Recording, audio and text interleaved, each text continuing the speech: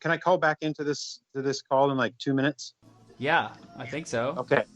Or I'll ping you, but just give me 2 minutes. I think since you're invited, you're just I'm just there, you're just You're in, there. bro. Yeah. man. All right, I'll be right back. You're in. All right. So, I've almost got my wits about me. I'm gonna turn off the Jane's Addiction. What are we doing here, Doug? I didn't realize we were doing a group call. I just saw you online and thought, oh well, maybe you need to play. So This is the greatest idea I could have possibly come up with at this moment. okay, For so me. where are you and what are you doing? I'm in Tel Aviv, Israel, and I'm supposed to be quarantining, but instead I'm driving around the city like a madman. Okay. Where are you? What are you doing? I am in Idaho and I am definitely just taking it easy today. Okay. Yeah. Are you like in a prolonged quarantine? Well, I actually work in the grocery industry, and so I am one of these so-called heroes. And Yes. so I'm still going to work every day and working a ton, actually. Well, that's actually good because a lot of people aren't able to work right now. Yeah. So, good for you. Well, I'm pretty fortunate in that regard. Yeah. Yeah. Yeah. Hello again. Who are we helloing again to? Oh, it's Wally. Oh, what's up, Wally? How you doing, man? Good. How are Joe, you? by the way. Oh, hey, Joe. Good. Wow. Hey. Hey. Yeah, man. Where are you, Wally? I'm in London. Nice. Very nice. Yeah. All right. We got a nice global conversation going on here. I know. It's great. Where are you? I'm in Israel. Oh, nice. I haven't Yeah, heard man. any chatter about Israel. Do you guys have a lot of cases, or what is it doing there? You haven't heard anything about Israel, really? I'm hearing about France and Italy. Yeah. Well, I guess just because I'm here, my family's relaying me all the stuff they're hearing, and I thought that people in America are like plugged in to what's going on here, but I guess not. Well, it could there's just no be me. Yeah, totally. There's like no cases here. Nobody's died, and they're basically shut off the borders. Anyone that comes here has to go through a 2-week quarantine, and if you try to leave the house, they track you through your cell phone, so they know that you're breaking quarantine. And I think there's been no deaths. There's only been like 400 cases here so far, and everyone's doing a pretty good job of staying inside.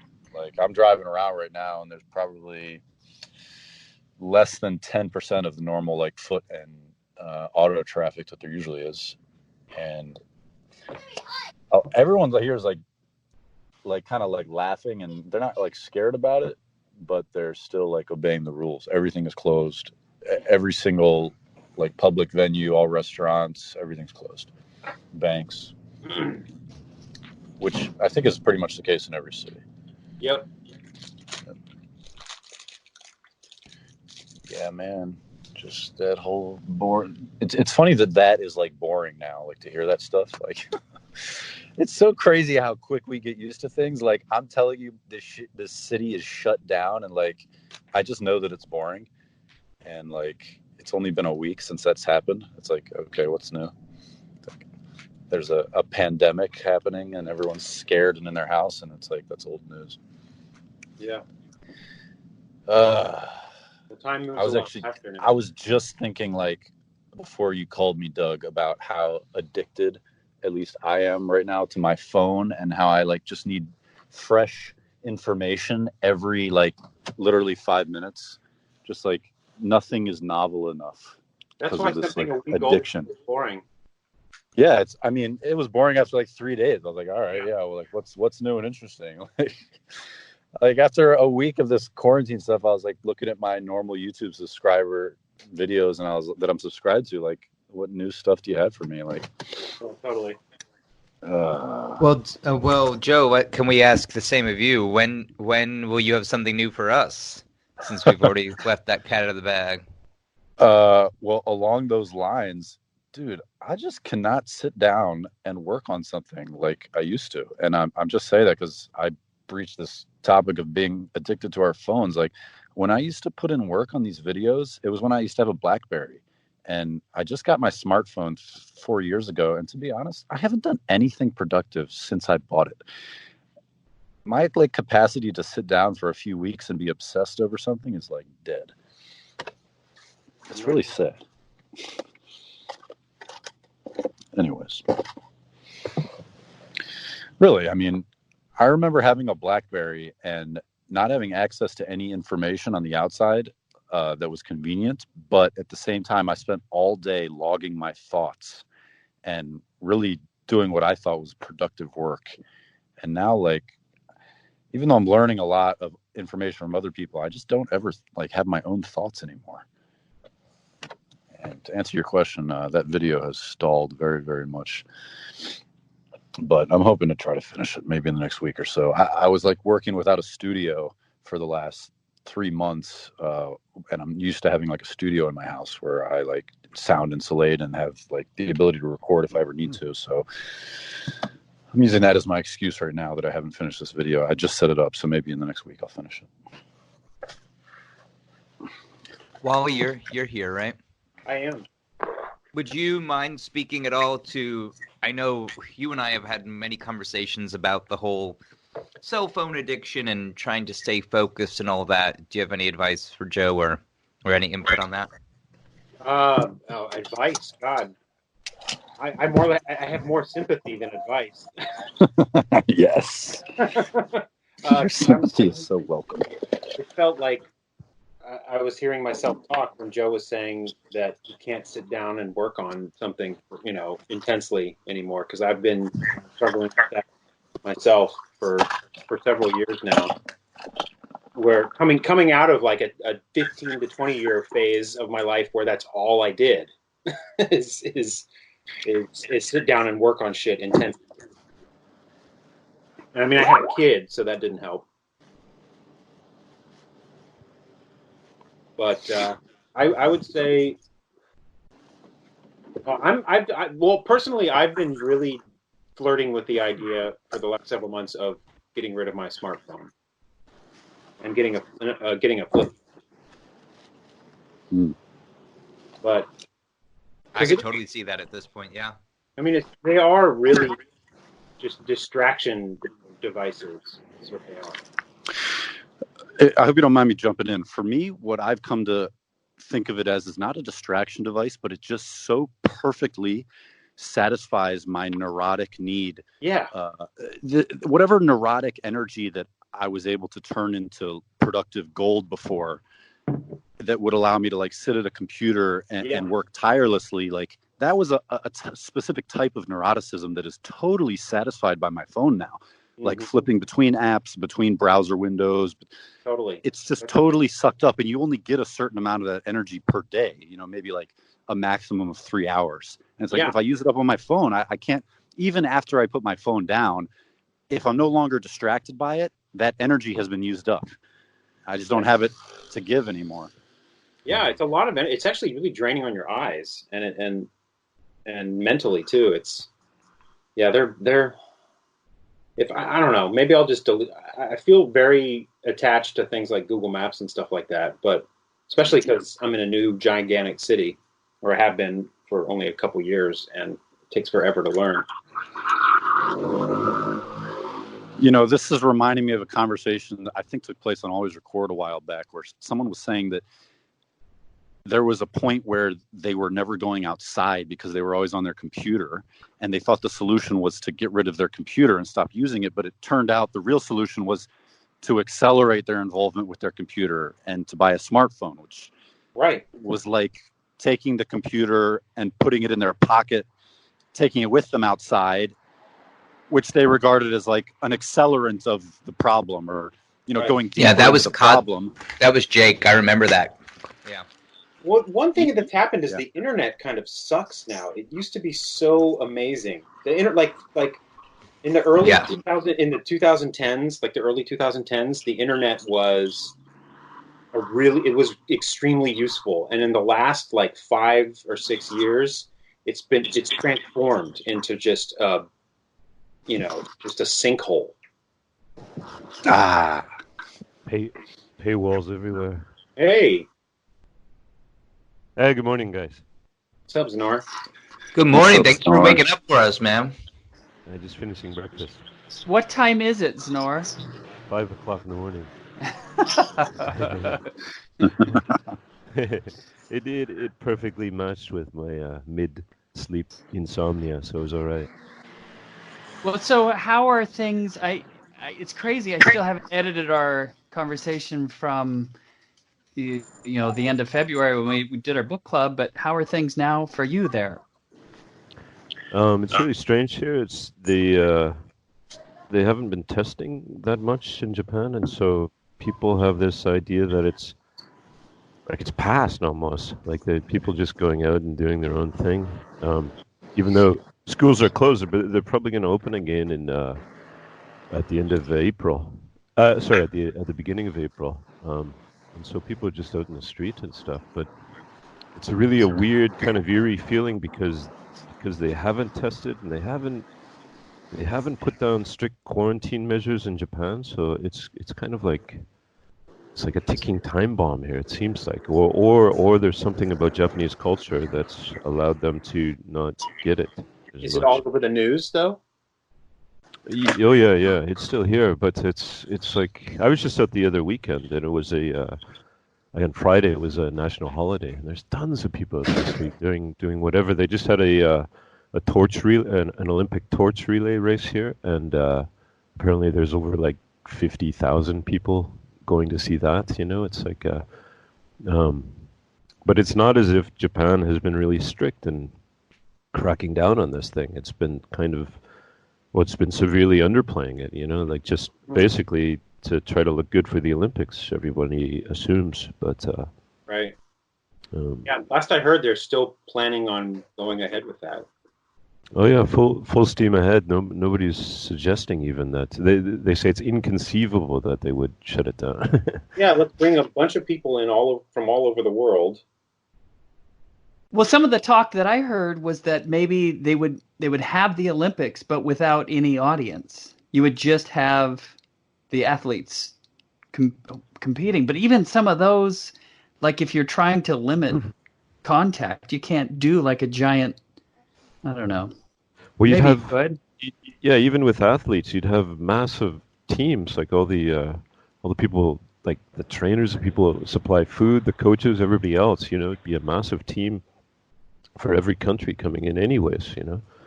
Isn't the part of this origin of this comes from a sporting event in Wuhan? Yeah, the World Military Games, which happened Right. in the mid October.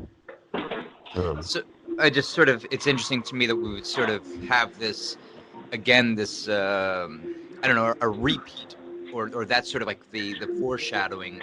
That sounds so dark. I'm trying to find a phrasing that doesn't sound as dark as that. You know what I mean? The parallel between the World Military Games and then these big upcoming Olympics.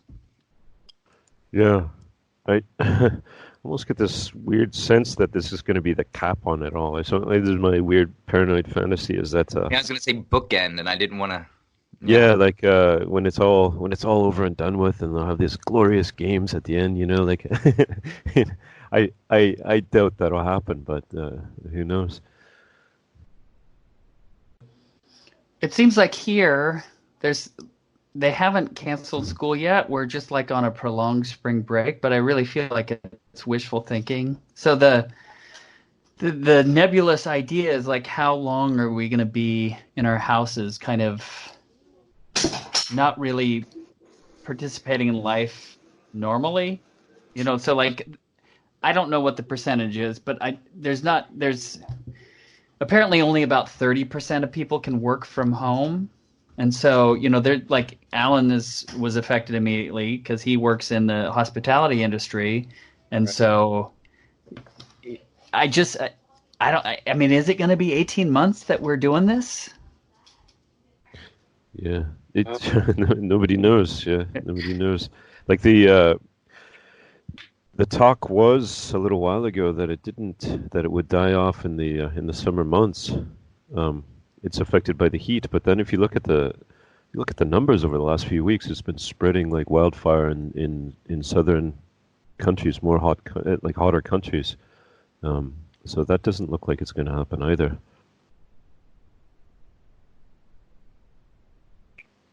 So it's interesting because, seeing the sort of different phases of this, it's sort of like you see it's going like a wave across the globe, and then sort of you can see how reactions will be. And Doug, it's interesting, you're in a space where they're not even,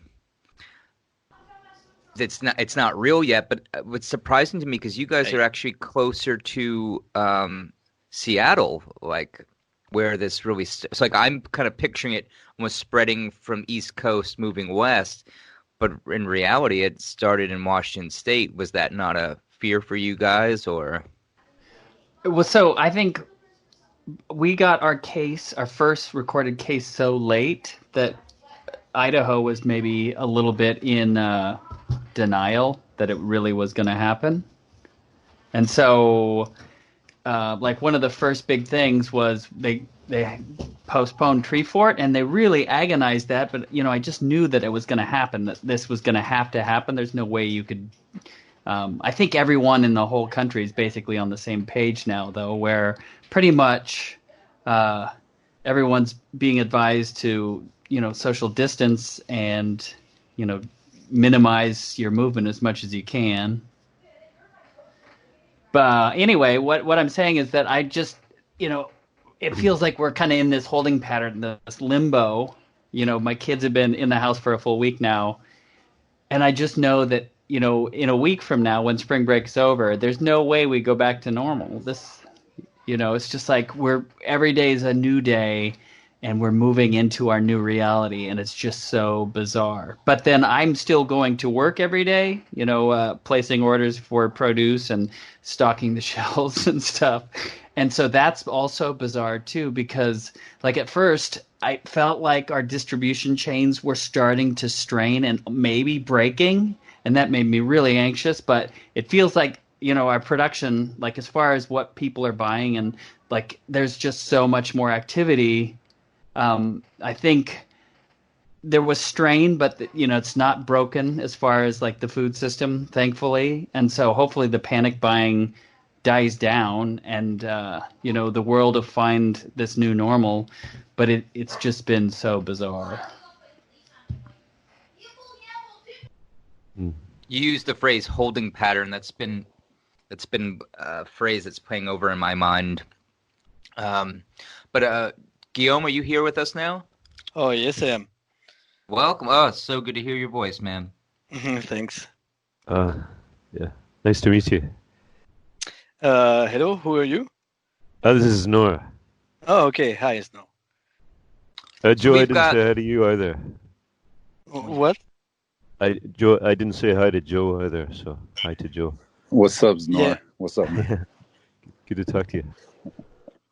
Guillaume, can you give It's us a bizarre. little... This is amazing to me how international we are right now. So we've got Israel, London, Japan, United States. France. Yeah. Yeah. Guillaume, can you give us a little insight into what you're seeing in France? Oh, so yeah, like I was hearing Doug say. So it's been 1 week now, and yeah, it's every day a new reality. Yeah, so it's been bizarre too because I'm working from home, so it's been a busy week. I hadn't the time, to process it, to over process it too much in my head. So, but yeah, it's so weird to see everybody in the same pool. And so I don't know if I told you, but every day at 8 o'clock p.m. Everybody's uploading at the windows for the people taking care about this in the hospitals and all the people still continuing working in the grocery stores and all the other stuff that we need every day, and so that's so weird to see the whole place around you, uploading. It's like I can't even explain it. So you have to feel it. At first you find it maybe ridiculous, but then you understand that it's not. It's ridiculous in the sense that they've been shouting to the government that they needed money since years, and they had no reconnaissance, no gratitude, and now that everybody's in the shit, everybody's uploading them, because because shit's happening to them, but it's never too late. It's good that it's happening, but yeah, that's kind of weird to see everybody in the same shit, And so I've been so we are confined. We can't go out. We need to print a paper and with a check boxes, where you give your reason why you went out, So it has to be vital, meaning you have to buy food or something like that, or go to work if you couldn't telework, work at home. And hey, Guillaume, I have a question about that. So, like, we're not there yet in the United States, but what kind of authorities checking the paper that you need to print to give you access to a grocery store or something? The police, simply the police. So I live in a neighborhood that is quite cool. So I've never been checked, although I went out only 2 times since we are confined. So, but they do catch you, and in other places, like I was seeing this on TV. The guy is living just near the sea at 20 meters, and he went out just to swim a little bit, and they caught him and made him pay a bill. Wow. Yeah, sure. No, they are not joking with this, because that's true that we say that French people are like rebels, and they are not applying correctly the confinement, and that's true that if you don't do it well, it can't work, although it's not even supposed to work. It's only to slow down, it's not supposed to stop anything, it's just supposed to slow down the arrival of people at the hospital, because the hospital are not prepared to receive so much people in reanimation. So we've had a part of France which is already full of people in the hospital. So the army built a temporary hospital, just for receiving them. They are moving some people from hospital to others, because from other place in France to receive them, because they can't. I don't know if you've heard, but in Italy, they are choosing based on your age who is going to live or die. Right. Some places. Yeah. So there's this, and there's also a guy. I don't know, Alan. I told you about this guy. It's a Professor Raoul, and this guy is a biologist, and he's quite famous in his field. And he is supposed to have found a cure. It's some kind of antibiotics. So I can't talk about it too much, because I don't know exactly how it works, but it's called chloroquine. Yep. Yeah. I've heard about it. You've Yeah. heard about it, I'm Yeah. sure. So yeah, It's what they use for malaria. Right. Yeah, it's a malaria Exactly. disease, and one is for rheumatoid arthritis. There's 2 drugs apparently: chloroquine and Yes. hydro Exactly. something. Hydrochloroquine. I think it's just. Right. Um, So Apparently, it's what sorry, they're just to doing. say, Oh yeah. well, so I had someone posted somewhere online a thing that apparently that malaria drug has some history of it, that it also made people like very violent, Suicidal also. suicidal, Yes. and violent. Yeah. What So he there's said, go ahead.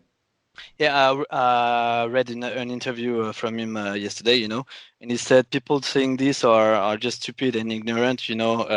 I've been working with these drugs for years, and people who has those side effects are taking the drug for.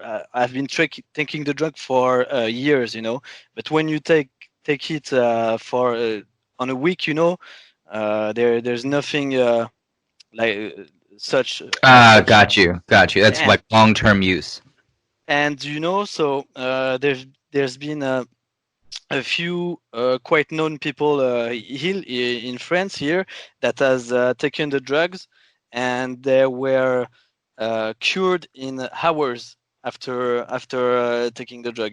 The virus was gone, so it's really becoming real here. And even some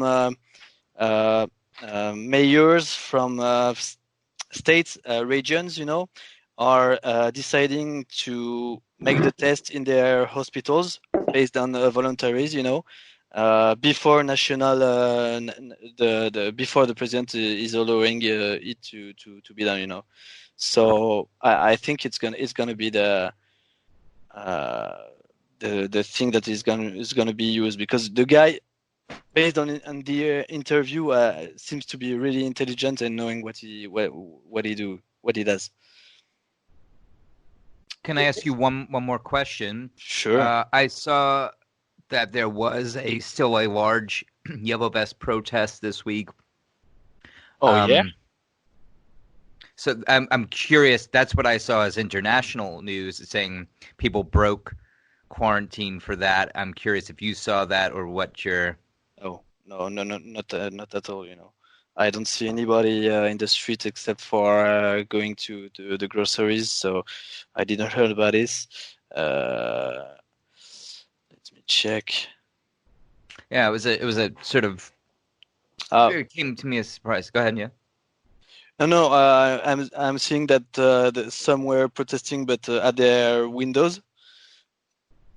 They've made a protest, but only at their windows. But Gotcha. Okay. not in the street, because the police would have caught them directly. And it would have been also seen as irresponsible, in front of everybody, because when you move, you can bring the virus to someone else, and someone else, you can become guilty of certain lives, of killing lives. Sure. And I think that element right there is why. So just to be clear, I think this is it's an actual illness and all that sort of stuff. I'm not one of the people who thinks this is fake, but it is certainly a really convenient for people who want to take advantage of shutting down protesting. Sure. Who want to. So, I understand the paranoia that comes with this. Absolutely, I understand that. But Alan, I don't know what kind of society we can have on the other side of this. This Well, is the right. thing what's boggling my mind is that, the whole idea of class at this point, it's like, I mean, so, we're all socialists now.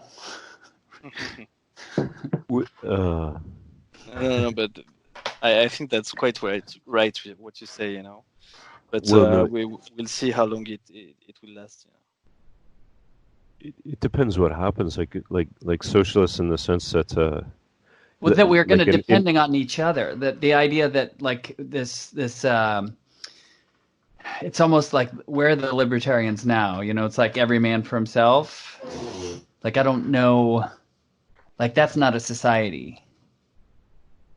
Right now, you're depending on your neighbors to self-isolate so we don't spread this around so that we don't overwhelm the hospital system, but then we're also just kind of waiting it out. It's like there's so many unknowns. But then there's all these people that aren't working and they're going to have to eat, and then we're going to create all these new structures to take care of each other, and at that point it'll be really interesting to see the world that we arrive at as we go through. Well, just to say, there are plenty of libertarian, and I don't want to umbrella libertarians, but there's still a lot of out for themselves people that are very vocal. I've seen on Facebook, people advocating like, well, I got my guns, I'll just go hunt the liberals.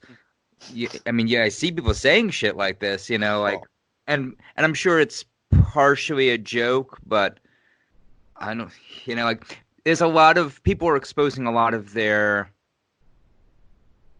true feelings in this situation. Let's put it that way.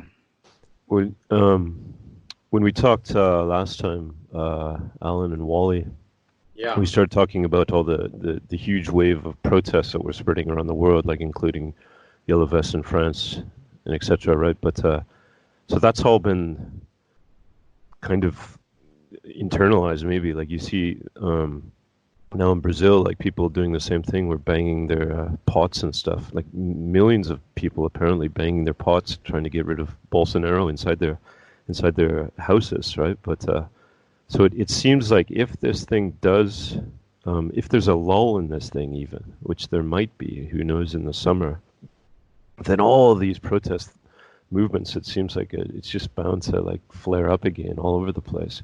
Like in no country does it seem like the people are happy entirely of their government's response for this thing, So it just seems like it's on cue to just explode everywhere again.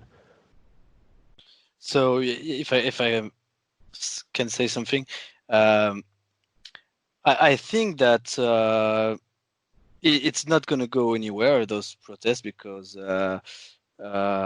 then when the crisis is gonna be finished, hopefully soon, we will have something to reproach to the governments because they could have done better here and here. So right. There's going to be some protests anyway. And also, when you see conspiracists saying that it could have been engineered and I don't see the point, because what it's bringing the contrary of what we've been seeing lately, which was to divide and conquer, and now it's bringing everybody's together, this thing. And also it's also bringing back the nationalism, because we are seeing that we were depending too much about other countries. For example, for the mask, we don't have enough masks in France. Even for the people working in hospitals, they are lacking masks, which is crazy because we are quite a developed country, Masks were done in China, and so there's all those talks saying that we need to bring back industry in France, and that's quite crazy, because Macron is a libertarian and was totally on the contrary of those ideas, Mm. So yeah, I wouldn't see the point of engineering this for what it's going to bring socially, because I think it's going to make things better, and yeah, it's going to be a change. But maybe I'm not thinking about the bad side that could happen, emerge. Well, the other side is the economic fallout of this, which that shoe hasn't dropped yet. It's just starting. All these supply chain cuts in different places because China was out of business for a couple months, and now there's all these other disturbances and production all over the place. Tons of people getting laid off. Basically we're in a situation since 2008 where there's this.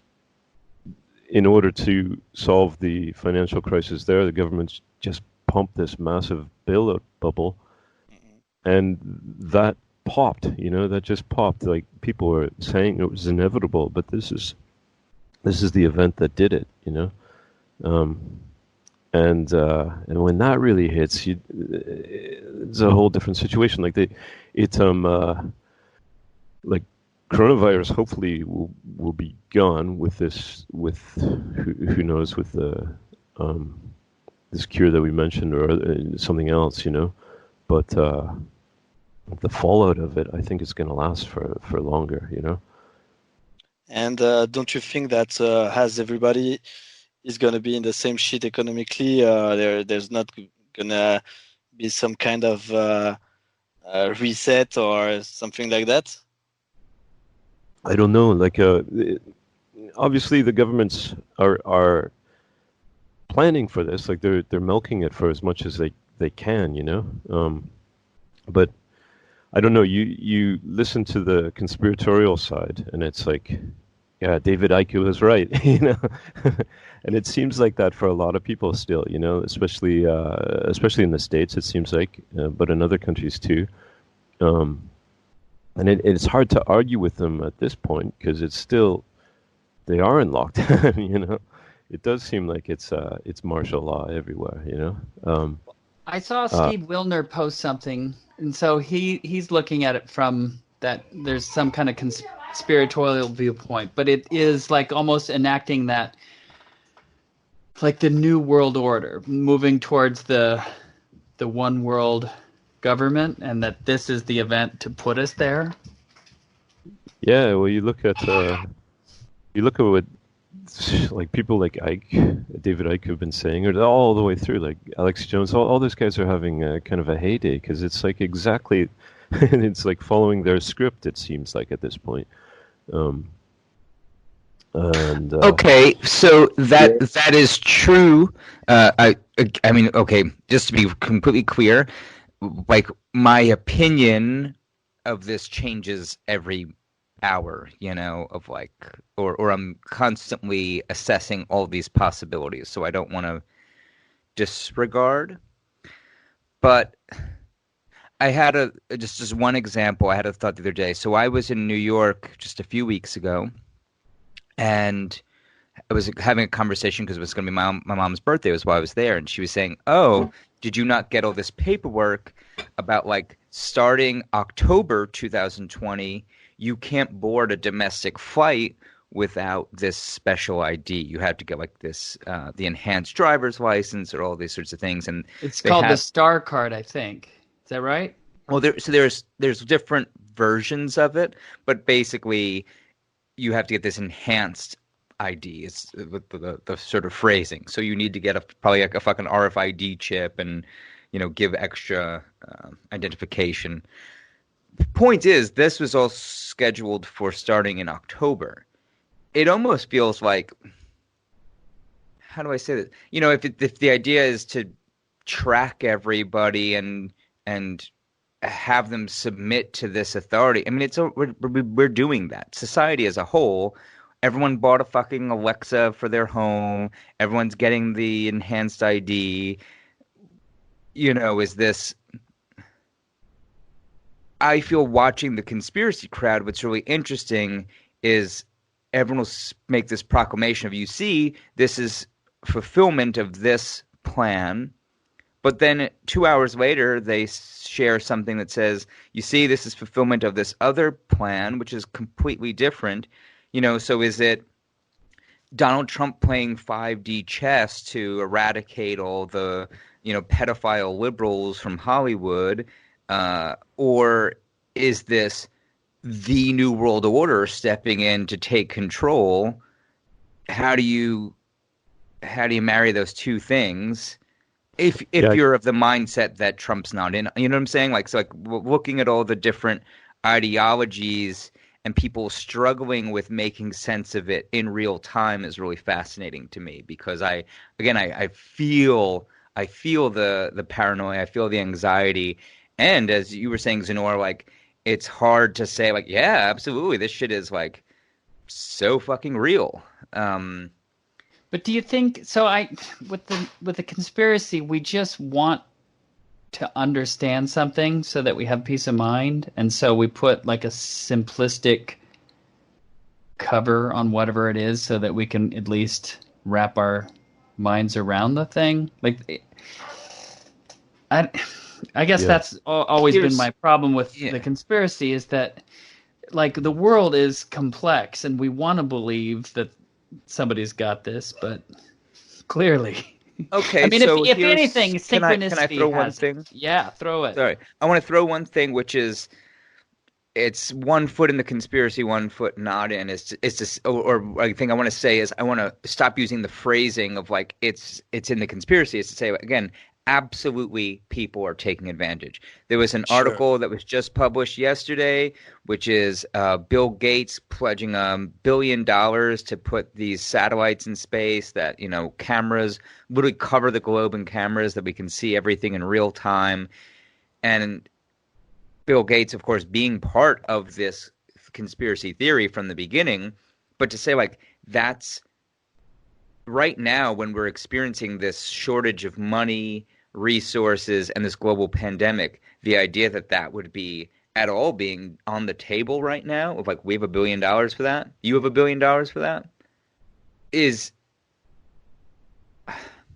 sobering in the sense of like, to Doug, your point of like, I don't want to disregard it all. Yeah. Does that make it? Yeah, I think that makes total sense. Like, I think it's out of control myself. I don't think anybody knows what's going on, and so even at the very top, these guys are scrambling as much as we are, you know. But there are definitely plans out there, you know, that have been out there for a long time, and there's really strange things too, like this whole thing about Event 201, right? Which was this massive conference. It was a mass pandemic simulation conference sponsored by the Bill Gates Foundation and the World Economic Forum and Johns Hopkins University. Did you guys see this? They have a website where you can look at their entire conference, and they've invited government people and corporate people from around the world, and they go through this. They go through this pandemic simulation, and it's a coronavirus, right? In their simulation, it starts with pigs in Brazil and spreads around the world. Of course, this one started with pangolins in China, you know. But this is a big thing now that people are pointing to and saying, yeah, these guys had planned it right from the start, right? And the other thing that they point to... Oh, if I may just respond to that real quick, is my point was to say, it's clearly can align with they planned it from the start, but regardless of whether they planned it from the start, I guess what I was commenting on was the reaction, right? So like, right now, it would seem the thing to do would be everybody get your shit together, everybody put our heads together of how to cure this as quickly as possible, devote all resources. We should be... Amazon.com was able to ship all over the fucking country in 24 hours. Why can't it ship supplies and all the things that we would actually want it to do? The question, again, is the response. If the response is like, oh, well, we actually don't have money for masks, or we don't have money for hospitals, but we have money for satellites. That's scary. That's scary, just on a ideological level of like, what are your priorities right now? Yeah. No, I'm just going through this just to sort of deal with it, like just to come up with a response to this, because there's a lot of people who really think this is happening. They even doubt the existence of a virus as a virus, or or that the tests are effective, or anything else. And they think that this whole thing is a massive scare in order to implement these endgame plans that have been in the works for quite a long time. I don't think that's true myself, but I think it's something. I don't know. It's something to think through. It's something to think through and come up with your own opinion on. Your own analysis of. For example, the idea that the tests, like when we look at the explosion of cases in the world, like this exponential curve of cases, and this is something I've been following this since the end of January, really pretty closely, and really what the exponential curve is the exponential curve of people who have tested positively for the virus, right? So the places who haven't tested as much, like in Japan, they're not showing up as much. The numbers are relatively small. The places who test more, obviously the numbers are going up, but it's not a real true indication of how many people have this thing. And then the other argument is that it's there's all these false positives, right? Like the nature of the test is that it comes up with these false positives, and so even the amount of people that they say have the disease, there's no way of knowing about it. Like if you look now at the numbers in Germany, and they're pretty high, like they're in the thousands now. But if I'm just looking at the chart now. It's got like 24,000, almost 25,000 cases, but only 94 deaths, only 2 serious or critical cases, and that's very different than other places. And so the suggestion was, even the news of the day is that Merkel is self-isolating because her doctor tested positive. Oh, yeah. And then Rand Paul also tested positive. Yeah. It just. Are you guys under the assumption that Biden has it? I just had that conversation. Either it's a political strategy where because Trump is bizarre in this moment. I saw him one time enter into reality, and then the rest of it seems like he's kind of at one of his rallies where one of the theories that Gary Lockman had in his book Dark Star Rising is that Trump is such a power of positive thinking person that he's unwilling to go into the negative because he wants reality to, it's like meme magic where he wants things to behave the way he wants things to, and so he won't acknowledge the negative. But this is like a perfect storm for how do you can bluster through anything with your ego, but if reality is not, if you cannot gaslight a virus, I just don't know what you do. And so this has been really, anyway, Alan, I think either Biden's hiding out to just, let Trump screw this up himself, or he has it, like you're saying. Yeah, it's just I saw some of the memes of where's Biden, and then you start looking into it and it's like, oh, this is really, and I read an article literally just a few hours ago that said it was talking about, oh, he's in this rock and a hard place, he can't really do much right now. Again, it almost as if he's just in this holding pattern, right? And yet of course, Bernie Sanders is not waiting around to take action. So there's something else here of even just when we say things changing by the minute is well, if Bernie Sanders is staying active, refuses to drop out, and is actually engaging with helping charities and coming up with plans, Biden, for whatever reason, backs down, quiets down, or gets sick. How does that change? I mean, this is so far in advance because we don't even know what in November are we going to be in a situation where what does an election look like? Right, you can run those dark conspiracy fantasies wild. I mean, so I want to caution against that phrasing because I'm just talking practicality of like if you say, as you say, Well, there's I the hear that possibility people of say elections have to happen, that this Right. is constitutionally mandated, that you can't just call an Right. election off. Like that would really negate the idea of democracy. correct, yeah. But then, like in the arena that we're actually kind of dipping our toes in, they don't believe that we have democracy anyway. That it's all bought and paid for.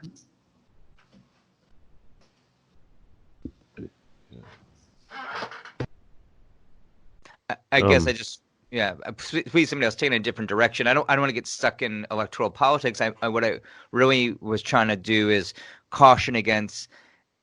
I'm not talking some grand conspiracy. I'm just talking like at the most basic level of mainstream reality.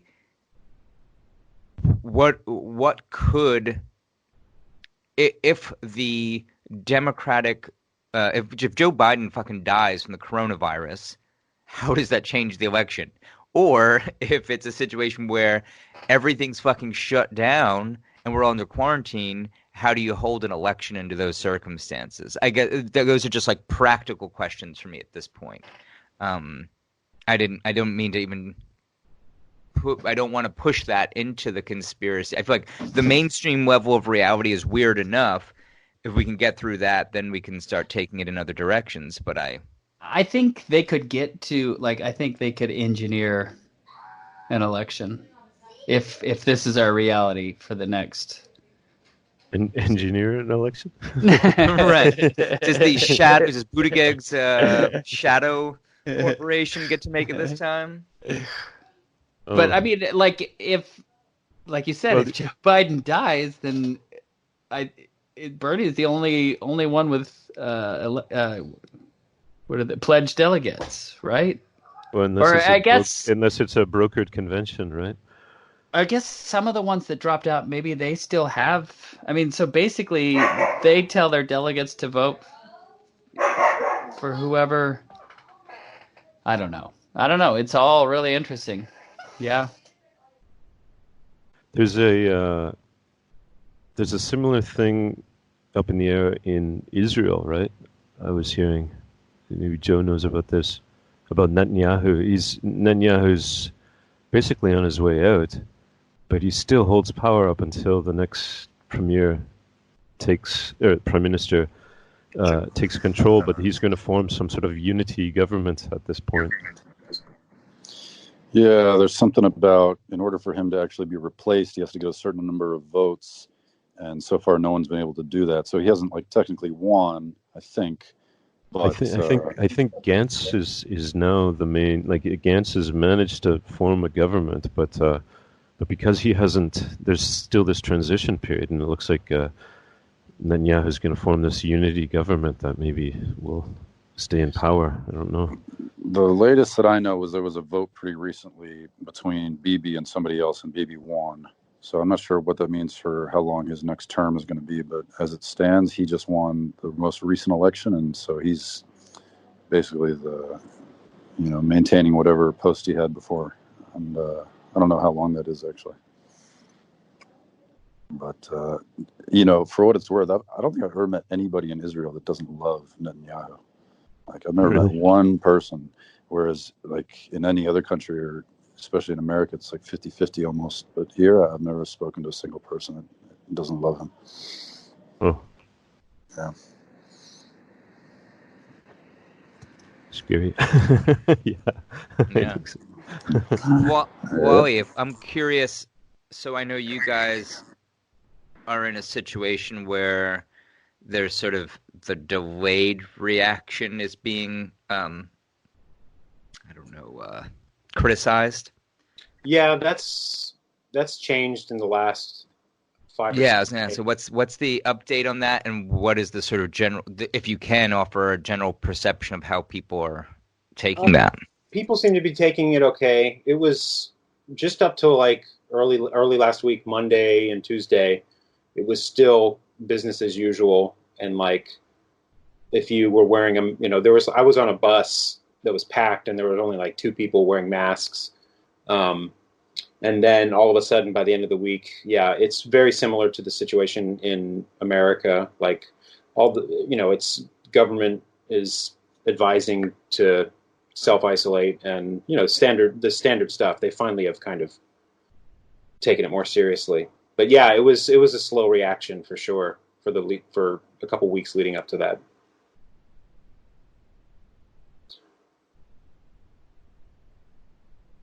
I guess I'm curious. I guess what I'm trying to get at is how we were talking about how this affects people, the socio-political underpinnings of people's ideologies, how those shift in these moments. Do you feel like you're seeing that at all where you are? It's hard to say, honestly, because my day-to-day life hasn't changed that much because I work from home and I'm generally, ever since we moved, it's a little bit hard. Like I haven't ventured around my neighborhood nearly as much just because we've been dealing with settling into a new house and the weather's been awful. So the only thing that's changed for me is my wife and daughter are home all the time now. So I get this. People are just, slightly on edge, but still going out. And I haven't really. Most people just are acknowledging that it's happening and just trying to manage. I haven't gotten really a sense of any like strong opinions. Most of the stuff that I hear about is online. How's your wife's family doing in Italy? They're freaking out. Yeah, where are they, Wally? I forget. They're in northern Italy. They're in Verona, which is like an hour from Milan. So they're definitely in that highly affected area. But they're being even my father-in-law, who would is a total rebel and doesn't follow like any regulations. Even he's totally quarantined. So they're taking it really seriously. Their death rate is now the highest of all the countries, which is pretty crazy. And the number of cases just soared like by several thousand in just the last few days. Yeah. So yeah, we're keeping in close contact with them as best we can. Yeah, exactly. It's over 5,000 deaths.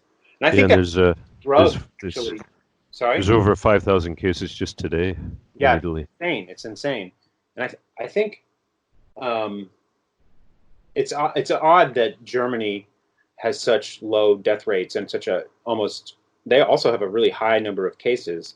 And I was talking to my mom, who's a doctor, and she actually alerted me to these 2 drugs like a couple of days before they hit the news. Like there was a study going around that she sent me, and she believes that Germany and South Korea have already been using this drug a lot and just been keeping it quiet. But that's why both of those countries have their death rates have just, if you look at the charts, their death rates just completely plummeted like overnight, and now they're really low. But it's hard to say. Yeah, Germany's only got 94 deaths. I know, it's crazy. Yeah, that's the other. Like I was talking before, the other side of it. People are suggesting that it's false positives, that they're getting tons of cases, but it hasn't caught up. The death rate hasn't caught up yet. Yeah, well, the test is brand new. It's not something that they really ever had to test for. It's a new virus, so I guess it's just unreliable. But it does. If you look at I'm just looking at the charts now for deaths. But it doesn't. It's still going up too. Like it's still in the sort of linear curve, right? Right. Oh, is that ArcGIS site? This is Worldometers. Okay. It's a really good one. It's so crazy, man. I don't know if any of you guys play video games, but the new Doom game just came out, which is like in gaming, it's a pretty massive event, and and it's this thing of hell, like hell on earth, and you're literally just running all over, piles of lava and stuff, just destroying all of these demons. And in between missions, you go back to your ship that's orbiting outside of Earth. And I was playing, and I just got to this point where there's a map of the globe spinning like in front of your console. It's like a hologram, a giant globe, and it's covered in red circles of different sizes all over the land, all over the continents. And it totally resembles that ArcGIS site that right, the John Hopkins. Yeah, that's become kind of the go-to stats site. And it was trippy, man. It was just the timing is so weird. And that game already was going to do really, really well. It's one of the biggest, franchises in that whole in all of gaming. But they completely like broke all these records because everybody's stuck at home, and they all just bought it and are playing it. And it's just unusual timing. It was an odd synchronicity. And you know what? Actually, the other thing is my TV has this like its own like smart content connected, its own streaming service. And every time I turn on my TV, I just use it to watch DVDs and stuff. But the interface will pop up and it'll advertise, some new movie that is available on demand or whatever, just on the left side of the screen. And like 3 or 4 weeks ago, for a week, it was advertising the movie Contagion, which was just at the time.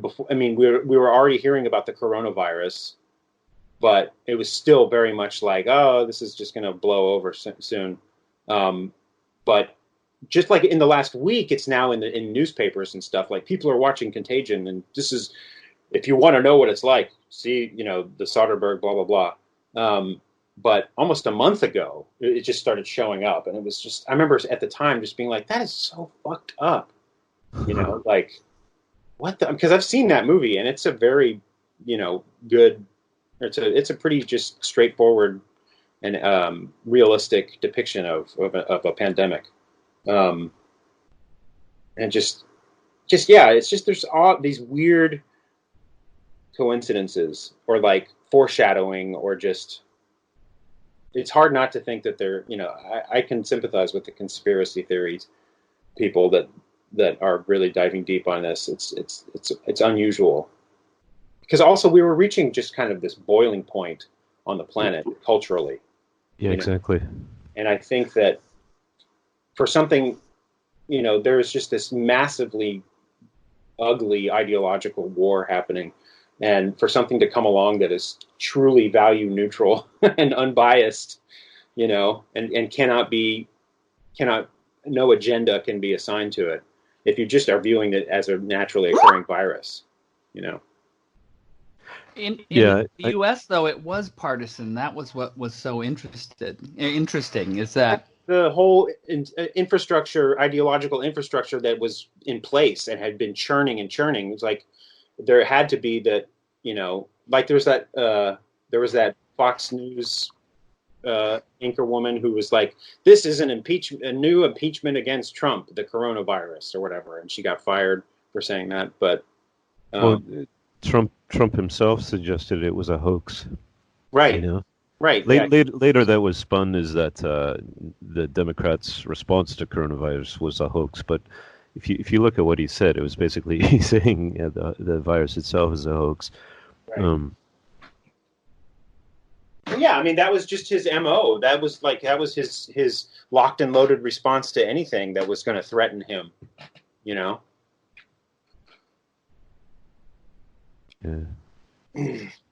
So something I'm curious about is we started talking earlier about how you guys were displeased with what the internet has become. I'm wondering how you take news in. So like I find myself mostly at the New York Times just because it seemed like it's just a one-stop shop in a lot of ways. But it definitely is a giant behemoth organization with its own agenda. and can, craft narratives, whatever way it desires. New York Times has become surprisingly clickbaity because, like, I don't have a subscription anymore. I used to have a subscription, and now I just can read the front page, and it's like some of the language has shifted in their headlines and stuff, and it's surprising. Like, they were always this beacon, it seemed like, but I still go to the New York Times every day, but lately I find myself kind of scoffing at some of the stuff on there. I think I definitely used to take in a lot more different perspectives, like from a magazine point of view, like just had a breadth of options. But yeah, I'm just curious about like the kind of sites and papers you guys look at. Yeah, I try to get as many different sources as possible, and if I can, like, try to get on the ground, like find people who are actually there, who are not in the media, and try to figure out from their point of view what's going on. Just was thinking this is the Reagan decision. Oh, it's I think Guillaume is having some chat.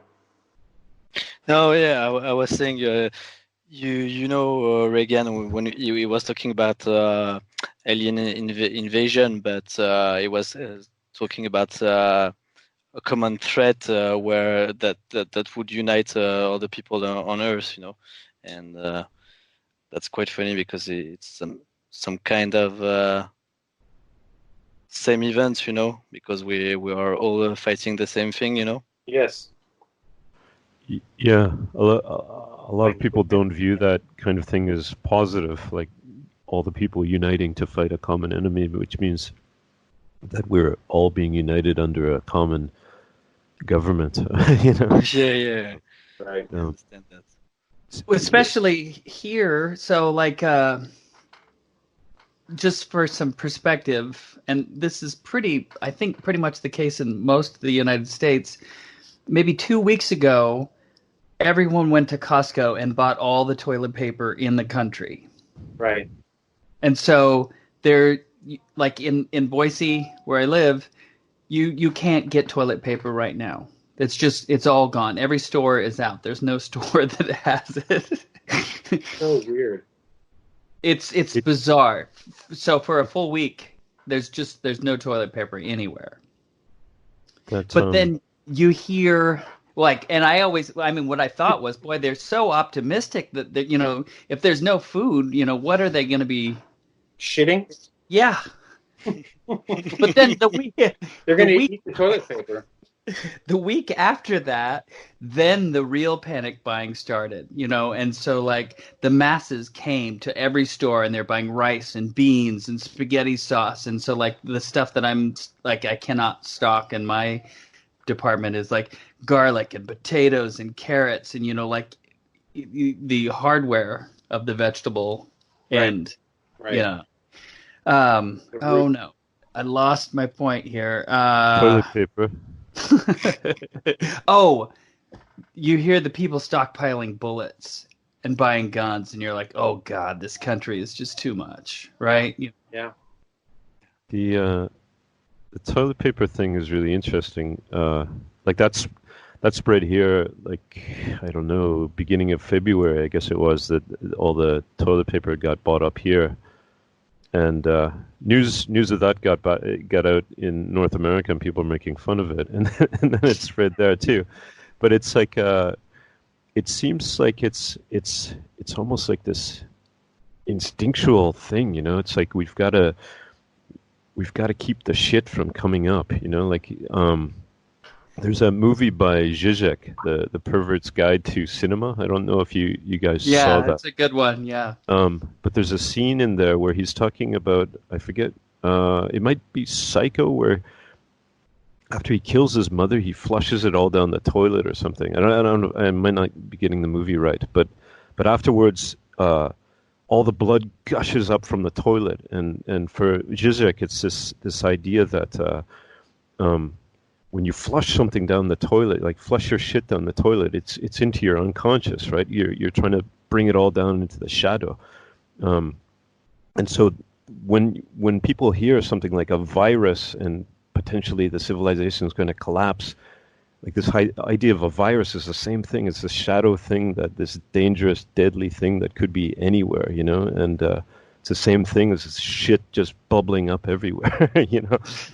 your unconscious mind overwhelming you, the collective unconscious just taking over everything, like all this stuff that we've been trying to repress individually and collectively coming up at once. So it seems that's what it is. It's this kind of primal thing, to protect my shit first, keep it down.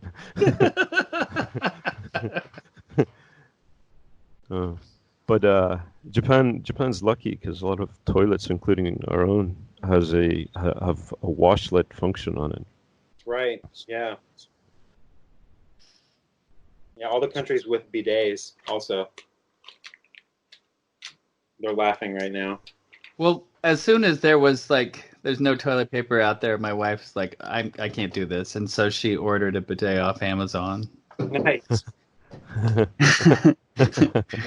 But You can get now toilets outside of Japan too. I've always wanted to do that, but it's insanely expensive. You can't get those Japanese toilets outside? You can, yeah. I remember looking it up when I was back in the States at one point, just to see if it was possible. And you can get. There was a place in San Francisco that would install a Japanese toilet. That whole a whole selection. It's crazy. Yeah, seriously expensive. Yeah, it's weird here. I just have a hose hooked up to my sink. Yeah, that works too. Yeah, that works too. That's in Thailand. They all had that, like this kind of butt hose that people use. It's effective. It's what, seductive? Is that what you said? Well, it could be. I was saying effective. Both. Yeah, effective and seductive. If Corona has brought us one good thing, it's butt hoses.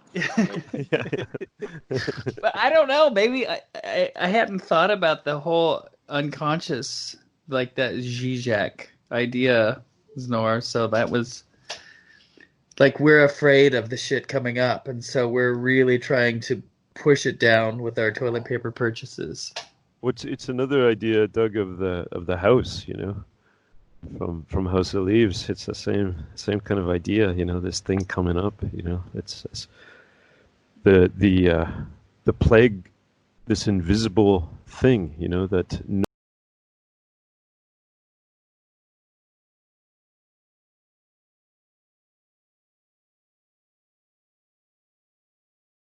I don't want to interrupt you. Just the other association everyone here is making, less symbolically but more like intuitively, is just the need to disinfect. So obviously we're disinfecting our hands, but maybe no one's making the connection that we're actually buying toilet paper out of our intuitive desire to disinfect, as opposed to just needing to stock up on essential supplies. Yeah. That's all. Please continue. No, yeah, totally. Like what Doug was saying before at the grocery store, it's like that is the first thing people buy is toilet paper. Like the first wave was toilet paper and then food. Like it's definitely irrational. It's interesting, like the fact that toilet paper is the first thing to go. It really, at the base level, it really just says, if above all else, no matter how bad it gets, I need to be able to wipe my ass. And like, that's the highest priority. And it's like, that's the most basic form, like what Joe was saying, it is the most basic form of disinfecting, like, and it's the dirtiest thing that your body does. And, so I kind of get it. It's just so weird to realize that, yeah, at the end of the day, you really just want to be able to wipe your ass. Well, something that Allen Ginsberg used to say too is that, like after he went to India, in India there people wash their ass with water every time they take a shit. They don't use paper. Uh-huh.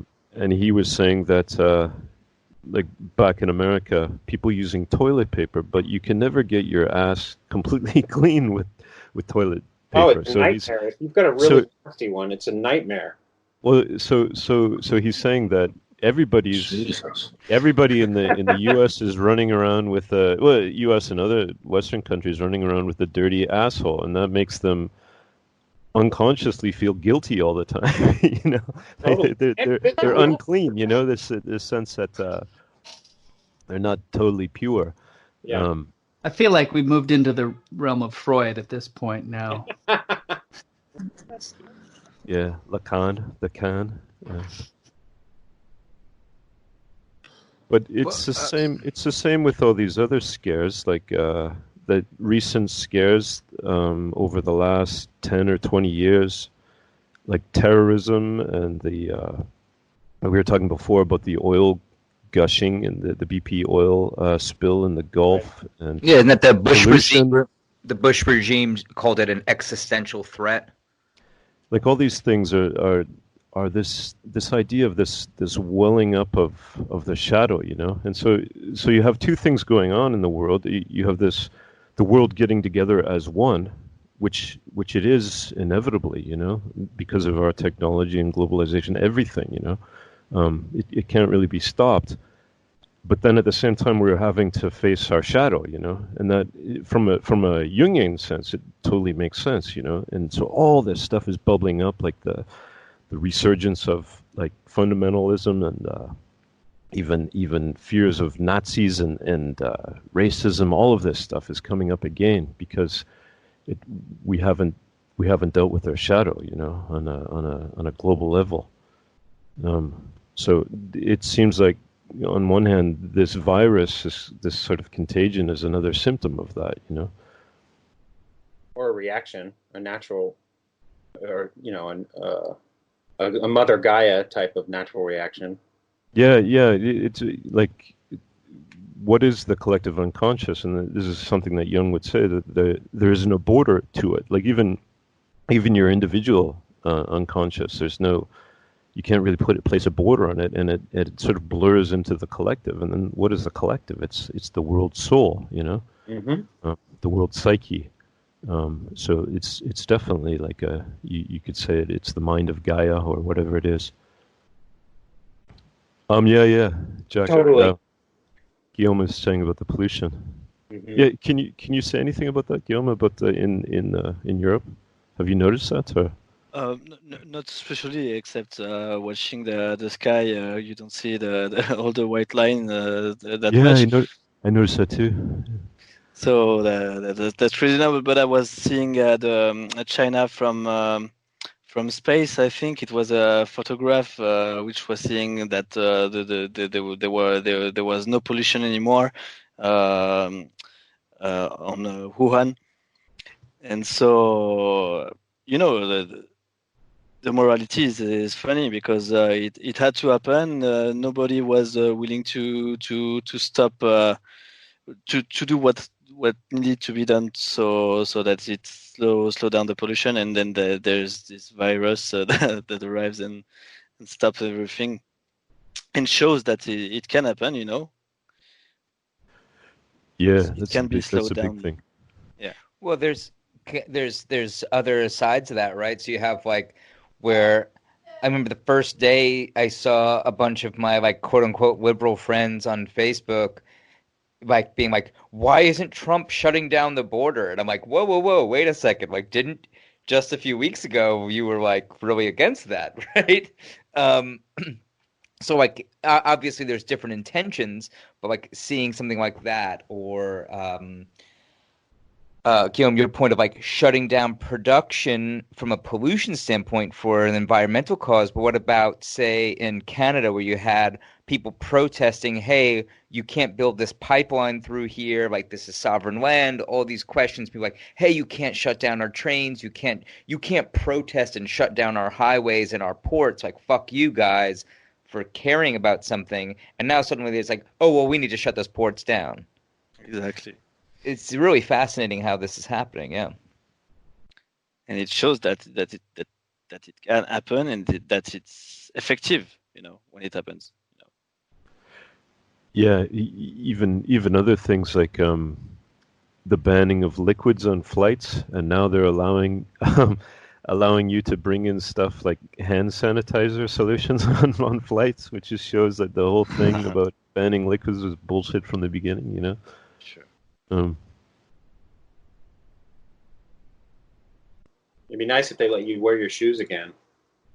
When you go dirty. That's another thing, is they're saying the dirtiest place in an airport are those plastic trays that you have to put all your stuff in to go through the the scanners, you know. So and especially shoes, like you're putting your shoes in there. Yep. So yeah, maybe they will stop that.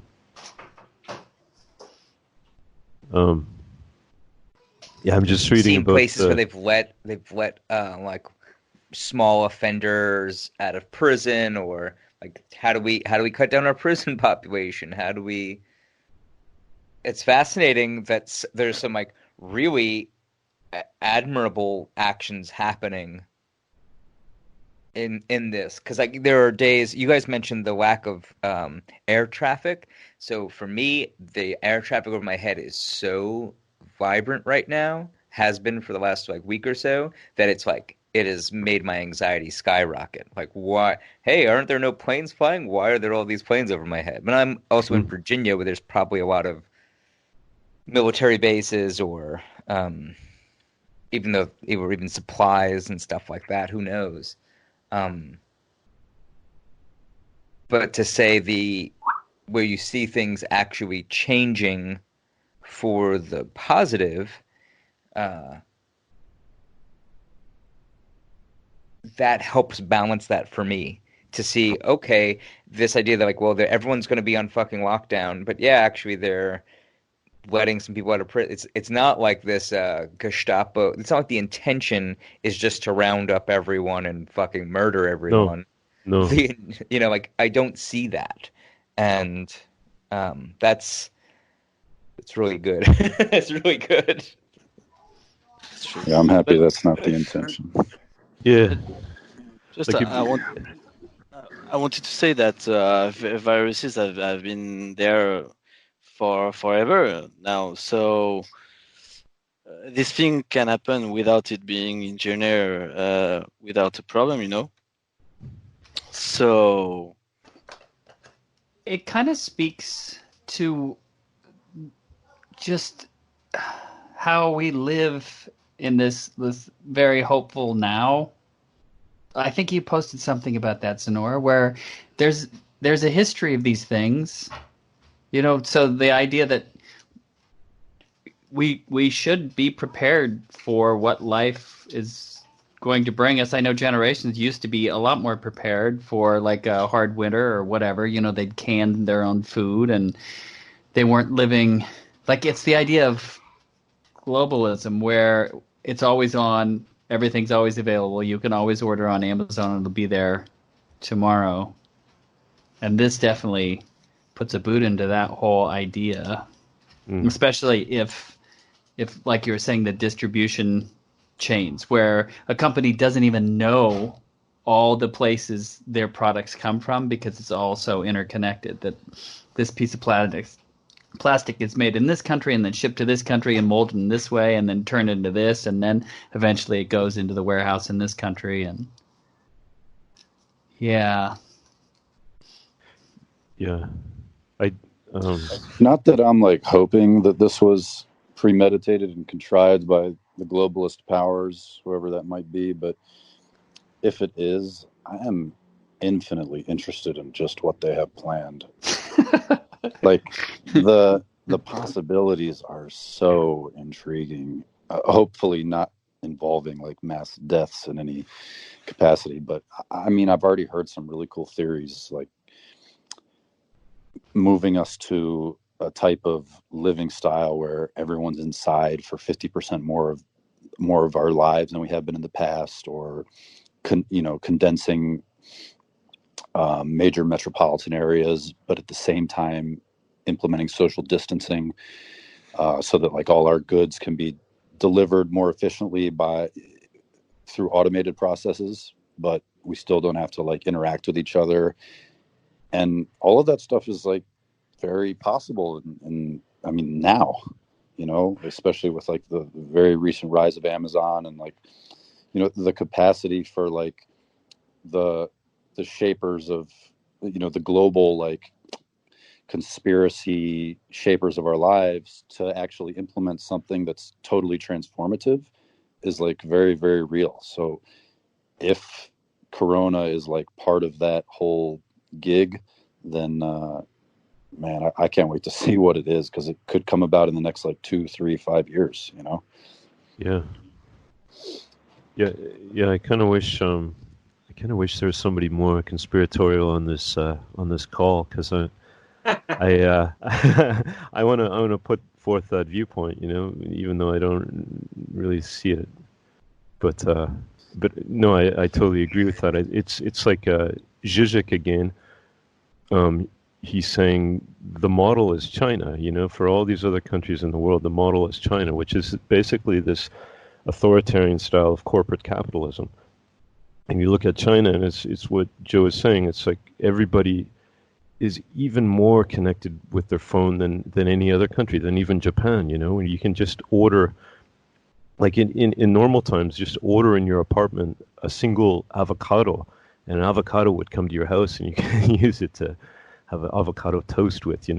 Everything's connected. You pay for it through your phone. There's hardly any cash involved, and then you have these social monitoring systems, and that seems to be what's in the cards for places all over the world. Especially, like if you look at now, what's happened is China has dealt with the virus, apparently, is what they say, and it does seem like production's coming back again. And so the model for fighting it all over the world is the Chinese model, is the Chinese system. And so if you want to look in the future of what the globalists, or whatever you want to call it, the capitalist class, what they want to implement for the rest of the world, it's the authoritarian corporate capitalist system that they have in China, Well, it's kind of like what Alan was saying earlier about, whether they did it or sorry guys, I just totally lost my train of thought. I was saying that whether it was planned or they're just taking advantage of a situation, the end result is sort of the same. Yeah, that's exactly right. Like it's kind of like a lot of people that wait for a crisis in the stock market to purchase, certain, stocks. It's like they're just sort of waiting for something bad to happen. And so whether or not this was engineered or not, we do get a glimpse of what they had planned, because I think we could probably all agree that whatever like plans the globalists have for humanity, they understand that crisis situations are when they get to, move forward in their little tiptoe process. That's exactly what happened. That's what happened with 9/11 and the Patriot Act. Like they used that as an opportunity they had on the shelf for a decade all of these ideas that they wanted to get through, and they used 9/11. They put it all in the Patriot Act. Exactly. I've heard. Sorry. Go ahead. No, go ahead. I was going to say one of the things I've heard that has been like sitting around as a plan that they're going to try to implement during this crisis is to move everyone to cashless money. Right. And I've heard that too. To implement something like that would force literally everyone to register with the government in a way that's constantly trackable. Because I mean, what else besides your purchasing behavior has more data extracted from it?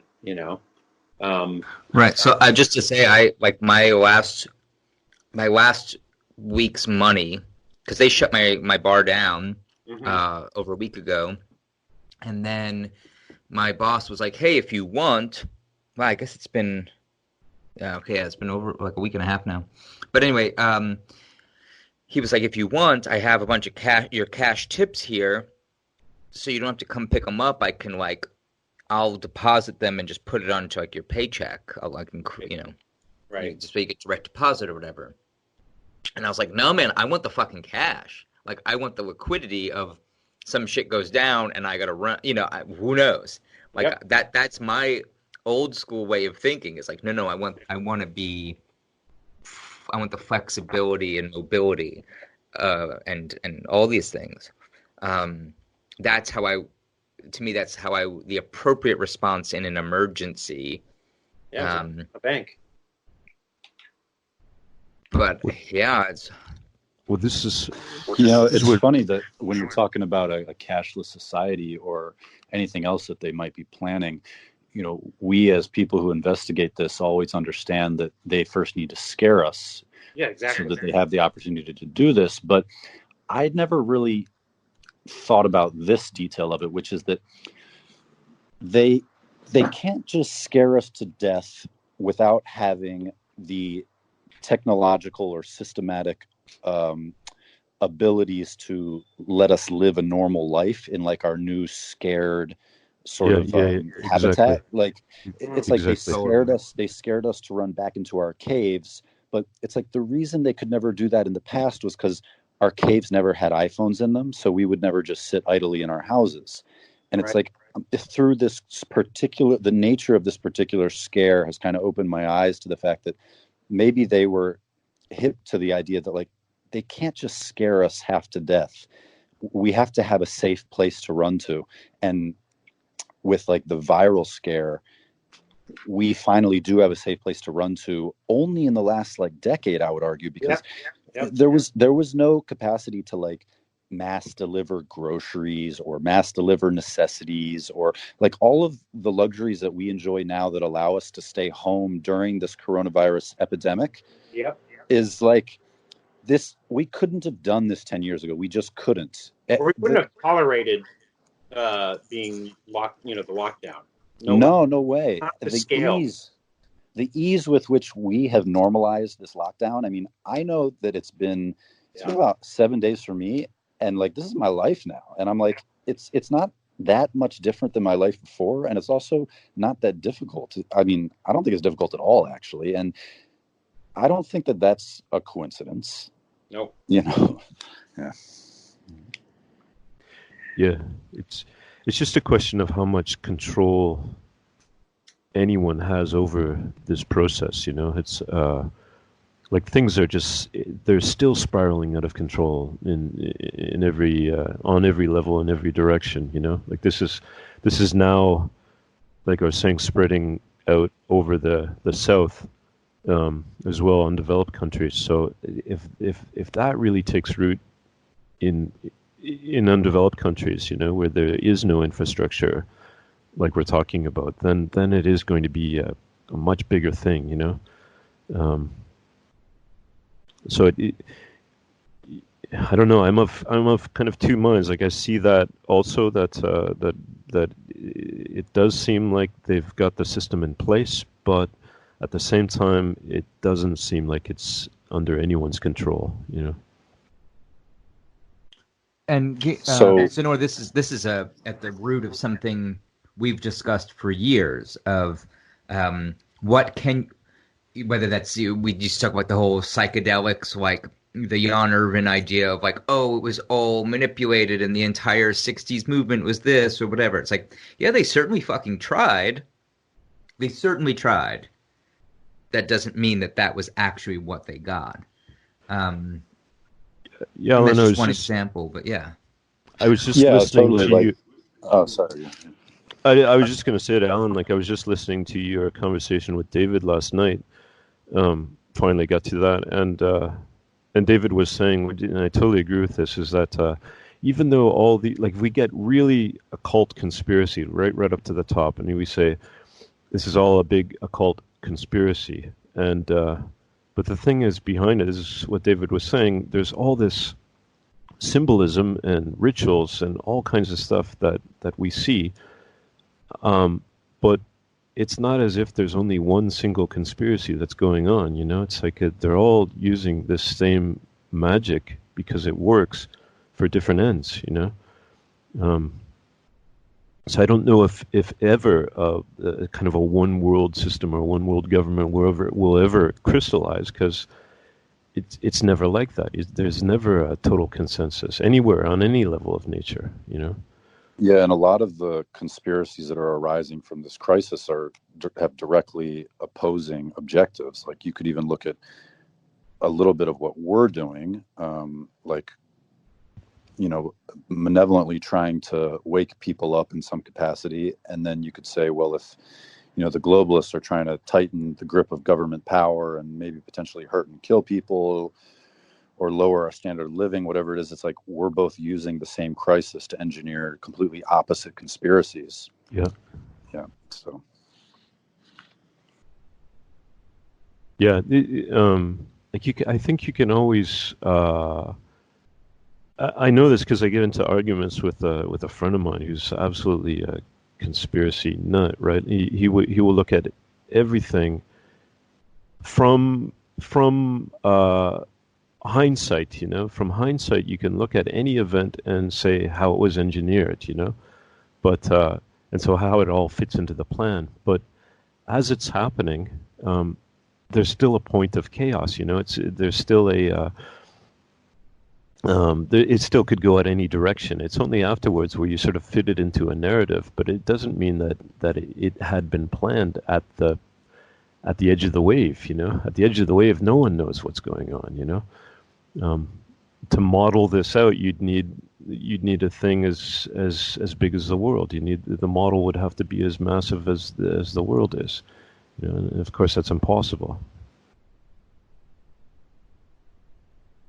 And I think there's sorry, go you go ahead. I was just going to say, what if actually what if they figured out that you don't need to model the entire world, as long as you got there, like if you met a certain threshold of approximation, it was good enough.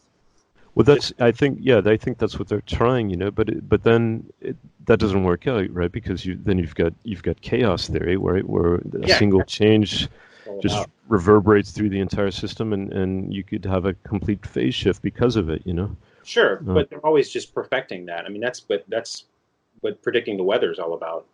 I know it's based on probability. I think I don't know. Is it global human society is way more complex than the weather, maybe?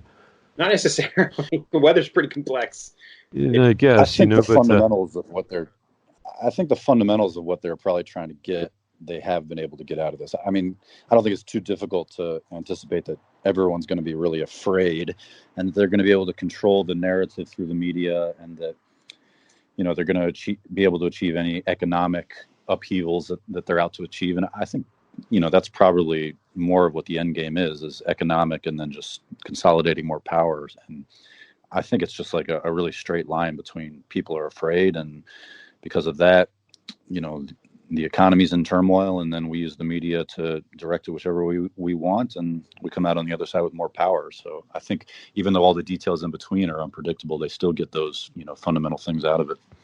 Well, you remember that old quote by George H.W. Bush around the same time as he was declaring the New World Order in like 1991 or something. He was saying like unpredictability is our only enemy, you know, and.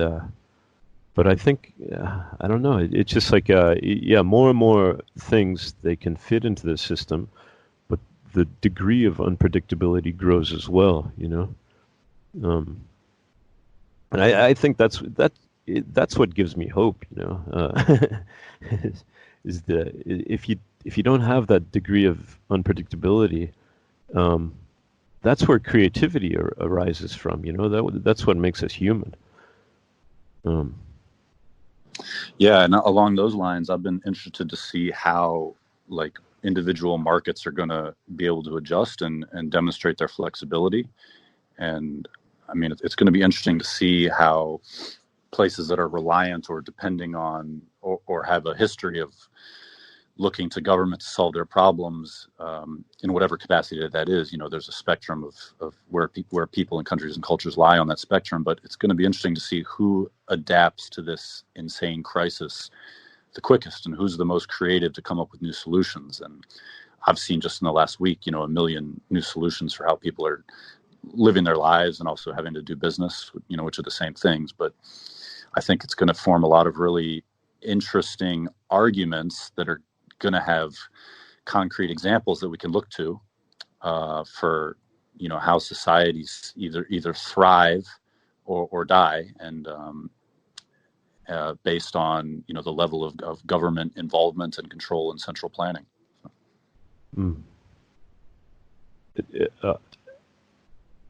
And which one, which societies do you think are going to thrive? The ones that have more, or the ones that have less?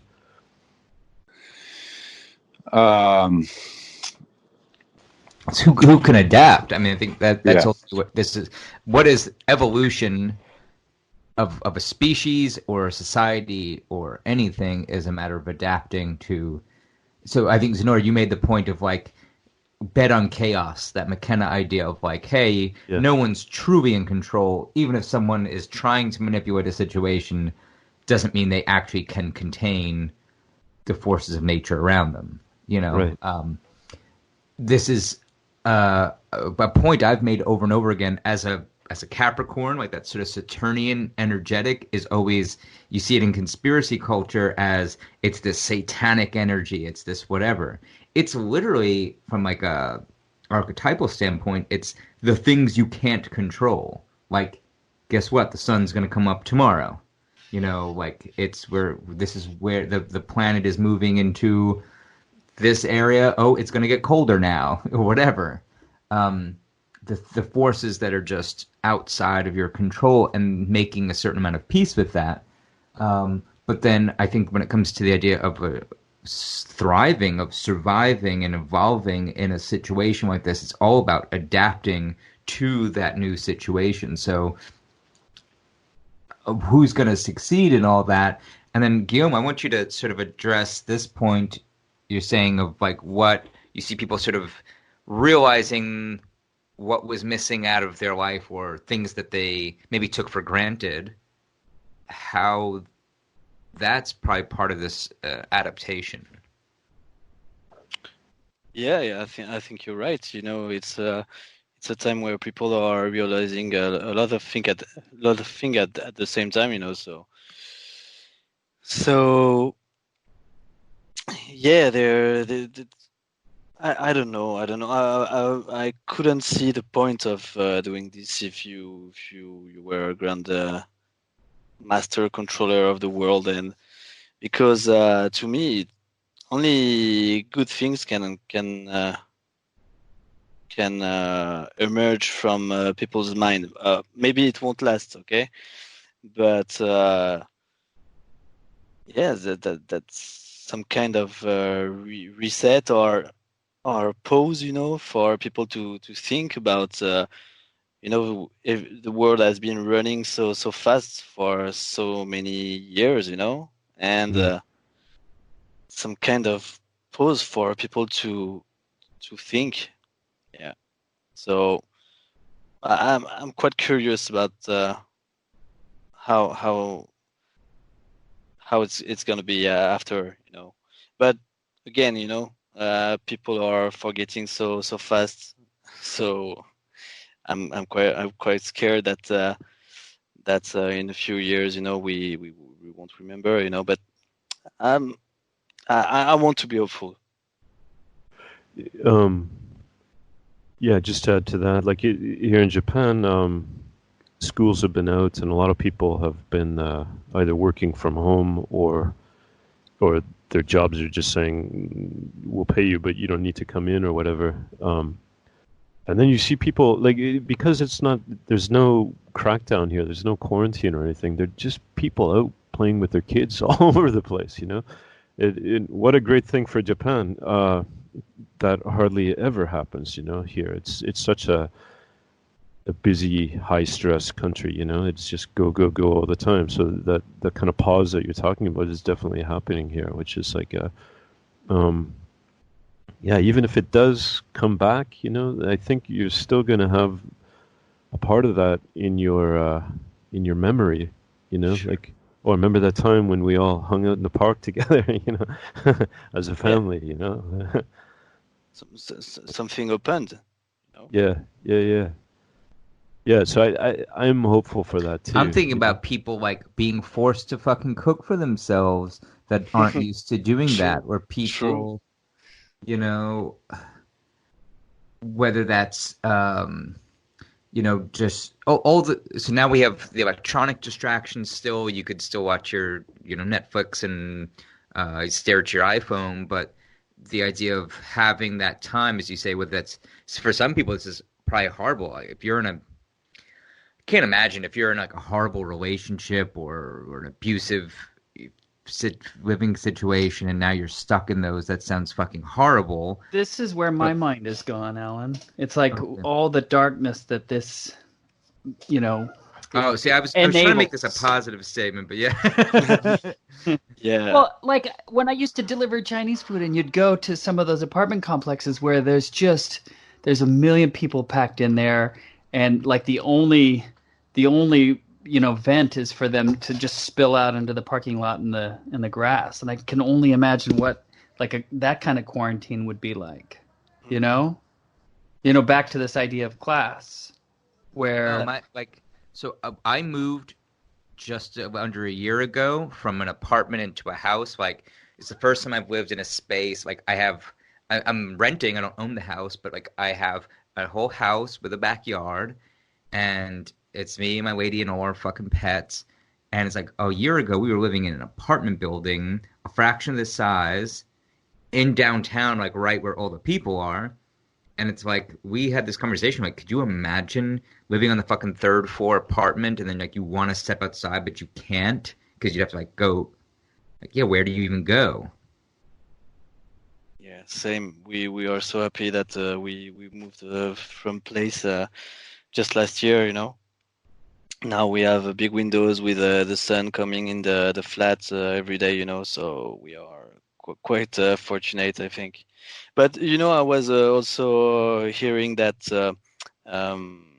child abuses have been growing lately, of course, and all the other stuff. Couple fighting together, and of course it's happening also. Well, that's the other thing. That's the other part of the shadow, is you're dealing with your own family issues or the people that you live with. You can kind of ignore it day to day if you're both going to work or whatever, right? But if you have to spend time actually with who you live with, it's a big thing. Yeah.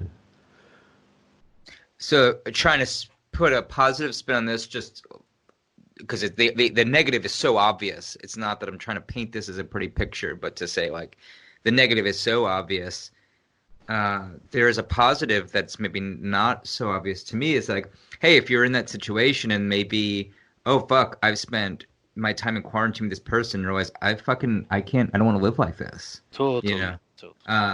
That could be a really positive thing. Or again, even as someone who works restaurant industry, having people learn how to feed themselves, I think is ultimately a win. It's maybe a loss for me from a industry standpoint, but it's a big win for me from a human experience standpoint. I love cooking. I hope that people find this time to realize how to actually care for themselves. I spoke to some people at the bar like a week before when we were starting, like the week that it's kind of starting to like, oh, should we be shopping? Are we closing things? What's happening? And this woman talking to these two women talking, and the idea of like, oh, well, you go to the store and, like something about like fruits and vegetables. And like, well, of course, no one's touching that. And I was like, oh, that's so silly, because those are the things that actually keep you healthy. And they both looked at me like I was crazy. And they're like, I'm not buying fruits and vegetables. Like, that stuff has no shelf life. That has no... So you're going to buy all this processed box shit to hold you over. I don't know that I have the right answer. Like something I did is I bought all these fruits and vegetables, and like I had to cook a meal and then like freeze half of it, because I might want in a month, I want fucking vegetables that I can't have access to. It's doing things like that, and I couldn't. Anyway, these are things that make sense to me, and I'm hoping that as people realize, wow, I've eaten boxed food for a month and I miss real fucking food, maybe they'll remember to actually provide nutrition and all the things that you again just take for granted. I've been eating Doritos for dinner every night. Oh.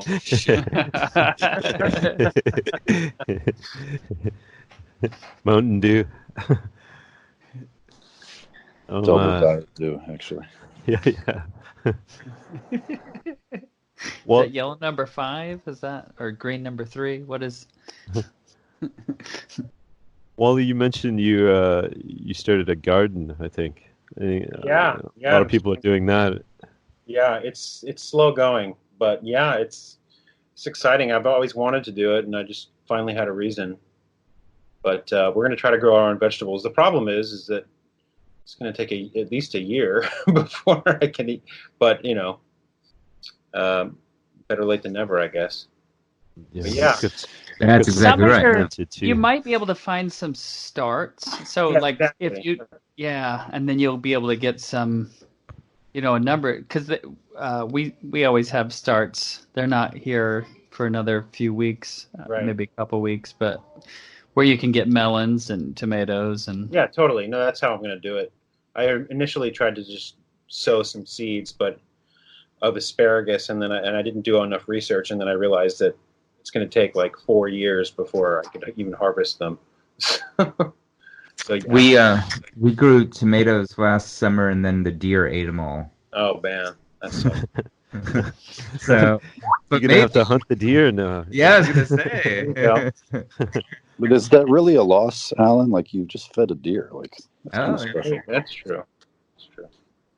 Hey, to add to the sunshine of all this, I think it's pretty cool that, in a very sick way, if we were supposed to be removed of our ability to congregate as a result of this virus, if this was in any way sort of the mission of our controllers, was that if there's ever momentum within the population to cause a revolution or overthrow anything or even make mass protests, now we see we can always interrupt it with a viral scare that puts everyone into their homes, off the streets, and robs the people of that momentum, which is so necessary to get movements going. Right. Because the entrenched forces that are trying to control us, they're reliant on the fact that we never gain that momentum, and it's like now they know they have almost like an EMP switch. They can just stop everything in its tracks. Totally. Yeah. and kill the momentum. But what I was thinking is that what we're really battling here, I think everyone's come to understand, is the technocracy, and the idea that eventually the technology that are in the hands of the controllers is going to be so immense and so powerful that there will be no capacity for the masses to resist it. But what I see this coronavirus kind of doing in a subtle way, but I hope a big way, is it's actually accelerating our adoption of the technocracy and our own mass entrenchment into it, because we're kind of totally involuntarily and unconsciously unplugging from nature, unplugging from the streets, unplugging from outside, and going inside. And whether we want to or not, when we go inside in the year 2020, we go into our computers and into our phones more. And it's like all the things that we need in our lives, we're saying, okay, let's turn the technology level up. Let's turn up my ability to engage with my technology and get everything that I need from it. So in a way, we're like doing the opposite of going off the grid, which is what everyone kind of associates with escaping the powers that be. But it's like we're now empowering ourselves by becoming more on the grid as a result of being forced to go inside. And it's like we're sort of catching up to the runaway technocracy by saying, okay, now we, the masses, are becoming the technocracy. Okay, you want to force us into our houses and off the streets and eliminate our ability to protest? It's like you're just allowing us to sharpen our swords in the coming technological war, where we have to be programmers, we have to be, technologically literate, we have to be able to conduct community systems and services purely remotely. It's like, okay, we're going to go ahead and accelerate our ability to do that by 2 or 3 decades as a result of you thinking that you're doing the sly thing by eliminating our ability to gain momentum by protesting in the streets. So to me, that's an interesting, just interesting. That's all. So I think the only and that's go ahead, Alan. Sorry. I want to say very quickly is that I think the hurdle to that is something Wally mentioned before, something that I've experienced on even an experiential level and a whatever, is that the internet seems shittier and smaller than it used to be. It used to be this amazing resource, and now it's this very small, narrow little channel of fucking constipated data. And I think... But is that a us or it? Like, okay. Well, that's another question. But to say, I think what regardless of the cause of it, there is an action we can take, and that is to, it goes back to McKenna's sort of advice of like, the culture isn't your friend, that shitty little data stream isn't your friend, but maybe we can seize this opportunity while everyone's home and everyone's at their computer to make cool fucking shit. Let's make, instead of like make America great again, let's make the internet fucking weird again. Yeah, that's a good one. Make SyncBook great again, Alan. Fuck you. But yeah.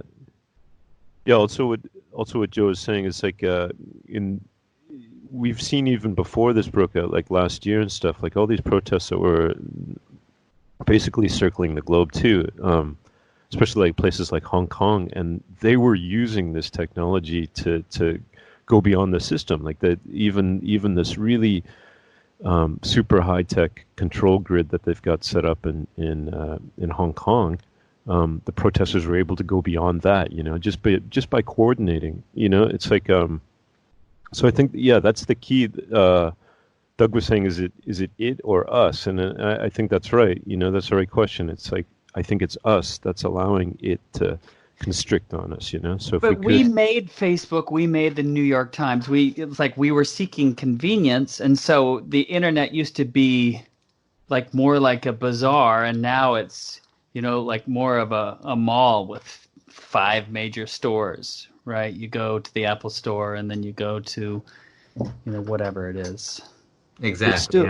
It's still infinite though. It's not a closed place. It's like cyberspace doesn't have borders. But it was our action. Well, exactly. But so like I used to have, like, in the morning I would make my coffee, and then I would open a whole series of bookmarks where I would look at a whole spread of news sites. And now it's my own actions. I'm just seeking like a narrower focus, because it's just easier, to plink onto this for a little bit, and then this, and then this, and then I'm done. It's like Facebook, Twitter, and the New York Times.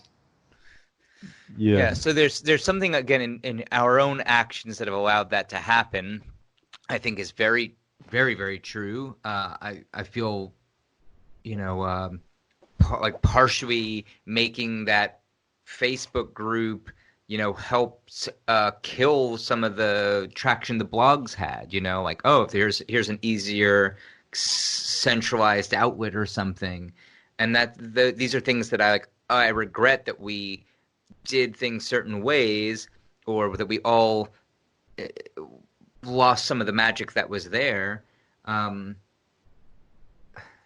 Just to say something not about this digital thing is something that came to while you were talking. The protests moving with this is another part of all the protests, though, was that they were making it so that you couldn't wear a mask. But now, you can have all this facial recognition technology, but if everyone's wearing a fucking mask, then maybe that's that's another factor here. Anyway, I know that's going to be the new arms race, basically, like the global state against the people. Like who, and if we're able to stay online, like there's no guarantee that the state has anything over us. That we and it runs in cycles too, in waves, that where people. Like now, maybe we're getting more complacent and looking at our news in one site and on Facebook or whatever, but eventually it gets to a wave where it expands out, it explodes out again, and people want to be as creative as possible, and so that, like, imagine when this lifts, when this whole crackdown, lockdown, quarantine, like virus heaviness on all of us around the world, when that's let out, when that's finally gone, there's going to be people just dancing on the street, everywhere, it's going to be a massive it's just like when explosion of creativity. It's just like when you personally are sick, and you have the flu, and you're like, I don't remember what it feels like to feel good, to feel healthy, and then you do, and you go out into the world with like just a renewed sense of all the good intangibles that move you to actually do good things in the world, hope and energy and all that shit. Yeah, exactly. I have a feeling that the mainstream media is going to, even when it does die down, they're going to try to drag it out for as long as possible. I just think it's going to come in waves, and I think that we're going to forever be living in like a post-corona world where just the governments and the media, and they know that it's like, okay, the next scare needs to happen in 6 months or 18 months, and it's just going to be something we're accustomed to. Okay, we're social distancing is going to become just a part of our lives from now on. It's like, when was the last social distancing? Oh man, it's been 24 months since the last one. Right. I just think it's going to be a new thing, and they know it. And so whether this one was engineered or not, it's like it's too potent of a weapon for them not to capitalize on it, especially since they've seen the way that we react to it so systematically, like across the globe, every major city, even the suburbs. It's like it's too easy for them to accomplish the things that they want. I think they're going to continue to use it. I don't think this is a one-time ordeal. Totally. And then there's the thing that comes with this is I got a friend texting me the other day, and he's like, "Oh, I got word from somebody in the government that they're going to shut Virginia down, this week, blah blah blah. Like, don't." And like these, I got it on this authority that blah blah blah is going to happen. Well, first off, that's coming anyway, right? Like the quarantining is already happening, and it's only going to get more so in the next few weeks. But the other part of this is, it really reminds me of the 9/11, like post 9/11, living in New York. I remember, so that's September. I remember like in October, they were going to do they do like a big Halloween kind of like parade-y thing in the Village every year. And I was originally going to go to that. And my friend who worked for the police department like called me up and like, I got it on good authority that there's going to be like a terrorist attack at this. They didn't shut down the fucking parade. Just like everyone's whispering behind it. Well, what if something happens there? We got, good information. Something's going to happen. And, I just remember getting into an argument with my girlfriend at the time over like, should we go to this thing or not because of this information? And there was even there was a Curb Your Enthusiasm episode where they're gonna have like a fundraiser with Alanis Morissette or something, and then we heard there's gonna be a terrorist attack. Don't tell anybody. But of course, everyone tells everybody, and it's these weird sort of whispers in the background that really reminded me so much of 9/11. So this is like beyond even media hype. There, which I agree with you guys, is that the media is going to continue. I saw something fucking the other day, some news article that's like, now bird flu's in China, like really trying to like, oh my God, now there's another thing to worry about. And so you can only pile so much anxiety onto a fragile fucking populace before people break. And yet... Or they just say, fuck it, Right. Right. That's why I'm saying break in some way of like you can only build that pressure so high. So I agree with Wally that yes, they're going to keep spinning media propaganda and just sort of like selling the fear, but then saying also that we as humans, we do that naturally. We're going to keep just among ourselves having to, did you hear that maybe there's a... Sure. I think that's very human. Yeah, like to me, what it's going to continue for the powers that be and their intentions is a continued fragmentation of communities. Like the fallout of this like mental parasite or like the meme of social distancing is just going to be, well, just that, like social distancing. It's like their obvious intentions were the destruction of the nuclear family, and then beyond that, the destruction of communities. And what better way than, the term social distancing? And like, if that's a new consistent fear for us moving forward, like you said, like always going to be in the back of our minds, or, should I go to the October Halloween parade because I did hear there's a new strand of bird flu? It's like, yeah, that is going to be on everyone's mind for the next 10, 20 years, just like the fallout of 9/11 was. And I just think it aligns so perfectly with what they're trying to do. Yeah. Okay, so I have a question for anybody who, what do you think are options for if we are essentially under quarantine? What are possibilities for sort of activism? Like we saw today, hey, Department of Justice wants to suspend habeas corpus. We see, these 4 senators sold off their stock, so obviously knowing there was going to be a problem. Things where you can see, I think, not even going into some sort of conspiracy realm, but like I can point to my neighbor and say, hey, man, don't you think that's really shitty that these 4 senators sold off their stocks while they were telling you not to worry? What are the options for – there's always the joke of like the online activists sitting at home, the armchair activist. But that's kind of the position we're in. And Guillaume, you were talking about the Yellow Vest protests, that people were still finding ways to try and be active. What do you think the future of that kind of looks like? Really, yeah, I can't say, but I'm just sure it's not gonna stop. And I think it will come back as soon as everybody will be able to go out. Plus, we will add all the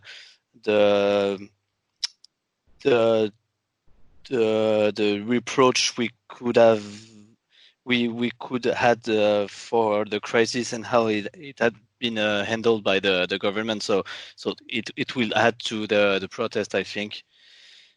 So. Yeah, I'm curious to see how it's gonna go, but I'm pretty sure it's gonna come back and even more powerful than before. Yeah, I'd agree with that. I saw a funny thing online. Somebody said like this virus, this pandemic has been compared all over the place with the 1918. Spanish flu, which went in waves all the way to 1920, and so there was an election during that too. This meme was saying like, everybody's worried about the Spanish flu, but what was the decade immediately following the Spanish flu called? The Roaring Twenties. Like it didn't keep people down. Even that, which killed like tens of millions. We're nowhere near at that level yet, So I don't think this is going to keep people down. The kind of conspiratorial mindset is that we can be controlled. We are machines that can be controlled, and if you have that in your head that we can be controlled, then why bother fight in the first place? Why bother obsessing yourself about this? You might as well just assimilate when you can, So it seems more, I don't know, more empowering and more optimistic to feel like no, we can't be controlled. We can let ourselves be controlled, but yeah, I just don't want to believe it too, So, and I think a lot of people are thinking the same. So I really think some good things are going to go out of this, even. If I agree with Joe and all what have been said, but there are too much stuff that can't be planned, and something is definitely happening. I'm sure.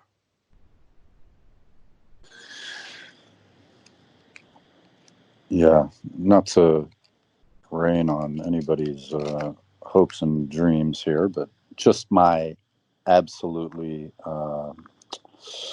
personal predictions and opinions here is that this is a very big piece of a very ugly picture we're going to see play out in the future. And that doesn't mean that it's going to be universally experienced, because you have a tremendous capacity in your own individual life to make good things out of bad situations. But I think that on a universal level and for the general trajectory of the human experience, I think this is moving us towards a very dark period that we're destined to move towards. But hey, that's just my opinion, and the backbone of that is just the further consolidation of global government power, which I see as a net negative. And I see this Corona thing as a real big stepping stone in that process. But again, just my opinion. Joe, Well, do you think this can happen without an economic breakdown and then a war following that? Like a major war following that, which is like you look through history, and that's what's happened. You have a crisis situation, economic breakdown, and then war, and potentially at least a huge regional war, a global war. Well, yeah, it's a good question, and I've heard that talked about with regard to the Spanish flu. But look, again, this is my totally amateur opinion here, but my personal opinion is that the coronavirus's connection to a coming economic collapse is totally premeditated and planned, and they will go hand in hand, and that the economic situation that we've seen so far is just going to continue, and that it was 100% necessary, and particularly because the injections of liquidity that we've seen into almost every major Western market by governments, I think was something that they've been waiting for an opportunity to do without having to pin it on flaws in the economic system. And the coronavirus is the perfect opportunity for that, because who could look at this situation and say something doesn't need to be done monetarily? Like, even in the US, they're talking about sending people checks. And obviously that's a good thing in many ways, from many angles you could look at it. But there is a big piece of that is just another injection of liquidity into the market as more QE, basically, which is what the global financial powers need in order to keep this economic game that they're playing, moving. And so that's the first piece of that, which is that as far as the economy goes, I think it's intimately tied to that. And as far as a war needing to be waged, I don't think that that's necessary anymore. And the reason is because in the past, a lot of the wars that needed to be waged were about financial gain, which had to do with the acquisition of resources. But the fact that the entire world is on floating currencies means that we don't really have to acquire resources. We just need the excuses and power and consent to continue to print more money, or to continue to make sure that our currency is valued, in the global market. And there's not really a need to go and basically loot and plunder anymore like there was in the past. So in one sense, there won't be a traditional war waged, but the modern war will be waged, as it has been, for the last 30 years. It's an economic war. And so to answer your question, it's just that's going to all continue and maybe be accelerated and maybe pivot in a few ways. But I don't see a major ground war between any superpowers going on. That's just my opinion. Right. That's good. Yeah, there's another perspective out there that this is a war. If you look at what's going on, it started out as an economic war, and then maybe like a information or cyber war, and now it's a bio war. Like the first bomb was in Wuhan, and then you have a bomb in Iran, and then you have a bomb in Italy. And then a lot of collateral stuff emanating from that. It's like, and that's like, that's conspiracy theory too. And I don't know how far I go along with that, but that's one possibility as well. But the idea, I think, the idea behind it stands to reason, is that governments are not unified. You see all these responses from governments all around the world, and it's all a clusterfuck. They're all testing in different ways. Like even within the EU, which we have this idea that this is the most unified group of countries in the world, and all the borders are back up. Each country's taking a different response. Each country is testing differently. There's a completely staggered response to this whole thing. So it's like I don't know. I just don't see the global coordination that would be involved to have a complete lockdown, kind of like a new world order structure, total world government structure to be put in Right. place. It's almost like it's the only thing that's coordinated is the lack of coordination. Like Right, and on every level, like even in the States, it's like you get all this decentralized action, like city governments and state governments taking their own action regardless of what the federal government is doing. Or Yeah, even I agree with even that. like the World Health Organization. You'd think if there was some sort of global lockdown coming, the World Health Organization would be at the center of it, and they really dropped the ball on this whole thing. Like, they didn't declare a global pandemic until it was way apparent to everybody that that's what was going on.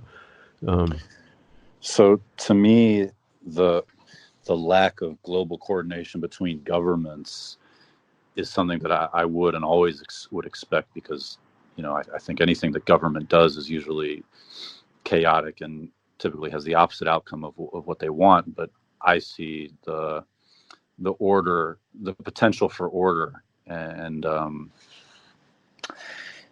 premeditated outcomes coming from private financial institutions behind the governments. And I do think that there's a lot of room in this for coordinated efforts on those parts, because aside from like the things to do with testing and quelling the populations of certain areas to obey certain new rules instituted by the government, there's a whole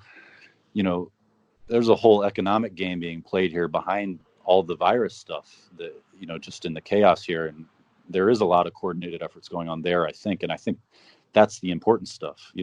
If you're, I think, a traditional conspiracy theorist in the things you're interested in, that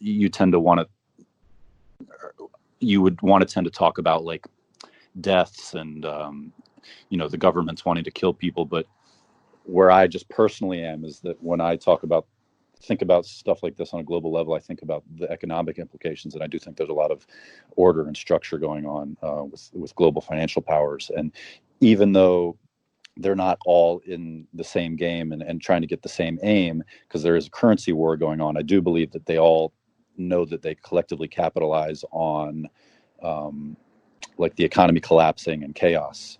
So it moves them all closer to the finish line, even though they're still in a race against each other. Do you think they have an idea of what the finish line is? That's the thing that. Yeah, absolutely. But what is it? Yeah. Well, I think one is cashless society. So there needs to be an element of control. They need to gain, more control, and cashless society definitely contributes to that. And two would be individual financial entities that want to become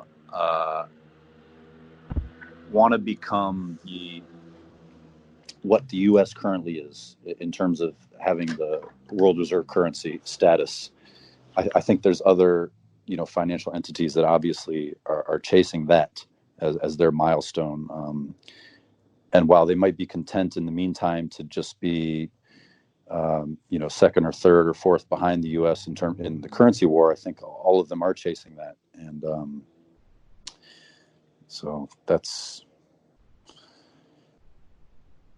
If I can just take a quick second here.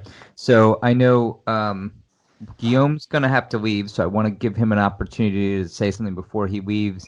And then if we can, after that, I want to welcome SJ to the call. So Guillaume, maybe you can go first, and then SJ, you can step in, sort of like switch you guys out.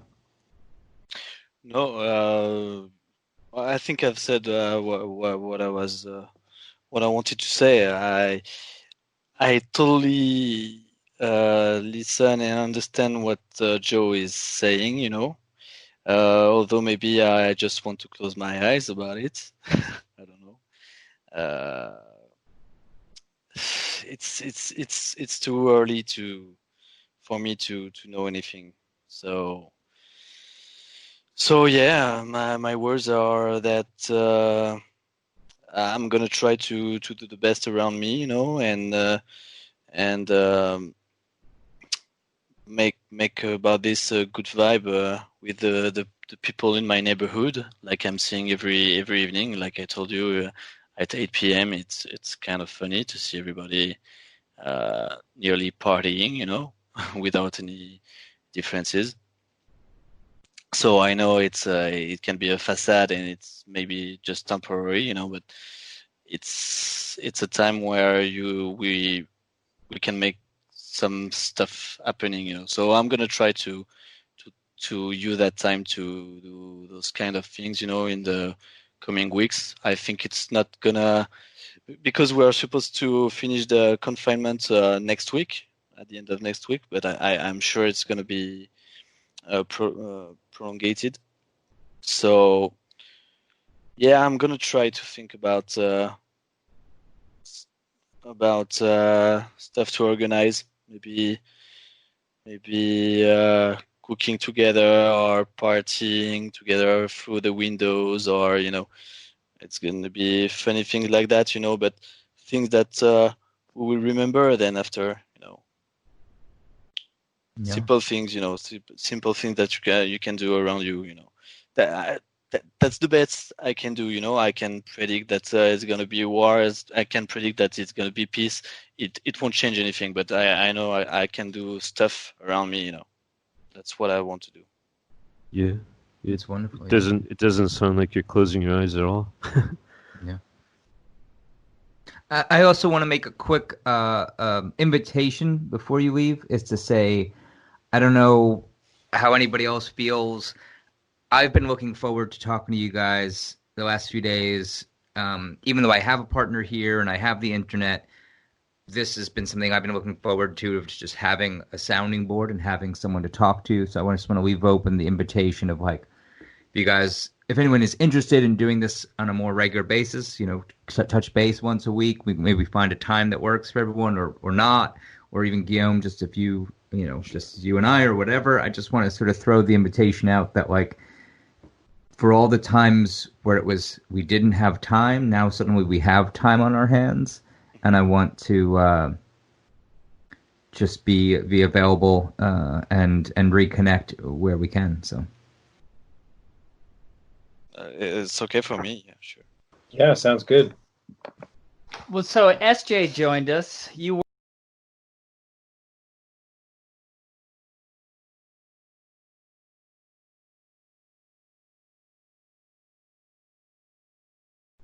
Well, so SJ joined us. You were in China, and now you're back in Georgia. It sounds like. How are you been doing? Been doing well, thanks. Yeah, nice to see everybody here and to share. We get the chance to talk to you guys. Yeah, it's a pretty crazy time. I mean, one thing about that that's interesting is how this kind of a delayed hit into the Western world. I think there's a lot to unpack and try to understand why that was the case, or why that is the case. But you know, this hit in China late January, and yeah, I remember I went with the people that I worked with, and I mean, it was literally a night and day thing. One evening, no one was talking about this. The next morning, it was sort of a panic there, and all of the masks and things were already out almost instantly. I was living in Guangdong province, which is in southern China, and Wuhan was that province. Hubei was quarantined. And then Guangdong raised their threat level to the highest level almost instantly. And so I saw the writing on the wall and was just like, shit, I don't think I want to be in a quarantine, you know, a lockdown situation here in China. So I split the Republic of Georgia. It's a pretty free place, kind of a second world country, great visa policy. But, you know, I don't know where you guys are. I want to enter this stream. I mean, I can talk about any aspect of this. I have ideas about it all. Is there something that you were kind of interested in? I jumped in here. I just heard someone talking about global currency. Are you guys addressing it from more like scenarios for the future sort of thing, or what are you guys up to? We've been all over the place. Yeah. We started out really not very conspiratorial, and then we got more conspiratorial as we went along. Yeah, Alan's trying to look at the positives, and I'm trying to feed into the chaos and the panic. And just to say, the only reason I'm looking for I experienced the crushing reality.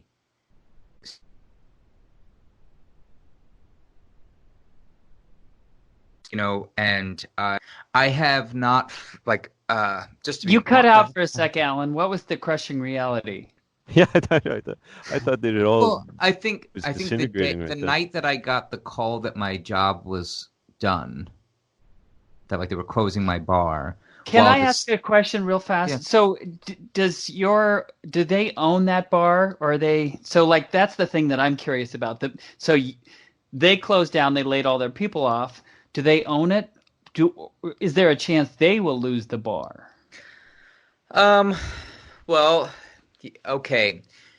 They do own, if I understand it correctly, there's sort of two owners. This is so specific, but the short answer is that one of the owners owns the building. I don't think he's in danger of losing the building. The downside here is that they took all the money. It's a very successful bar, but they took a bunch of money out of it to open. They're supposed to be opening a brand new huge space. They basically are okay, this was really successful, we're going to open a second location, and they have invested a ton of money into this thing that's supposed to be opening next month.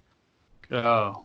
And that's I think where the crisis comes in for my business particularly, is that, well, now this thing that was all right, we're putting ourselves in debt, we just got to wait, we just got to make it till April and this new place opens, and we got more income coming in and everything will balance back out, because summer is our busy season, where my bar has a roof. So the place I worked had 3 floors, the third floor being the rooftop. That's been closed all winter. So our first day really of having the roof open was supposed to be St. Patrick's Day. We were closed. It's our busy season is demolished. This second location is not going to get to open for who knows when. So I think they're definitely, they're probably stressing more than they would have in another year. That's as much information I have about their financial situation. But for me, again, it's just on a personal level. My busy season, it was the summer, and then it was a question of, do I leave in the winter time and find another job, or do I work on another floor in that restaurant? Like I said, they have 3 different bars on 3 different floors. The other ones are not as busy. It's the rooftop is the main attraction. So it was do I find another job for the winter and come back for the summer, or do I stick it out there? And I ultimately decided to stick it out there because it was okay money. And, they just cut their staff down really a lot in the winter. And I was making okay money, not great. And I was just I just have to make it through the winter. And come spring, I'll have my finances will come back. So it was this squirreling away for the winter. And literally the week that should be the start of my season was the week that we closed. So there was this really scary financial aspect for me of oh, I'm starting with little, waiting for the start of things, and the start is not happening this year, and that puts me in a really scary situation. So I think that the crushing reality for me was a financial anxiety, as well as the political fears and just the panic that is contagious, that is the fear that's being pushed on us at all moments. I felt that in a very visceral way, I guess. So just to say, Joe, I think in my own mind, I'm not thinking all positive thoughts, but I'm really trying to pull myself out of that spiral. So. No, I totally feel you, bro. And I'm sorry to hear that. Ironically, being that, we said you were being positive and I was being negative, but I think we might be the only two guys on this call that lost our jobs because our basketball in the whole world shut down and our league shut down like 2 days after the NBA. So, and that's not like a temporary thing, like it's over. So, yeah. So then, are you actually laid off, Joe? Like the NBA guys that have a contract, I would guess that they still get paid, but Yeah. Anybody that was under contract only for this season, their contract is over. So if you had a multi-year one, then some of them are still in place, but most guys in Europe sign 1-year deals every season. So yeah, everybody basically just went home and that was it. So, but you're going to stay there, or you just can't leave? Oh, I can leave, but I mean, I live here. I've been in Israel for a number of years now, so this is my home, and I'll stay here. But yeah, Alan, trust me, I've been spending so much time reading all the dark conspiracy garbage on the internet. Some of it's interesting and tantalizing, and some of it's actually educational and grounded and makes sense. But I've definitely had to do my share of trying to look at all the positives of this. And to be honest, even though I was saying, some dark stuff in this conversation, I believe that on a personal level, there's so much opportunity here for positive growth. And I think that ties in also to what we were saying about like the powers that be trying to have influence over us and the capacity for creativity in the face of crisis and conflict, which is that's just what chaos provides you in terms of opportunity, is that you have the chance to make changes and to be creative. And even if on a global scale there are nefarious entities like trying to consolidate power and shift society in bad ways, it's like you still have infinite capacity on your own to make those changes. And it might only be in a crazy global crisis like this that you really have the best chance to maximize that on a personal level. I definitely feel that in my own life right now.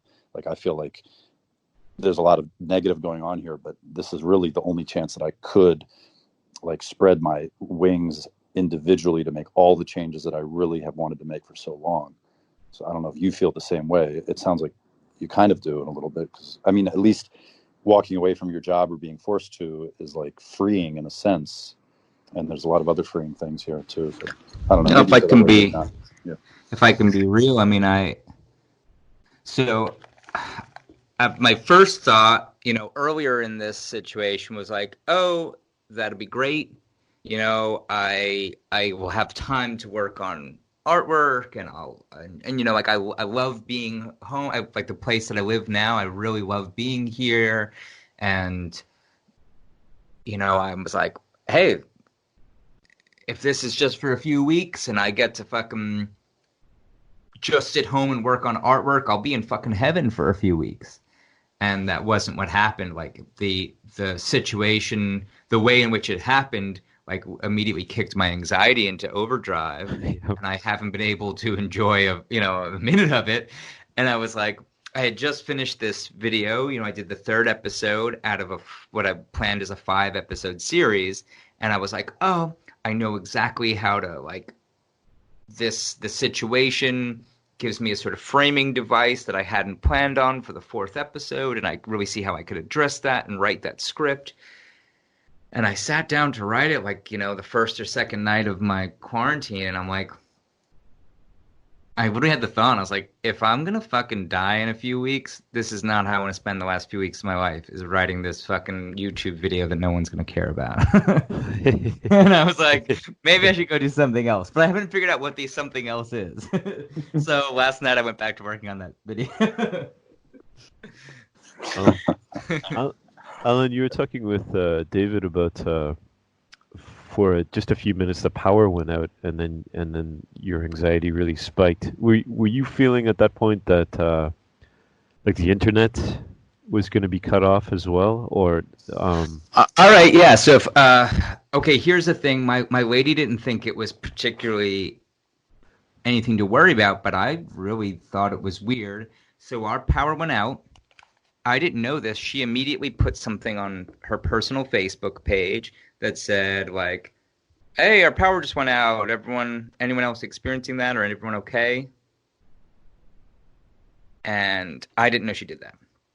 And then after, 10 minutes or something of having no power and it was getting the immediacy of it. Once power was back on and things settled, I noticed that she put that up 27 minutes earlier or something, and not a single person responded. And I was like, that's weird. Everyone's fucking home. Everyone, it's not like people are busy. And I would think in a situation like this that would elicit some sort of response. I don't mean getting lots of likes or something. I just mean that's the sort of thing that I think would elicit some reaction out of people. Either people going, "Oh my God, I'm not experiencing that, but I'm so sorry," or "Hey, I also live here and I'm fine," or whatever, something. So nothing happens. She never got a single comment or anything on that thing. So a half hour passes, and I was like, all right, out of curiosity, I put something on my own personal page. And I did get ultimately, some people responded or whatever. But there was this weird lag where for 2 hours, I was kind of monitoring mine and her Facebook posts because it was adding to my paranoia of how come no one sees this? I'm literally saying, hey, we're without power. And you're telling me that no one of our, hundreds of Facebook people see this thing. I know that's such a weird metric to go by, but it did feed my paranoia in the sense of I would expect that somebody would say something. Somebody would be like, do you think that the Facebook algorithm was still, was fairly the lead, so to speak? I think it's still fucked up, but yeah. I mean, so just to say that didn't help my paranoia. I know that's such a weird thing to measure, but it was my only connection with the outside world, right? It's hey, world, this is where I'm at. Anyone else there? And that radio silence on both of our Facebook pages freaked me out. And she was like, oh, you're totally overthinking it. And I'm like, I don't know, this really worries me. So that's it's a good kind of thought experiment to try. Is that what would happen if the internet was gone? Right. Well, I spent the next I rethought. Without going into too much detail, I rethought a lot of what this is going to mean for me, and we made certain preparations. To hey, if there was a situation where our power was out and there was no internet, and let's just call it what I'm thinking. Some sort of weird military or Nazi coup was what I was imagining in that moment. Yeah, okay, what how am I defending myself from that situation? And well, I'm just going to put it out there. I was really fucking high when it happened, and that didn't help at all. But that was the other thing I realized is, taking edibles in a I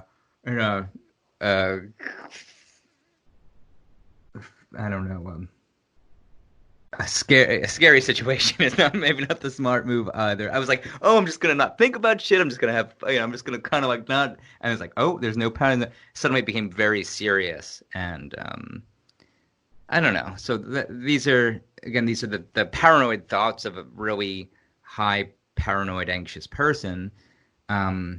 But it has forced me to deal with some of those thoughts, both from a practical stance of okay, I do think there should be preparation. Exactly. If I have no internet, I have no power, we're on our own.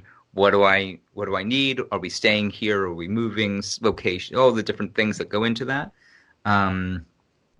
Toilet paper.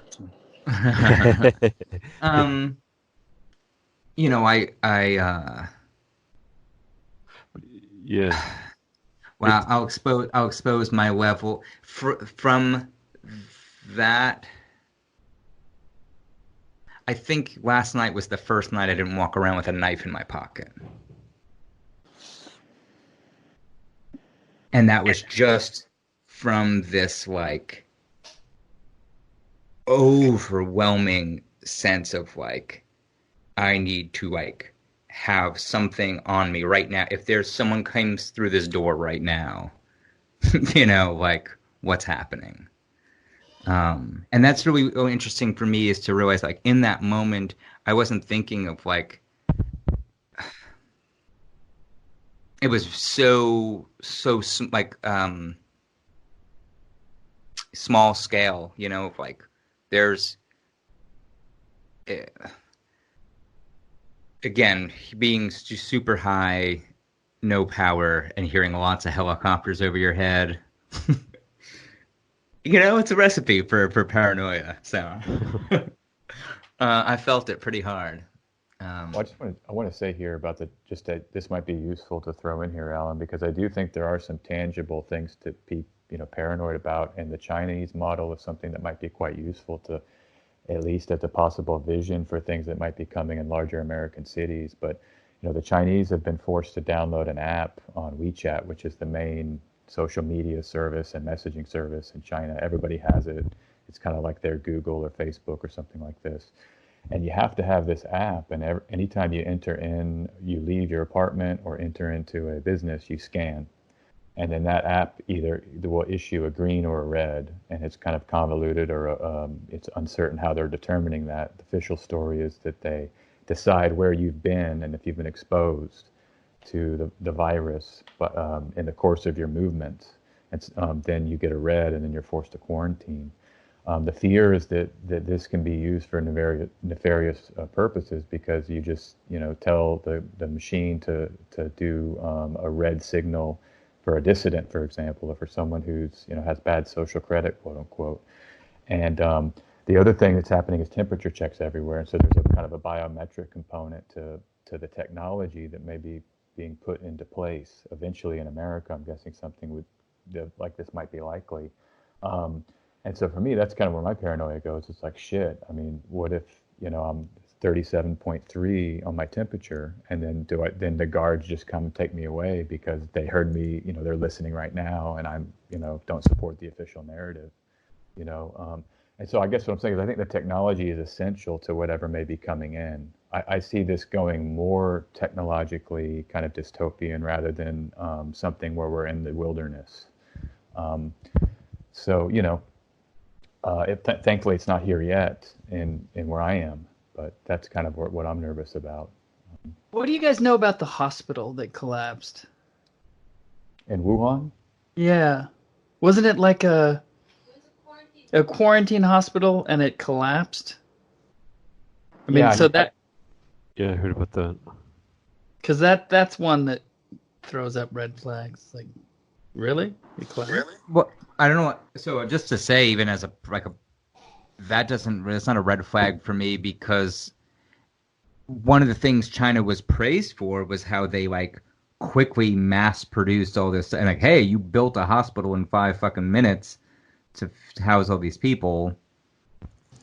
That was a 5-minute hospital. Yeah. I don't know that it was one of the 5-minute ones, but I'm saying I'm sure the spaces that they were using were not. It's you make do with what you had in that moment. The fact that something collapsed doesn't really. You're paranoid, or your red flag is thinking they were trying to get rid of those people specifically. What happened, was that there was people that were under quarantine, preventative quarantine, to monitor health, and so they weren't necessarily. It wasn't like a hospital. It was just okay, you need to come with me right now because we think you're a threat for this virus. And I guess that's what I see as a red flag, is maybe these were people that were critics of the CCP or, whatever. You put them in this thing and you pull it to get rid of the quarantine gulag. Yeah. But the other thing, I don't know if you guys talked about this, but this is really where I'm at with this thing today, is the fact that the testing seems to be inadequate to identify something that's actually real. And that to me just seems to be and that's a debate. I'm not even saying but I mean, there's mainstream articles all over the place saying that these tests are giving false positives, and I'm seeing this as more of like a coding issue. So governments are going to choose to code whatever the tests say differently. That is to say, when is it positive and when does it go into the numbers? Yeah, and you guys have seen that counter, right? The big evil black and red number counter. It's like perfect to make to increase panic. But I mean, that's, I think, the issue is like, even if it doesn't even matter what's real, if there's a virus or not, it's like the narrative is all that matters at this point. What Drudge says, what CNN says, and when they decide to relent and say it's better, then it's better. I mean, and so that's kind of where it's gotten, is that we've got a narrative that's driving everything, and that's what happened in China. I mean, Xi basically said, "All right, it's over," because they wanted to restart the economy, and as soon as he made that speech, every day the numbers went down from there. Until now, they're claiming no cases, and except for foreigners. Those are the cases in China now, and there's a bad thing against foreigners right now. That's why I'm not going back for now, because foreigners are really getting quarantined. Police waiting for you at the airport. People not pulling you off buses. These are guys that have been in China the whole time, but they're Western, and so it's being so. My main point here is just that it seems like there's a disconnect between reality and what's happening with the response and what the official narrative is, and that's, to me, very, very interesting. One other interesting aspect of the narrative's connection to this is that because the turmoil that we're caught in is a communicable virus, I think a lot of people that otherwise wouldn't be able to make the connection are making the connection between, like, what is the real virus here, right? Like, is it COVID or is it the media and the narrative? And in past, like, catastrophes, the line isn't so obvious, but because even the word virus, like, could so easily apply to, like, an unseen narrative that's communicable and spreading, which is kind of like what even a lay person could attribute to what the media does if they're spreading lies and a destructive narrative. And it's like just a very 1-2 easy connection. Like, oh, we're amid this horrible virus. And it's like, wait, the media is spreading lies. It's like, that's kind of like a virus, isn't it? Okay, what's the real virus and what's really causing the most problems here? Is it coronavirus or is it the media virus? What is terrorism? Is the spreading of fear. Perfect. Fear is the mind killer, right? Yeah, perfect. Well, and the war on Terra, remember when that came out and everybody was saying it's like a metaphor for war on the earth, war on Terra? This has now taken it to another level where it's war on the human. It's like a war against human beings now, because it lives inside of our bodies and anybody can have it. And so I don't know if you know this guy, Agamben. He's an Italian philosopher, Nora. Yeah. He wrote a couple of essays in this journal, and I'm not sure which journal, but you can find the translation online. I'll post a link here in a second. And he's just basically said, listen, this is like state power. It's stripped down, and they're going to use this to kind of exploit he's got an idiom of very advanced academic lingo, and I'm not going to attempt to go into that, but he basically said it's a civil war, and it's like a mind virus, like you were just saying. And yeah, it's terrifying, man. That's like the worst part of this, is that it's everywhere, it's all at once, it's unseen, and there's no way to know if you're even positive or not, because if you take the test, it could be false positives. And now I see these like drive-through centers, like, come get your test. I imagine couples saying, hey honey, should we just go get tested to flatten the curve? Okay, let's go. And then you drive through, we could be asymptomatic, hon. And then all of a sudden you're triggered positive, then you're getting antivirals which destroy your organs, and you're intubated. So I think there's a real risk here of getting caught up in this for people. And so anyhow, I'll find this link, I'll throw it in here, and you guys can read it. That sounds good. What's the situation in Georgia then? Is it So Georgia's like, I don't know if you've seen the narratives about Russia. Like, there's articles yesterday and today, like, why is Russia succeeding when the West isn't? Georgia has been caught up in that. And like, I just saw an article from the Georgian website. It's like, why is Georgia having success? I mean, there's basically like 13, right now there's 54 official cases here, but it hasn't been an exponential curve. Georgia just kind of follows Europe. So they locked down, basically, I think yesterday was official, and 10 or less. It's not like the hard lockdowns, but it's like 10 or less in public, and essential businesses can stay open, so you can still walk around and everything. But it's calm. I mean, I'm in a small town, 120,000, so it's not like a big city. And again, I think it's like a second world kind of thing. So there's little grocers all over the place with fresh fruit and vegetables. And I don't think this is equipped to have a hard techno lockdown like a lot of places. And that, for me, it feels. I like that. I don't want to be in a place where all of a sudden you have the best technology and I'm taking a temperature check, and then a National Guard says, "Come with me, sir. Come with me." Because they have the data on all of us already, right? I mean, they know my beliefs, and I don't think and that's where my paranoia goes. So, it's like, shit. They know what I think, and now I've got to give them like consent to go buy a fucking can of milk. That doesn't seem, or they've got to give me their consent for me to let me go buy, a can of milk. But Georgia's pretty tame.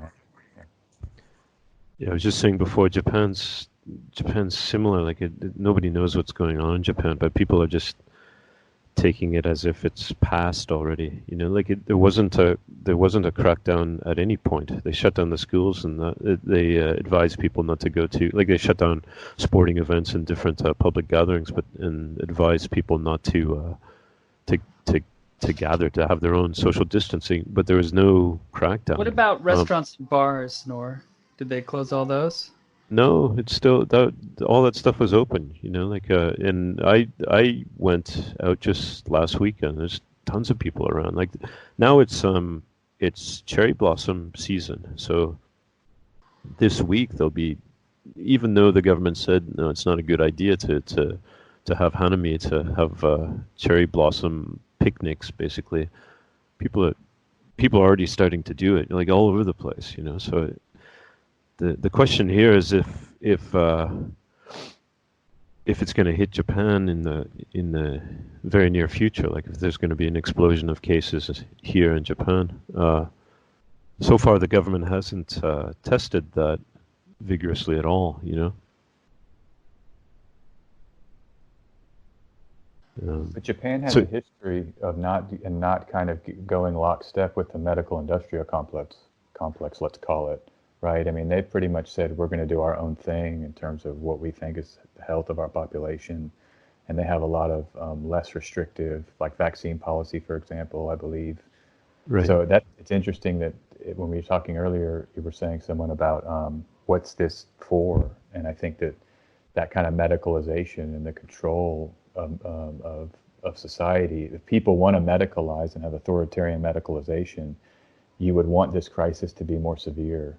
And because Japan doesn't have that motivation, it seems that's actually interesting. I wish I was there. I could. Well, it's still up in the air what's going to happen here. Like, it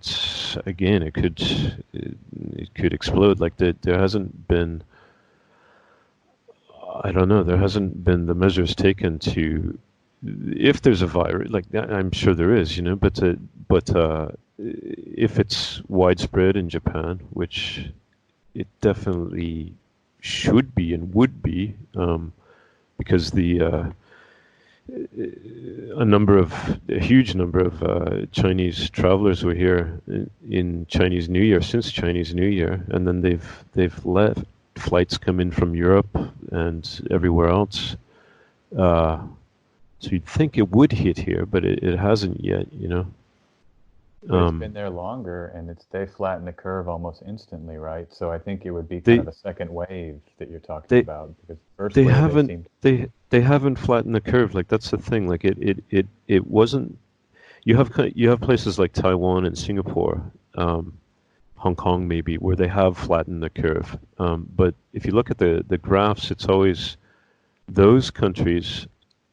You see them on the graph, and it's basically they're going towards horizontal. And then you have these other countries like Italy, Iran, all the European countries, again, like almost vertical. And then Japan's in there somewhere doing its own thing, like just almost just like a 45-degree line, just a few cases every day. So it's its own case, It's like there's been a whole bunch of articles just recently in the last few days of trying to figure out what's going on here. And so the talk is like maybe it's because of Japanese culture, just naturally, like a lot of people wearing masks now because it's pollen allergy season. People not hugging and shaking hands and things like that, and people not wearing their shoes in the house. But in the meantime, you have like in Tokyo packed subways constantly. You know, like I just don't. It's really kind of perplexing, you know, to find out what's going on here. Like it's hard to know what to do here. Like if it's safe to go out, if it's not safe. Like, nobody seems to be that concerned about it, though.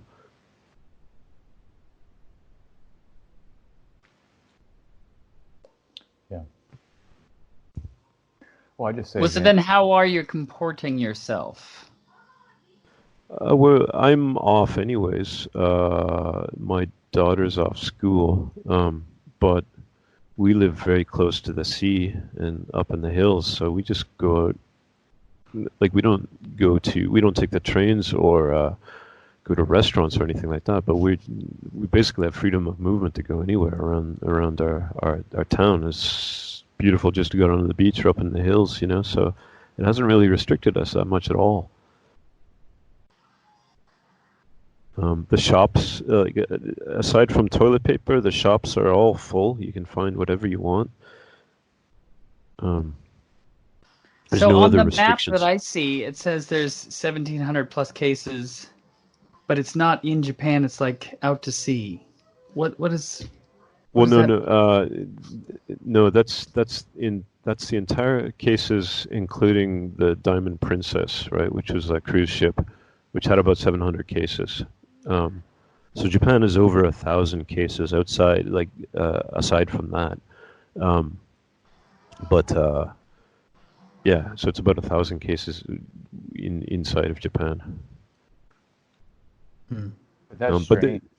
the policy of the government is only to test people who are already having severe symptoms.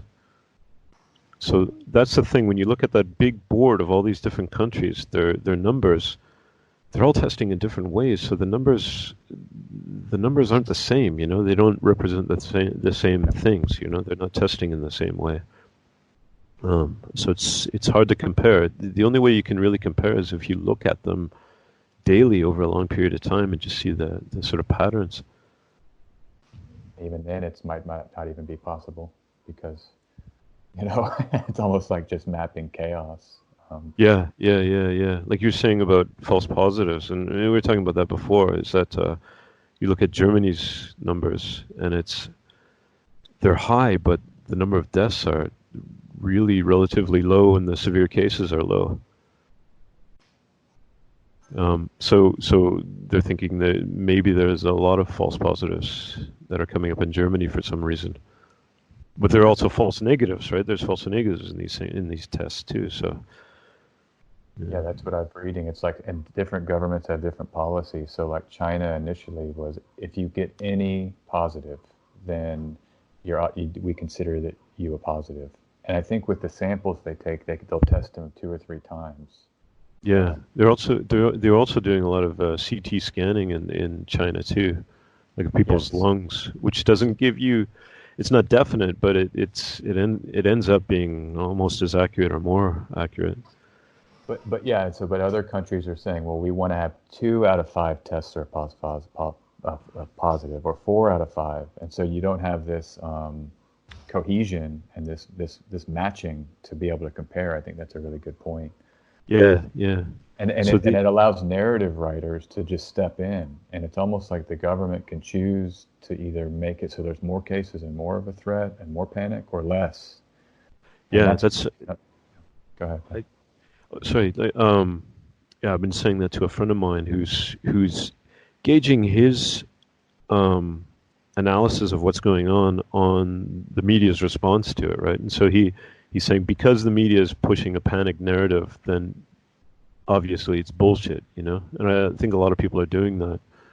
And on the other hand of that is like the media is pushing panic. We should panic, right? But I think both of those are wrong. You just have to look at the numbers, and even if they're fucked up, at least you can start to see patterns in them. You know, it's the only thing we have to go on. The other thing we have to go on, and I think is at least what I'm going on, is just like putting the COVID narrative completely out of the picture and just look at things like the stock market.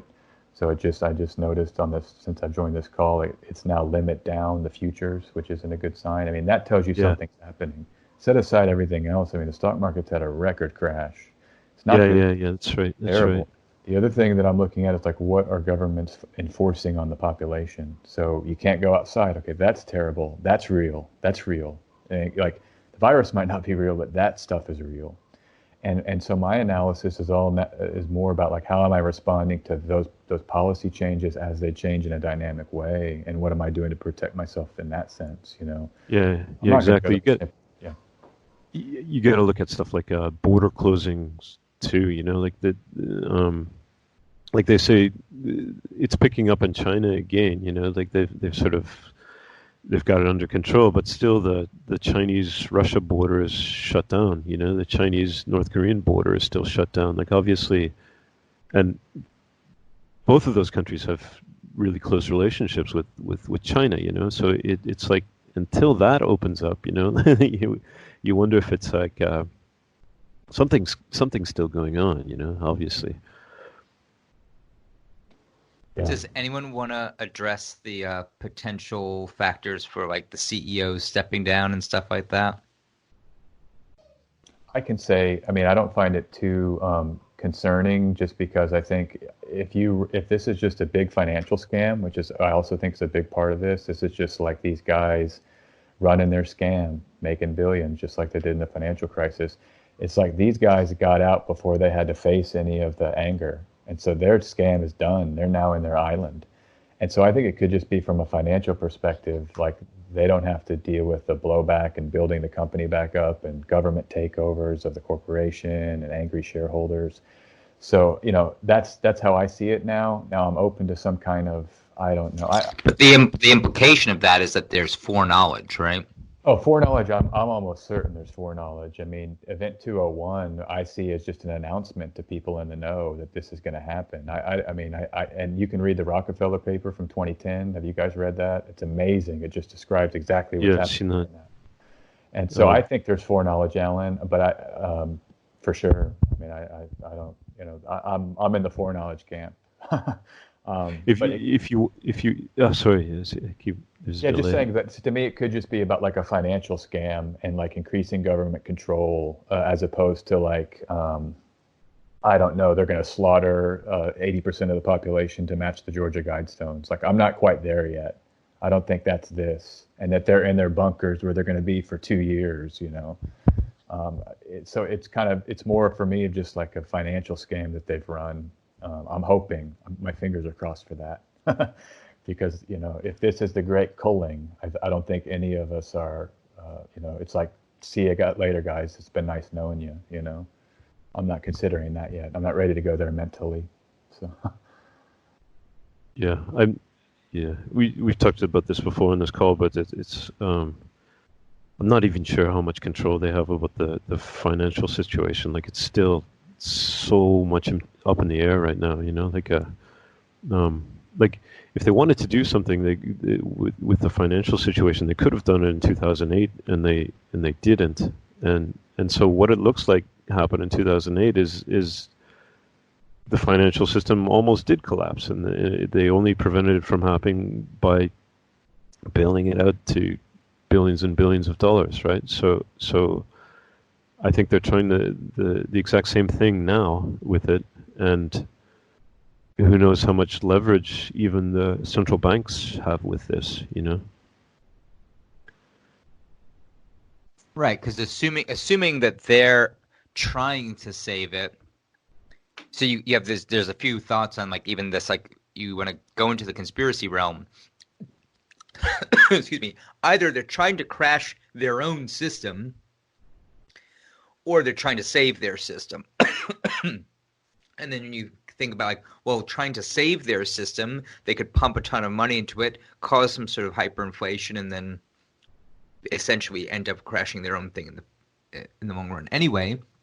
Or if they're intentionally crashing their system, like I know some like Q guy who was telling me, is like, oh, this is intentionally being done to crash the system and bring back the gold standard. And I'm like, gold standard, man, like that's some whole other level. Like we were having that conversation 15 years ago. I don't feel like I just don't feel like that's where this has gone. Right. That's a hopeful. Seeing all these guys, I'm like, oh, they're gonna round up all the criminals and all this sort of shit, and this is some utopia coming out of this. Honestly, it's like those people are the thing that's scaring the most in this. It's like seeing what people are hoping for is what exposes their intentions to me, and then suddenly I'm like really worried. I'm like, oh, if you're concerned with like, holy shit, how do we help the most people? Oh, is it socialism? Do we need fucking Bernie Sanders? Do we need this? Do we need, even if you're some anarcho-capitalist who thinks that's how you're going to help people, at least you're trying to help people. But when you're saying, hey, I really hope that this is all going according to plan, like Trump and Q tell me, and that their plan is to like fake a fucking crisis to snatch up people that disagree with them in the night, and that sounds good to you? Like that's what terrifies me. The Q thing, I'm totally not on board with, Ellen, by the way. It makes me want to puke. I mean, I can't believe these guys. The storm is coming, and it's always coming. It's always coming, and the government will take deferred. Yeah, it's always deferred. It's the carrot. It's the carrot that's always there. Yeah. So Zenora, you commented on my. Sorry, I just want to bring up one note. Zenora, you brought up Fulford, and I hadn't thought about him until this happened.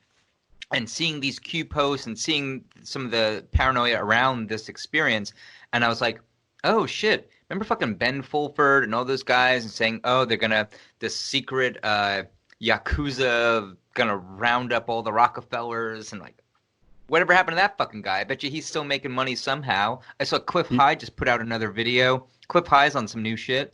Okay, none of my predictions came true for 20 years, but now I'll sell you some new fucking line of garbage. But now I can recycle it and say, oh, they did come true. Yeah, they were just off. Yeah.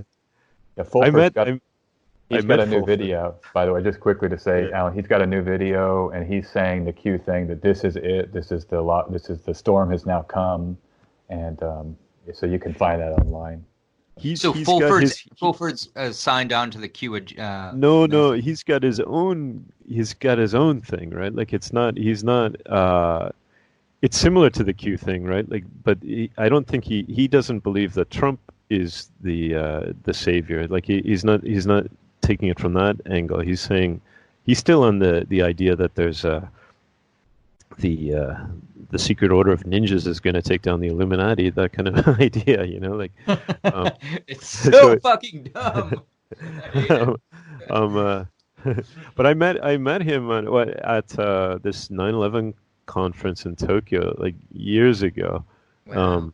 And at that time he was kind of making sense, like he was just he was just off very sensibly. Yeah. He was poking holes in the official story, and so he made a big speech about that, and it was kind of like more out there than even regular conspiracy theorists. But he can speak fluent Japanese, and he had a lot of people supporting what he was saying, and so we met him afterwards. He ended up being a nice guy. But then he started getting more and more whacked about what's going on. Yeah, my brother went and interviewed him in Japan in about 2008. That was about the same time I saw him. That's right when he emerged, and my brother just called him. He was there because he works for a tattoo artist that was working out of Osaka, and they went there to tattoo out of their Osaka shop. And my brother just messaged him and said, "Hey, let me interview you." And he let him bring a little camera, and there was a sit-down interview that he did. And he said he had prostitutes were coming to visit him. Like he was really into prostitutes. Oh, really? So, and he was living out of a big hotel, like a real nice hotel. Hey man, if you got the fucking money and if you're that paranoid, fucking just get it in while you can. Go ahead. I'm not gonna fault him for that. But it's a way to cut down your stress, I suppose. Yeah. I would love to imagine him venting all of his ideas onto his prostitutes. Them just freaking the hell out. We were talking before about like the financial situation. I just see a lot of people profit taking right now. You know, like that. It's just like prices are going down, and probably they have some foreknowledge, like we're saying, and they just are taking what they can. You know, and that seems to be how the economic system works. Is that it's just short-term greed all the time. You know,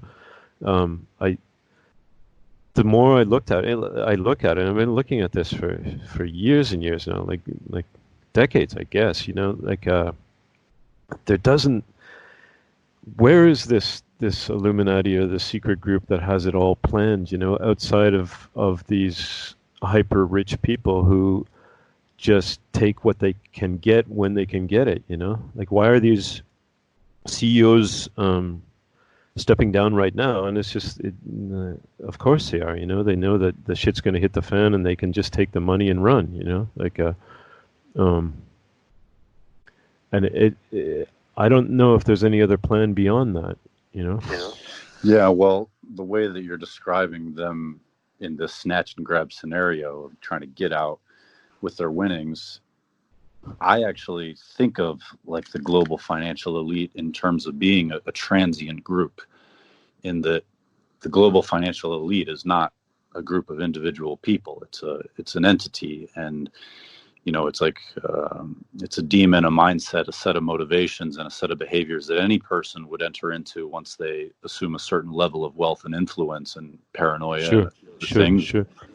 And once they get there, they all tend to behave similarly, and just as similarly as they get in and experience it and exercise power, they also similarly leave. But it's transient is the point. So, like, where is this group? Who are the people? What are the names? Who are we arresting? Who is Benjamin Fulford chasing? It's like you are just chasing the same tendencies and capabilities that you have, that you would probably do if you were in the position of these super rich people. I mean, we can start with what Alan was saying, or we can start with paranoia.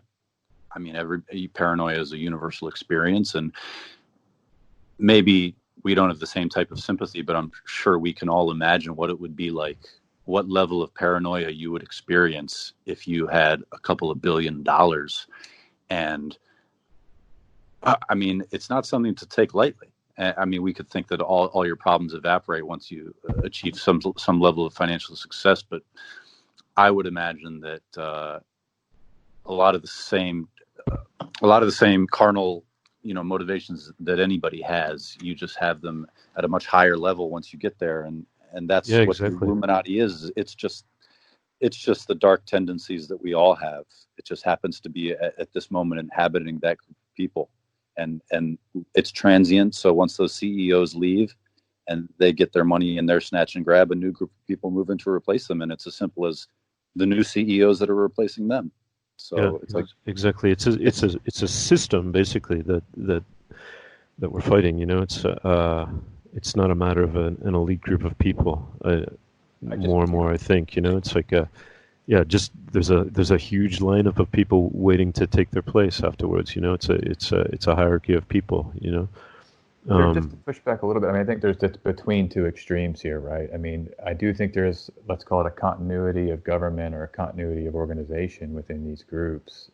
I don't think it's purely transient. I mean, you have kind of, I don't know if you guys have ever been part of a group where you have bylaws and then you have goals, and that governing document drives the organization's actions. And so it almost doesn't matter who the members are at any given time, but there's a governing document. And I do think we have names for some of these groups, like the roundtable groups in the late 19th and early 20th century. The Rockefeller Foundation, I just sent that over. I mean, you've got technocrats that are like 100 years old that have been in these halls of power for decades and decades. You've got the groups like Skull and Bones. I mean, so I'm with you that there's total chaos here, but I do think that and I'm with you that there also is kind of this is more about an energy that people can kind of put on for a moment of time. But I just do think there might be, organization is a part of this too. I think there's evidence that bears that out. I mean, it's not like a intangible theory of them or Illuminati. I mean, we have records, we have documents, we have roles of membership roles for some of these groups. The Global Superclass is a great book. Yeah. So it's worth just saying that. No, I certainly agree with that.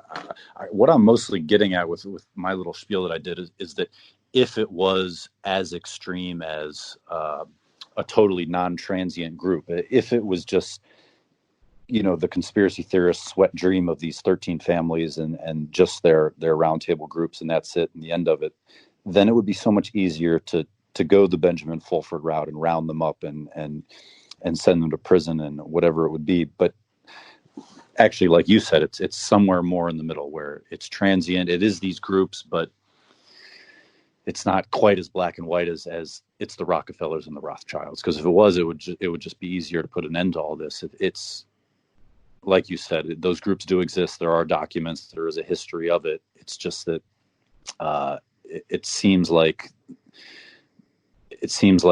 there's always a new line of people that are ready to take up the helm and follow those doctrines. And that's the reason we can't put an end to this, because it's not just a few evil families and a few evil people. It's like it's a chair, and everybody in the world would love to be in that chair, and when they get there, they behave just like the last person that was in it.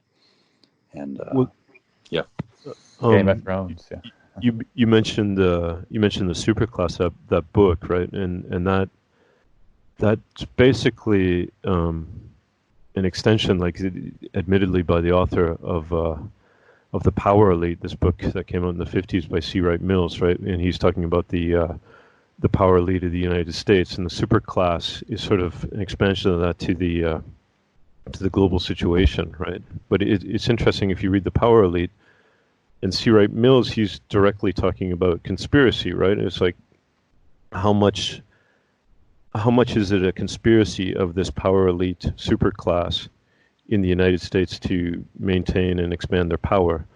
And so he's a sociologist, so he's studying these groups, right? And he said it's more of a case of they see each other all the time. It's the once you get to that level, this 0.01% of the population or whatever, it's a very, very small group of people, and they all know each other, all coordinated. They go to the same, their kids go to the same elite schools together. They're in the same social clubs together. And so his conclusion is they don't really need to actively conspire. They just work together as an entity, they protect each other's interests, but also they compete with each other. So the conspiracy, if you want to call it, is a more sort of a natural conspiracy that happens.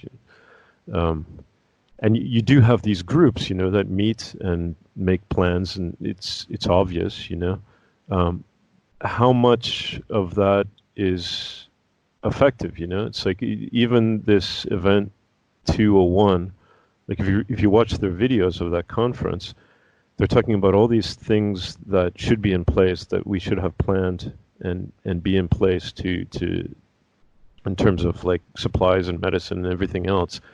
And then you look at the situation that's happening now, and none of those things that they advocated in that video are actually in place. It seems very different than that simulation,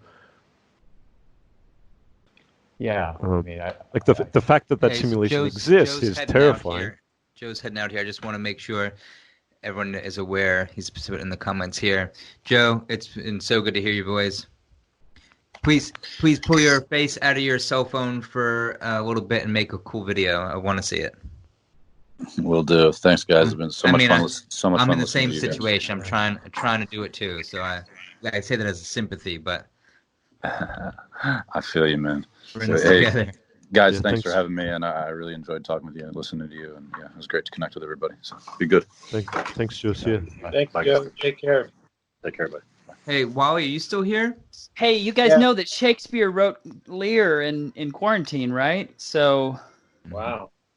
you guys could. He didn't have a smartphone. Think of what he could have done if he did, man. or he wouldn't have done. Yeah, exactly. Yeah, I'm still here. I'm starting to fade. I'm probably going to jump off the call pretty soon myself, but I'm still. How still- late is it? It's like 11:20. So, but I was up super late last night, so I'm just a little sleep deprived. But I'm good. I'm listening. Oh, Wally, we're finally opposites. Yeah, I'm all jacked up on caffeine, and you're about to go to sleep. That's true. Yeah, usually it's Yeah. the other way around when we talk. Oh yeah, Zenor, what time is it there? Now it's like 8:20 in the morning. 8:30. Yeah. Well, I'm just curious. I threw out this idea earlier, and I mean this with zero pressure, but just want to say, I talked a little bit about, hey, I had this experience at the beginning of the week. I was really full of anxiety. I first had this like major financial situation happen on Sunday, and then like Monday or whatever it was, the blackout, and all these sorts of things that I felt, and I've been working on myself of just getting through that headspace. It's just really forced me to kind of confront a lot of like my own, like, you know, things that anxieties that I've put aside from when I was more into conspiracy shit, or, you know, just like when there was life and death situations, all the things you put aside. I ended up talking to David the other night because it was like 4 a.m. I couldn't sleep. I was really like not feeling good, and he was online, and I spoke to him, and it really helped. And actually, we made a point to like try and not talk too much about coronavirus, but it still came up, obviously. But to say, it was really good for me to talk to him. This is something I've been looking forward to, is talking to all you guys today. And I have to imagine over however the next few weeks and months progress, we're going to be feeling more of this, not so much less. I mean, I guess there is the potential, certainly the potential for Zenor, if you say maybe you know they reopen the schools, and Guillaume said that they were talking about lifting the ban next week, and maybe. Obviously, I think these things probably go on a little bit longer. But to say, from a selfish standpoint, I'd love to keep talking to you guys more, talk to you guys more regularly, not necessarily tonight. But from a selfish standpoint, I'd really like that. And if anyone else would also get something out of having that connection, I just sort of want to reiterate. I don't think SJ, I don't think you were here before, but I want to reiterate there's an invitation that we can try and make this a thing if that's anything anybody would like. Yeah, absolutely. Something weekly or bi-weekly would be really great. Yeah, I'm down. If provided the time is and I've got a lot of time now, so I'm certainly down. I miss you guys. Alan, I was thinking about you recently because I remember Easter 2016, or no, was it 2017?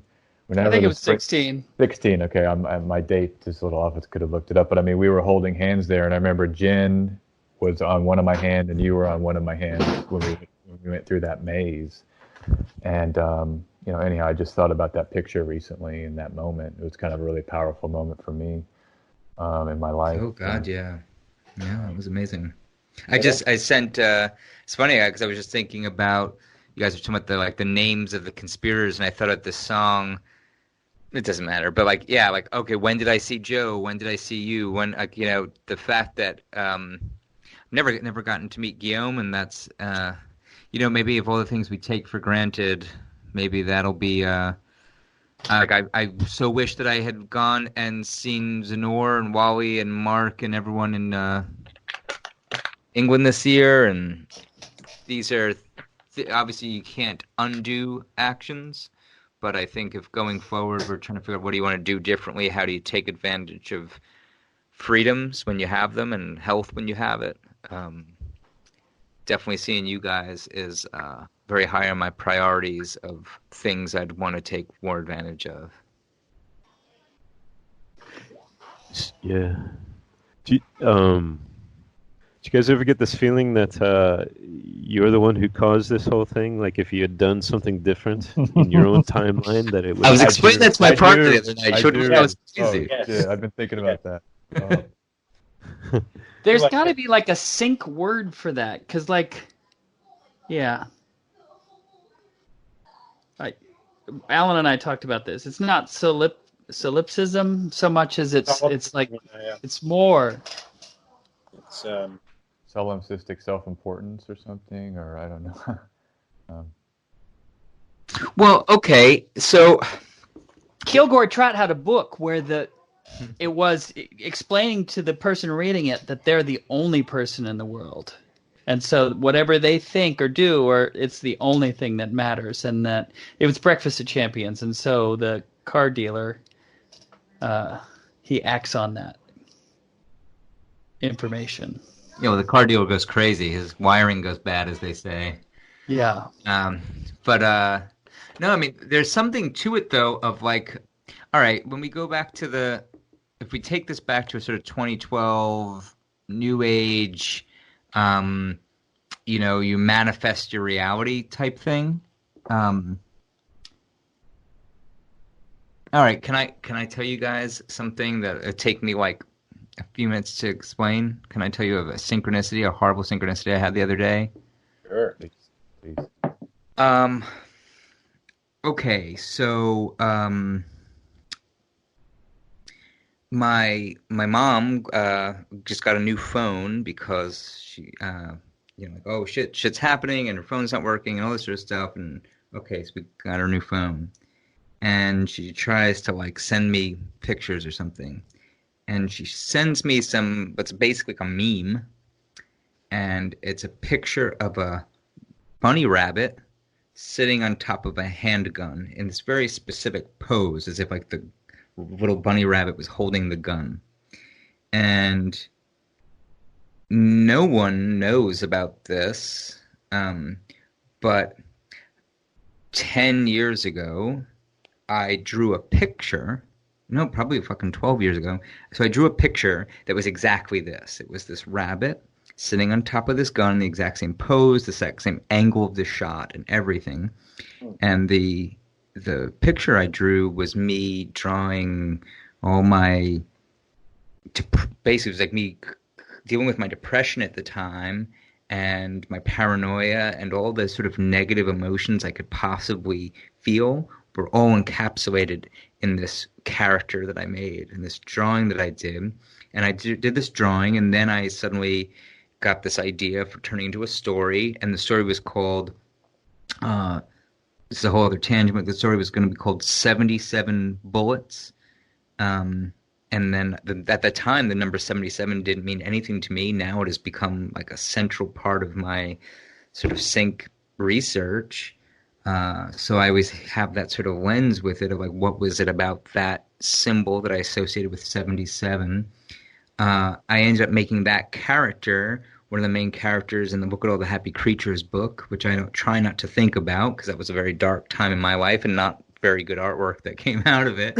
But I would have, like, this week I was, once the quarantine started, I was like, oh, I'm going to write my next episode of this video. So I went back and looking through some old files of what was when I was writing about 2012. And I found some of the old artwork I did for Look at All the Happy Creatures. And I'm looking at this blue rabbit and all this sort of stuff. And I mean, this, in the book, it's what we become to this point where it feels like the world is ending. And it's sort of associated with this psychedelic experience of the self where kind of like a Richard Alpert's like, hey, your ego death feels like the world is ending because you are experiencing that, right? Zenor, when we talked, Wally talked a month or so ago, we were joking around how everyone is primed for the apocalypse was this phrase we used. So feeling all this sort of culmination of things, and literally getting a photograph of this thing that no one really knows about except for me, that has this really specific meaning for me. She thought she was sending me like a cute, like, oh, you like rabbits? Because I have a rabbit now. And so like, here's a picture of a rabbit, haha. And I'm like, it fucking made me want to vomit. I looked at this picture and I'm like, oh my God, like this is literally what I'm experiencing right now. I'm dealing with mental anxiety that I haven't felt to this level in years. But part of it is coupled with this idea of like, it feels like I have a responsibility to deal with that mental strife, not just for myself, but that it is intimately tied to when we say, what is the virus? Is the virus fear? And all these sorts of analogies we can make. It feels like me processing that, the darkest emotions I could possibly think of, being confronted with them in this moment, both literally and from a synchronicity standpoint, all these sorts of things, feels like that's my responsibility, is to turn this, that if I go too paranoid, that I'm making this darker, and if I can get my shit together, I can make this better. There feels like it's not so much a solipsistic like, oh, this is all me, I'm creating this, but like that I have my mental state does have a reverberation or an impact or plays a part in this bigger picture, and that we're all responsible for dealing with that in our own ways for this bigger picture. Does that make sense? Yeah, it's not solipsistic. It's your duty to contribute. Sure, but yeah, you're still feeling that like it's heavier than that. It's heavier. It's definitely heavier than, yeah. Just that's the only reason I hesitated. Like, Wally, yes, but is that like this? Like the picture that I received has these very specific meaning for me, which is all that, right. And like, hey, if you basically the story is like, if you let the fear take over you, then there's a very bad outcome for everybody. And if you can work through it yourself, then maybe it's a better outcome for everybody. Yeah, absolutely.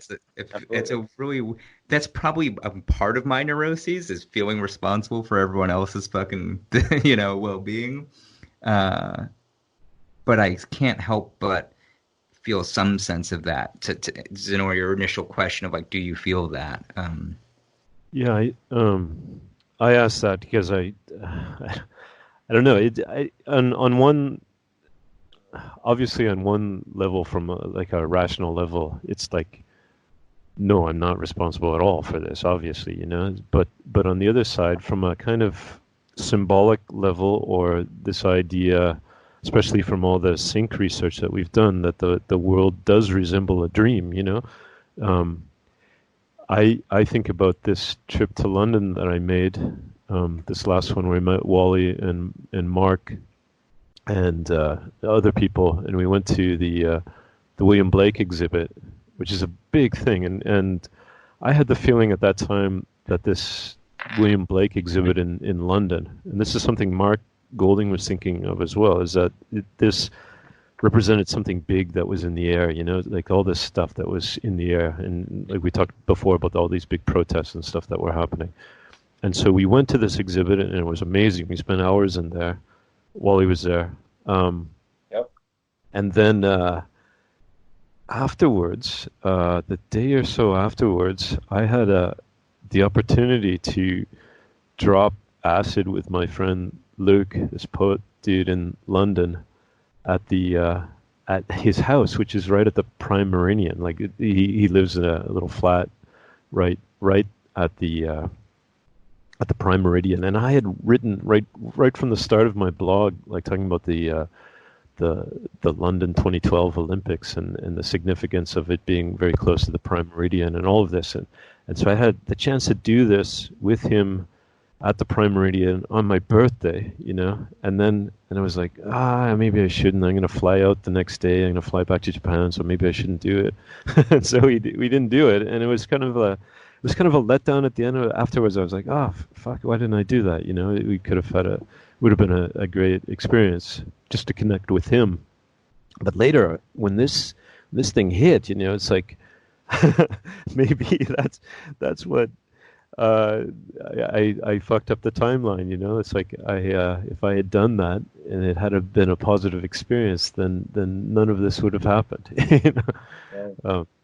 So of course, that makes no sense, on one level, but on another level, when you're looking at it in terms of your own unconscious and facing your own shadow, and then the collective consciousness facing its own shadow, then something like that does make sense in a way.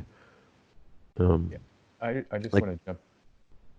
Go ahead. Sorry, go ahead, Snor. No, please go ahead. Yeah, thank you. I just want to jump here because, I'm thinking there was a call we had with David, Doug, you were on the call, I think me and Dennis last year, and I think you guys were on it, but David was mentioning that it's the 9th film by Quentin Tarantino that was released, Once Upon a Time in Hollywood. It was the 9th Star Wars that was released, and he said he had a premonition of this being a really big moment, right? These number 9s aligning, and so I think that, I guess why I'm bringing that up is that I definitely feel this collective force that's almost, it's just this inevitable, unstoppable force that's happening on a collective level. I think that's undeniable. And just to also throw in here, because we're talking about the nature of reality now. What is real? Right. How do we operate in this reality? And so something that is happening that people have been talking about for a long time, astrologers have been talking about for a long time, is this alignment between Saturn and Jupiter. And that is something that you can go outside and see, and that's kind of tangible, something you can hold on to, and something that I think everybody is seeing at the same time. And people have been saying for a long, long time that this is the year, 2020 is the year where there's an explosive change that's going to happen on a collective level. And so I throw that into this mix because there's a bit of relief. It's like, shit, yeah, I look at my life and that little prayer ritual that I did at that time, did I do something, or that little magical act, did I go the wrong way? But I think there's certainly choices I've made that put me where I'm sitting in Batumi, Georgia, and I can't speak the language, and I'm eating these Georgian pickles and stuff. So I've made choices in my timeline, but at the same time, there's this collective, overpowering thing that's also happening, and it's undeniable. I mean, we can, and this gets to Mandela effect stuff. Is that even real? Maybe I'll wake up tomorrow and Saturn and Jupiter are going to be in different parts of the sky. And until that happens, and I'm like, whoa, what just, I haven't had a Mandela effect moment like that in my own life, where it's clearly that the time-keeping mechanism, which is the planets, Sunday, Monday, Tuesday, Wednesday, until that gets disjointed in a way that's oh my God, now there's only 5 days in the week? What? I think I'm feeling it's, I don't know, I still feel pretty grounded, I guess, with all of this. And just in the sense that it's inevitable, there's a divine hand in it, hopefully. And we can all kind of just hang on and trust the storm is coming. No, I'm just kidding. But trust that there's a bigger thing here happening. Yeah, I just saw somebody posted a message that Nelson Mandela just died of coronavirus. That's funny. Is it a joke article or? Who fucking knows? It's a meta joke, It's yeah. But that kind of stuff, and it's. I think that's what McKenna is talking about, right? From ages ago, is that there'd be a entire breakdown of what we can even recognize as being real, and we would get to this point where we were unsure of the clear boundary between our own apprehension of reality and this collective Didn't Joe Alexander say at the beginning of the call he was talking about his cell phone and he says he's constant, like everything you see, you're already bored, and what is that? That's the end of novelty, right? Right. Yeah. I don't know. Or No novelty surprise. addiction. Yeah, sure. Cheaper and cheaper highs. Looks like Wally's signing off here. Yeah, Wally, I'm so glad I gotta got to crack- hear your voice now. Yeah, likewise. It's been really great to connect with all you guys. Some of you I haven't spoken to in ages, like SJ and Doug. It's great to hear you guys. I remember our airport meal. While Oh, I do too, fondly. man. Absolutely. That was a great time. Yeah, Alan, I definitely second the notion of making this a more regular thing. I'm definitely up for that. So please keep me in the loop.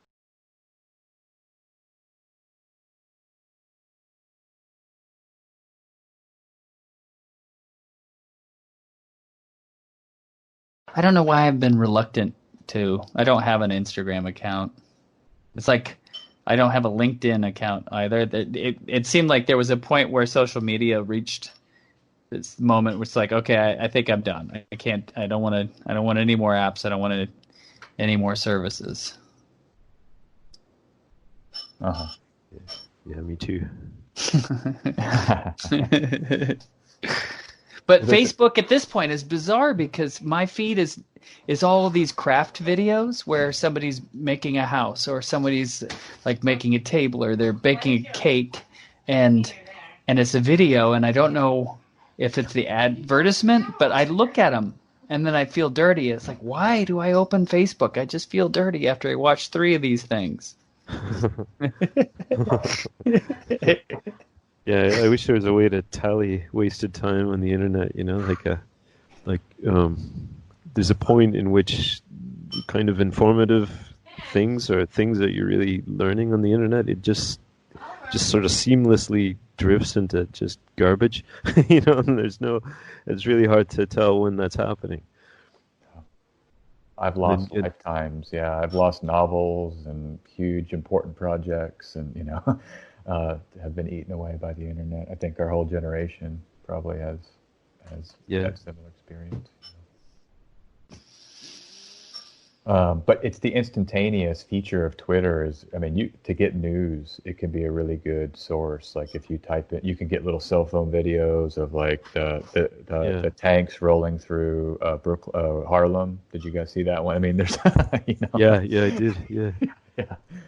So. Yeah, I use Twitter like that. You know, I don't have an account, but I use it as a news source constantly. Yeah.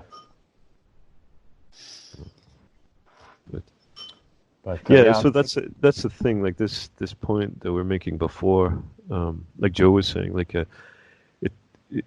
the quarantine lifestyle, is not so much different than our lifestyle before, just because we all had internet, right? But then what happens if that's shut down? Like if that blackout that Alan was talking about continues, for whatever reason. Like we don't know where this is going to go, so you can kind of anticipate that maybe there's a point where that gets shut down. And then what does that mean? How does that change things? And it would massively, like I would no longer be in this kind of international headspace where I'm now. I'd be in Japan, I'd be in my neighborhood in Japan. Well, so I'm thinking about it like hyper local. So like, so I've mentioned a couple times how, oh my gosh, the house is going crazy now. Sorry. So you guys probably didn't realize, that my barking dog in past years died over New Year's, Charlie. Oh. Sorry. Yeah, it was super rough because it just came out of nowhere. We found out about New Year's, and anyway, so I took him to a vet. They basically said it's palliative care from here on out, and we had one more weekend, and then he died. So, but then a month later, we saw another guy pop up at the pound, and so we went and got what amounts to a puppy, a very big puppy. So there's a lot of training going on lately. He's got a little deeper bark, and he's maybe a little prettier, but he's kind of a wingnut compared to Charlie. So he's a sweet one, though. Anyway, but I've said like 2 weeks, right? We're kind of in this 2-week holding period. One of the issues that they're having is that you can't take elementary school online because a lot of the children don't necessarily have access to the internet, or they don't have the technology.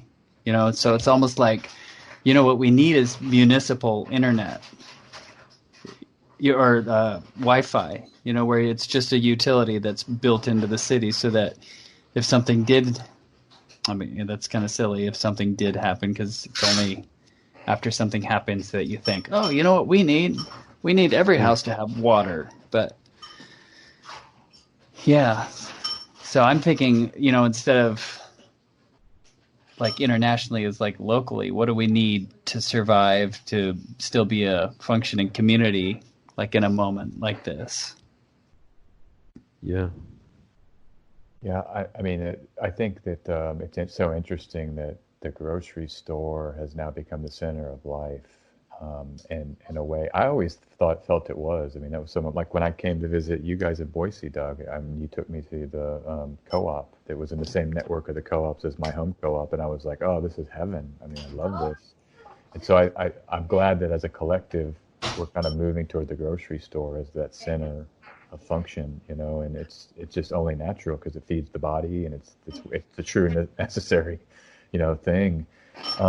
But just to say on this other point, so that's what my life is: go to the grocery store every couple of days, and then I come back to my apartment and connect online to people all over the world. So it's this kind of extremely local and yet extremely global.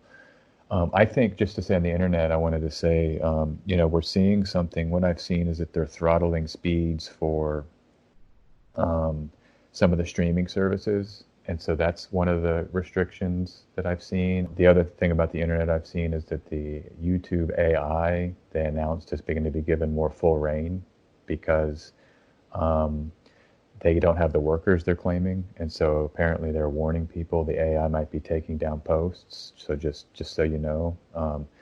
So I certainly think that the internet... That is true. I could literally show you a screenshot from my own YouTube account of them telling me that, because But I heard this because social distancing, that they can't have people in the office, so they're having to rely on... Sure, yeah. No. But to say, so it's funny because there were these people claiming, I saw this, for one day, I saw these, again, it's these kind of Q people, and they're like, oh, the YouTube censors are down, the information's coming out. Yeah, I heard that. I saw that. Yeah, I saw that. Right, and everyone was sharing this idea of the censors are down. It's assholes. It's the opposite. Literally, YouTube is telling me. I don't know. I checked. I checked some of that. They were saying, okay, go to Google Images and type in adrenochrome, mm-hmm. and I did it, and it comes up with all this stuff. And I just checked it a second ago, and it's the same thing. So it's You see all this stuff about Bill Clinton and Hillary Clinton. Are you saying you wouldn't have seen that? Do you think you didn't see that 2 weeks ago? If you Googled, I don't know. I hadn't. Because let me tell you something. Let me tell you something. I could tell you. You definitely didn't. You're saying yesterday. Or like Seth Rich, I can guarantee you. You type Seth Rich into Google, you'd nothing, and now it'll pre-populate when you type Seth Rich, and it gives you his profile, and it'll say it's definitely Google has offered up information that it used to censor a little bit. It's not, so just I'm pretty sure from my own memory. Okay, I don't know if it's everything they're saying, but at least on that one issue, for sure. All right, I'm going to send you a screenshot here that says, and this is just, so there's two things I want to do here. One is this is YouTube saying, due to COVID-19, we will conduct fewer human reviews to protect the health of our extended workforce. Unfortunately, as a result, we may remove content that does not violate our community guidelines. Hey, this potentially could be more excessive. Obviously, that there's also then things could slip through and all that sort of stuff. Sorry, where the fuck was that I wanted to send it to? Now, the other thing with this, and if you're interested, I just want to actually put this in the right here. Boom. Now you guys have that picture if you want it. The other thing here is, if this were true in the sense of like, the adrenochrome and all these things. So, just when this was happening, a few days earlier, I had put something on Facebook about Joe Biden, and I called him a pedophile. Like, amongst of all these other things I said, I just used the word pedophile somewhere in this Facebook post. And I'm still at work, but like the coronavirus has already started, and my boss messages me, and he literally says, "Joe Biden is a pedophile?" ? And now I'm like, fuck, how do I answer this guy? Because like literally it's a question like, do I have a job this week and whatever. And I like him very much, so I'm just like, how do I handle this situation? And I thought, you know what? I'm just gonna send him. There's like 57 fucking videos of Joe Biden groping little girls and sniffing their hair and all this sort of stuff. So like, I'll just send him a video and be like, whatever. And man, I gotta tell you something. I looked, and most of those videos are fucking wiped. So then I reached out to a guy I know who's always posting about this stuff.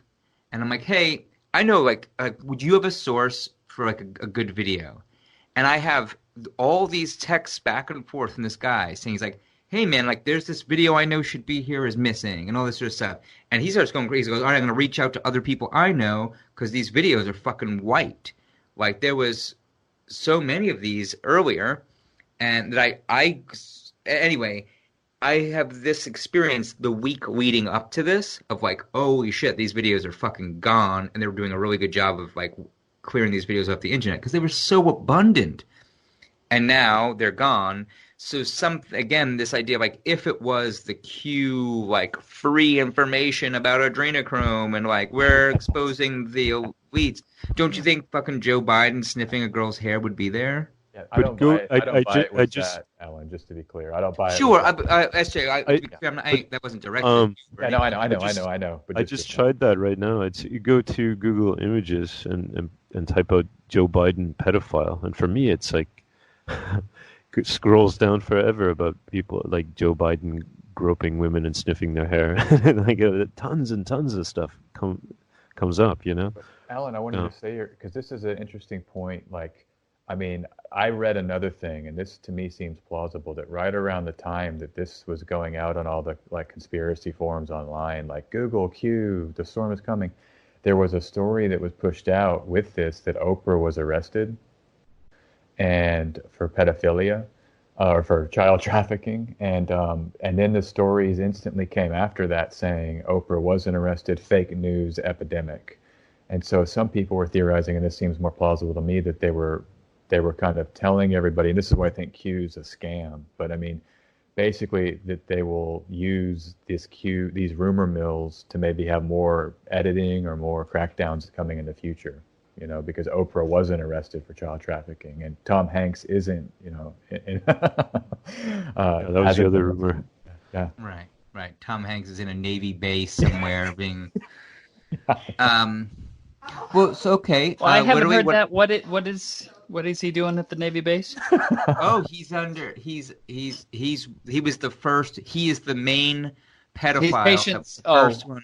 He's the first one that was rounded up by Donald Trump's army of Christian purifiers, and they have Tom Hanks and his wife in a Navy base, and they are being, you know, on secret trial or something, and meanwhile being allowed to post a picture to the world to say, oh, just tell them you have coronavirus. It's a weird fucking... Anyway, while I was stepping away, when I stepped away from the call, my lady was out in the kitchen making some food, and she goes, oh, did you hear? Harvey Weinstein has coronavirus. They just announced that he got it in prison. Huh. So, he got it in prison. Well, right. So we tried to like find some more evidence for that, and there was like multiple news sites are reporting that he definitely has it, and then she found the most recent article from NBC saying two other inmates at this correctional facility tested positive. Harvey Weinstein is inconclusive. They don't know that he's tested positive yet, but other people in this prison did. So we'll see how this pans out. But I'm sure Q will take this as an opportunity, like, see, this disease is targeting like our enemies. And at the same time, they turn around 5 minutes later and they're like, this whole disease is a hoax. So like, well, which is it? Is this a fucking hoax and there is no disease? Or is it like God is coming down and is this fucking the rapture, and it's like God smoting all the Hollywood liberals, with coronavirus or something. Or is it fucking 5G? I believe it's smiting. Smote is the past tense of smite. It's ridiculous. Something you could try. I don't know if I'm picking up more just because I'm in Japan, but I went to YouTube, typed out Joe Biden pedophile, and again, like tons and tons of videos show up. So I don't know. Yeah, maybe they're back. Maybe Q has lifted the censors once again. Can you guys try it just to see if it's different? All right, so I'm going directly to YouTube. Yeah, just type Joe Biden pedophile. Joe Biden pedophile. Let's see. Oh, my computer won't even open YouTube, but it's got. Okay, so 13 awkward moments during the Biden swearing in from Politico. Yeah, that's exactly what that comes up first for me too. Then Joe Biden responds to allegations he inappropriately kissed Nevada politician who is an adult, by the way. Yep. And then I get August the Duck, 7,000 views from a week ago.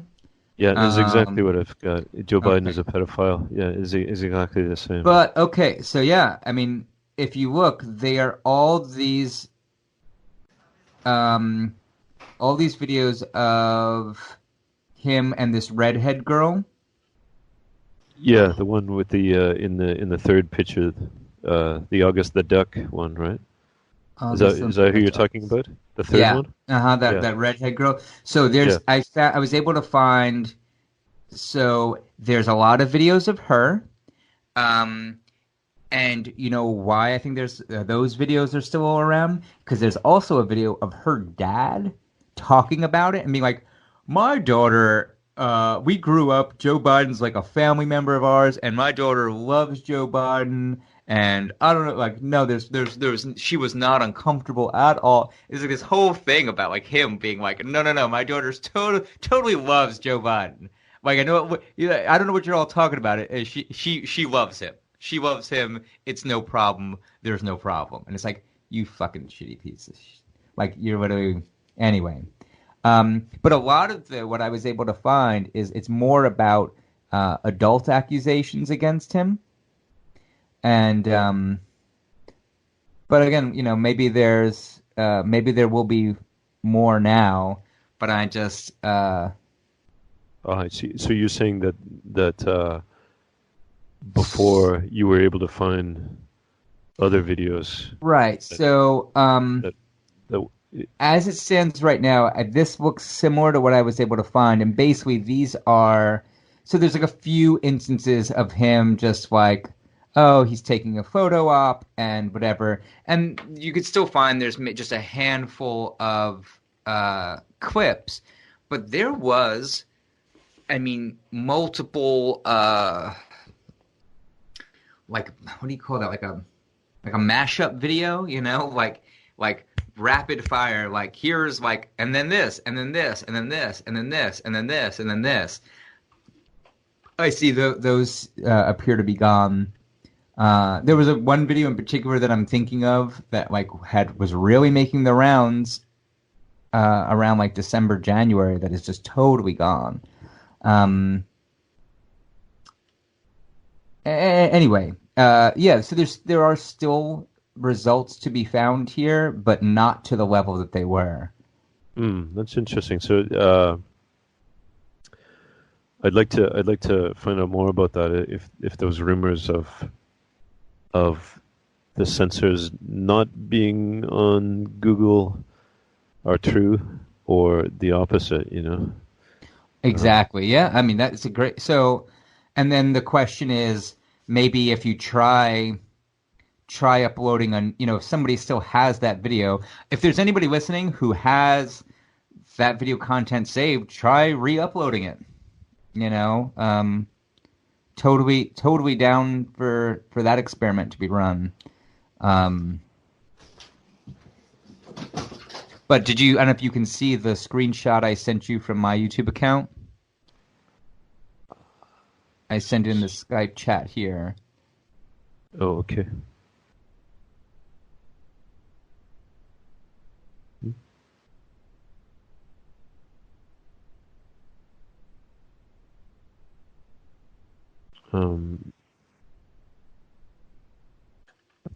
Yeah, Alan, that's what I saw going around online, and I can say that Twitter pulled that Joe Biden compilation video. It was a big one that just came out, and there was like a girl's Twitter account. She had maybe, I don't know, 5,000 followers, but the video was like viewed 100,000 too. It was just going viral, and they just removed her whole account.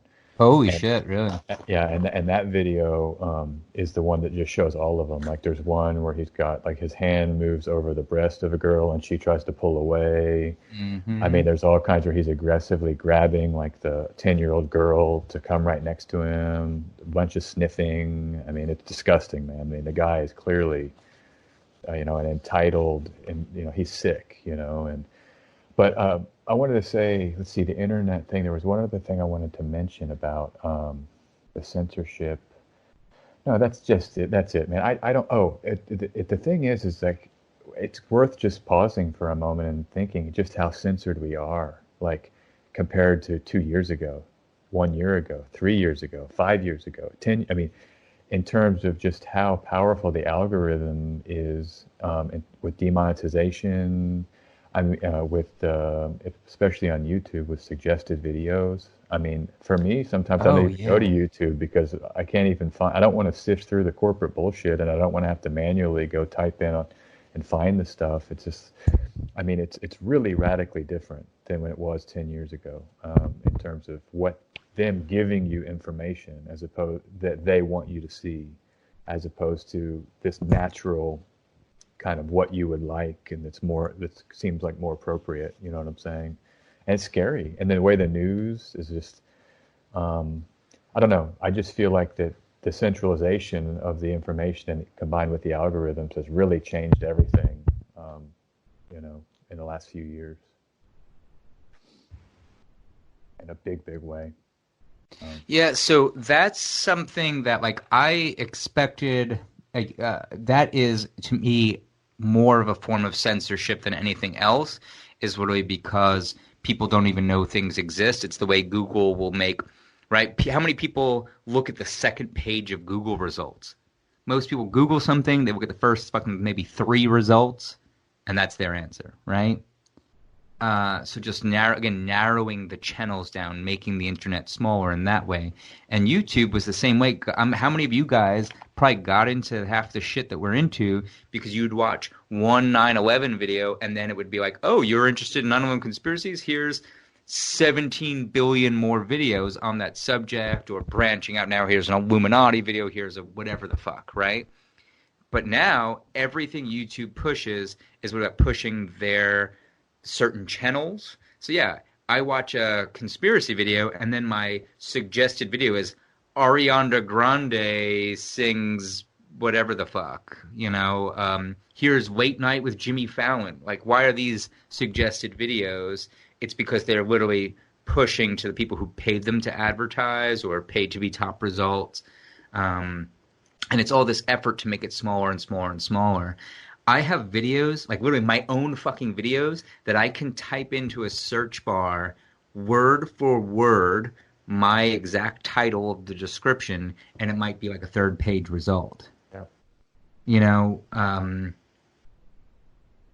I've literally tried, like, I will highlight the name of my video, which is a very specific title, copy it, put it into the search bar, and it might be like 3rd-page result. So they've this to me is more of a censorship than anything else, of just the algorithm is designed for limiting information, controlling and that you don't need a coronavirus for that. No, what you need a coronavirus for is temperature checks and the apps for movement. You need it for that Chinese style, like where you were now integrating the device is less about finding information and more about the surveillance, knowing where you are, and permission, giving you permissions to behave, to get the necessities that you need in your life. Like we were just talking about, Doug mentioned groceries as an important thing, and he's trying to stay local, and how the grocery store is the center of life right now. Now you use the coronavirus to make sure that you have to pass through you use the internet as an approval mechanism to get access to those tangible things. And that's my fear of where this is going to go, where you literally can't leave your phone at home and go buy a cup of coffee. And I don't know if you saw that Bill Gates thing. I mean, this might be a little, I don't know if it's conspiratorial. I mean, this is on his his AMA that he did on Reddit. He goes, yeah, we'll have digital certificates implantable and to make sure that where you've been is safe, and to make sure you've had the vaccine. I mean, he just said that 3 days ago when they were asking him about the coronavirus. And so this kind of biometric omnipresence of the biometrics for, I'm saying approval, but permission is where it's going. And the thing that concerns me is if you combine that with the privatization of the information, a lot of this censorship we're talking about, you would bring it up with people and they'd say, well, private company, who cares? Private company. But ignoring that these private companies became like the bedrock of the economy. They were the commons, the public commons.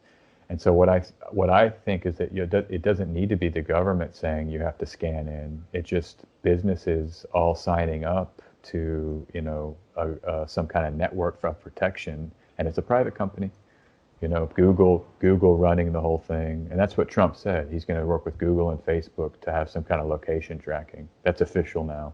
I mean, they haven't launched what it's going to be, but I mean, this is the world we're entering into, where it's and I'm open to it not being all bad. I kind of laugh at myself when I say that, but it's highly concerning because you can get turned off.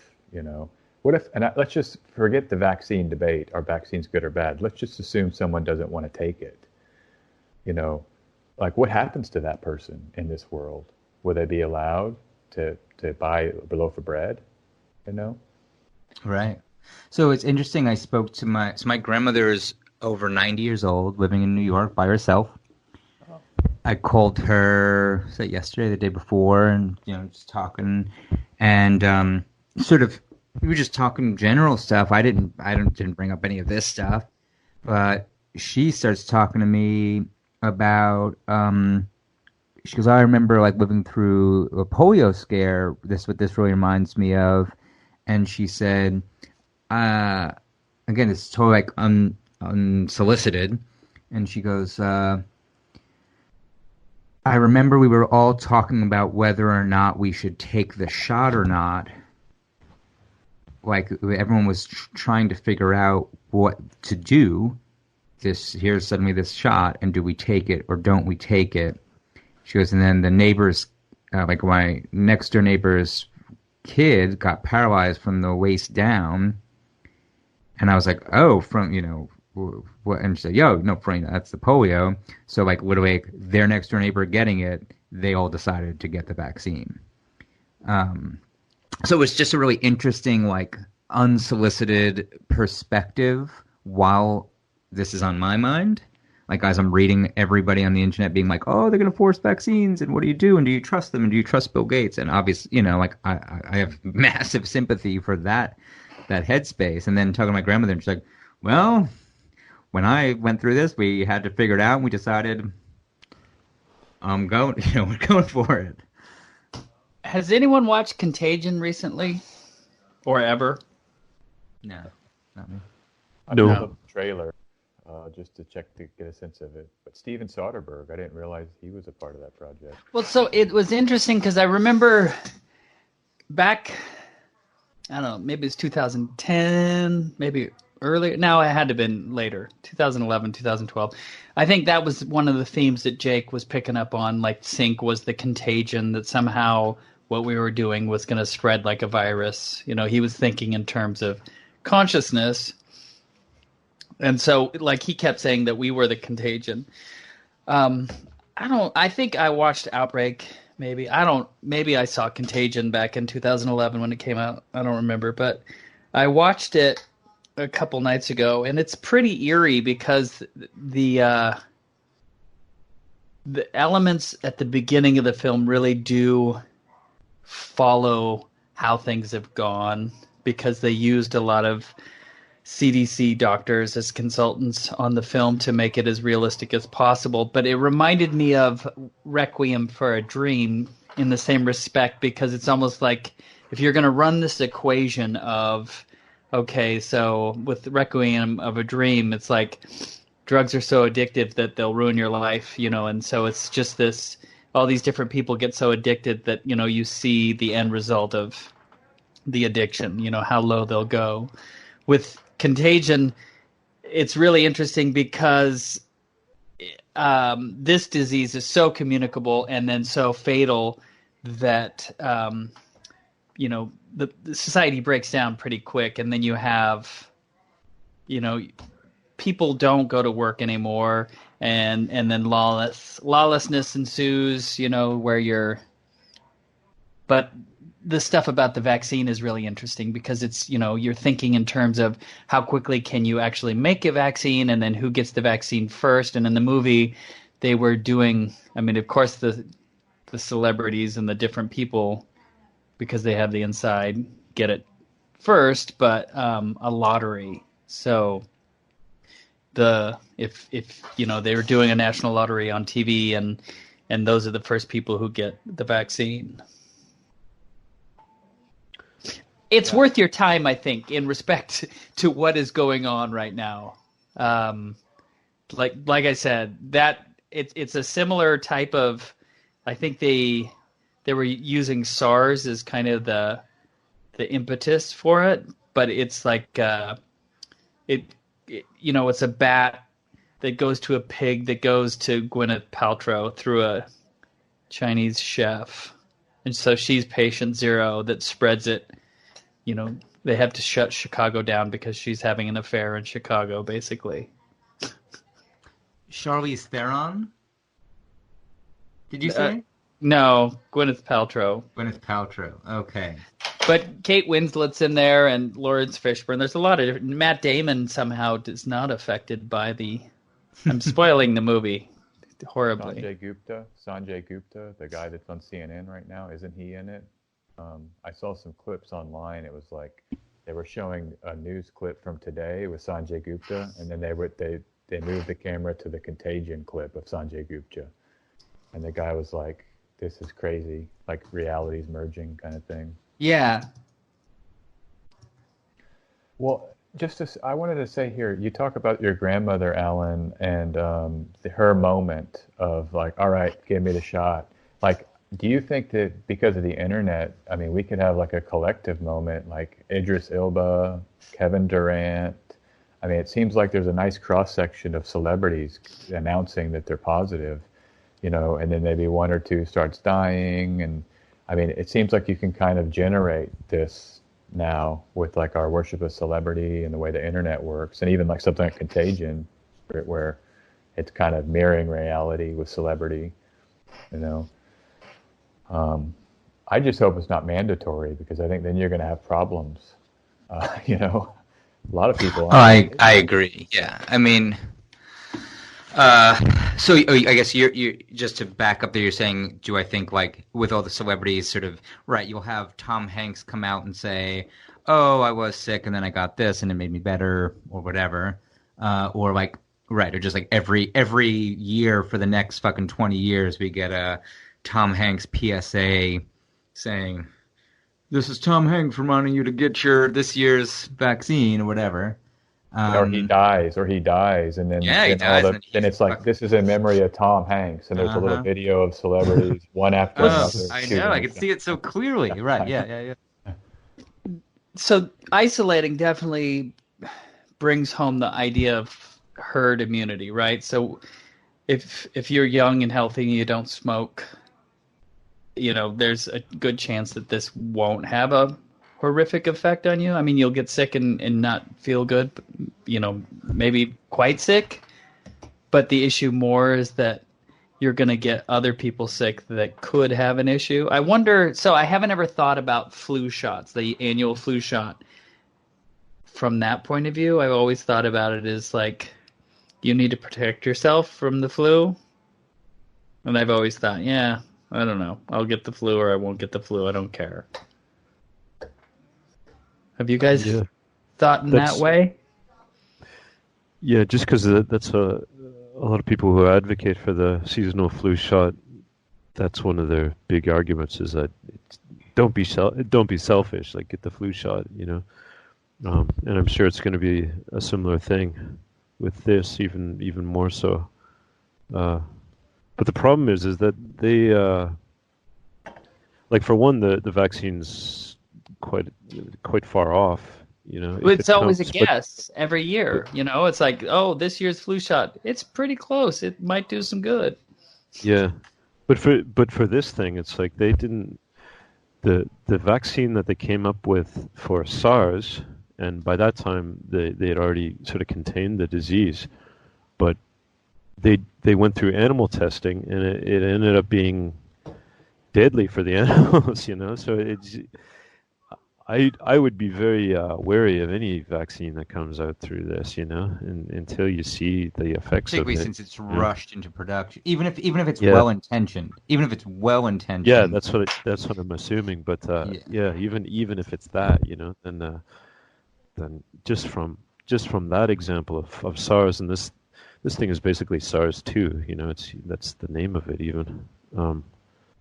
Exactly. Yeah, you never know what's going to happen with the vaccine, if it's going to be effective or if it's going to be harmful or anything.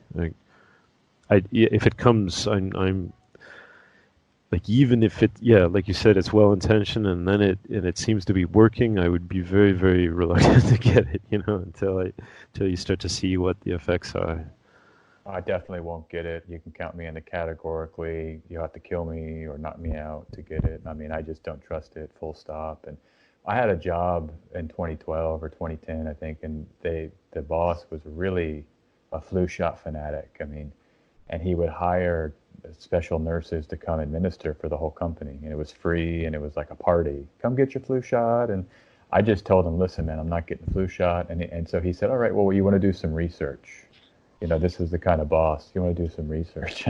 And so I did. And I went to the PubMed and I found a bunch of studies, like they're called meta-studies, where they look at all the studies and combine them into one study. And the meta-study was like you're 2% or 1% less likely to get it, but all of the studies are funded by the manufacturers. Mm-hmm. So it's like even the studies they have are funded by the industry, and taking those studies as true, the protection is slightly better according to the official narrative. The other article I found was an Atlantic article. I think it's the Atlantic. This woman wrote about 2008, maybe 2009, right after swine flu, because remember that swine flu craze? Mm-hmm. And she was like, her big thing was that the dirty secret is that you can't do double-blind placebo studies on vaccines. And that's like, anytime you bring up science with these people about other topics, they say, you don't have the science, you don't have the right studies, that's not science, but on this topic, they don't care about that. And their argument is it's not ethical. And maybe I can see that, but those two things are why I just don't feel safe. I just don't feel safe or comfortable at this point, at this time. And, I mean, I'm not against, people can do whatever they want, but I just frankly don't feel safe. On the issue of herd immunity, the arguments on that, the anti-vax people say, well, the herd immunity theory was actually someone who studied nature. And there's really no tests and science about vaccine-induced herd immunity. It's still in the realm of theory. Right. And so I wouldn't feel safe. That's all I know. And I'm interested in the policies. Like, that's why Japan seems to be an ideal place for this, Snor, because they've shown that it's not mandatory. It's interesting here also the kind of public attitude towards vaccines. It's not polarized at all. It's like, it's basically a parent has the decision to vaccine their kid or not. And if they do, they don't face a backlash. And if they don't face a backlash. It's not polarized and it's not politicized, because everybody realizes that it's like there's a small chance if you don't get the vaccine that your kid's going to get terribly sick because of some disease. And if that happened, you would feel terrible. But there's also a small chance if you got the vaccine, your kid is going to get really sick and you'd feel terrible about that. So just to not make anybody feel bad about this really important decision, let's not talk about it, God bless Japan for their highest priority is we don't want to make anybody feel bad. Yeah. That's Japan in a nutshell. Yeah. Well, exactly. we don't want to upset you. It's fine. But yeah, I mean, think about that. So, like, exactly that fact right there of like, if you do, you're taking this chance, and if you don't, you're taking this chance. It is a fucking gamble, and that's true of every, like, again, this is if you try and have even the most smallest version of this conversation with most people, it's like, oh, you're an anti-vaxxer and you're this, and it's like, whoa. I'm just saying, like, let's talk. There are risks, and there might be a better, like, maybe you so to like childhood vaccinations. I've made the point of like, hey, maybe we don't put like 100 fucking injections into this kid at the very beginning of their life. Maybe you spread those out more. Maybe there's some are more necessary than others or whatever. And it's like, oh, you're anti-science. It's like, all right, man. And the other side is true as well. People get really upset. Like, you vaccinate your kid, you're a child abuser. Like, yeah. It's so polarized on both sides. It's like,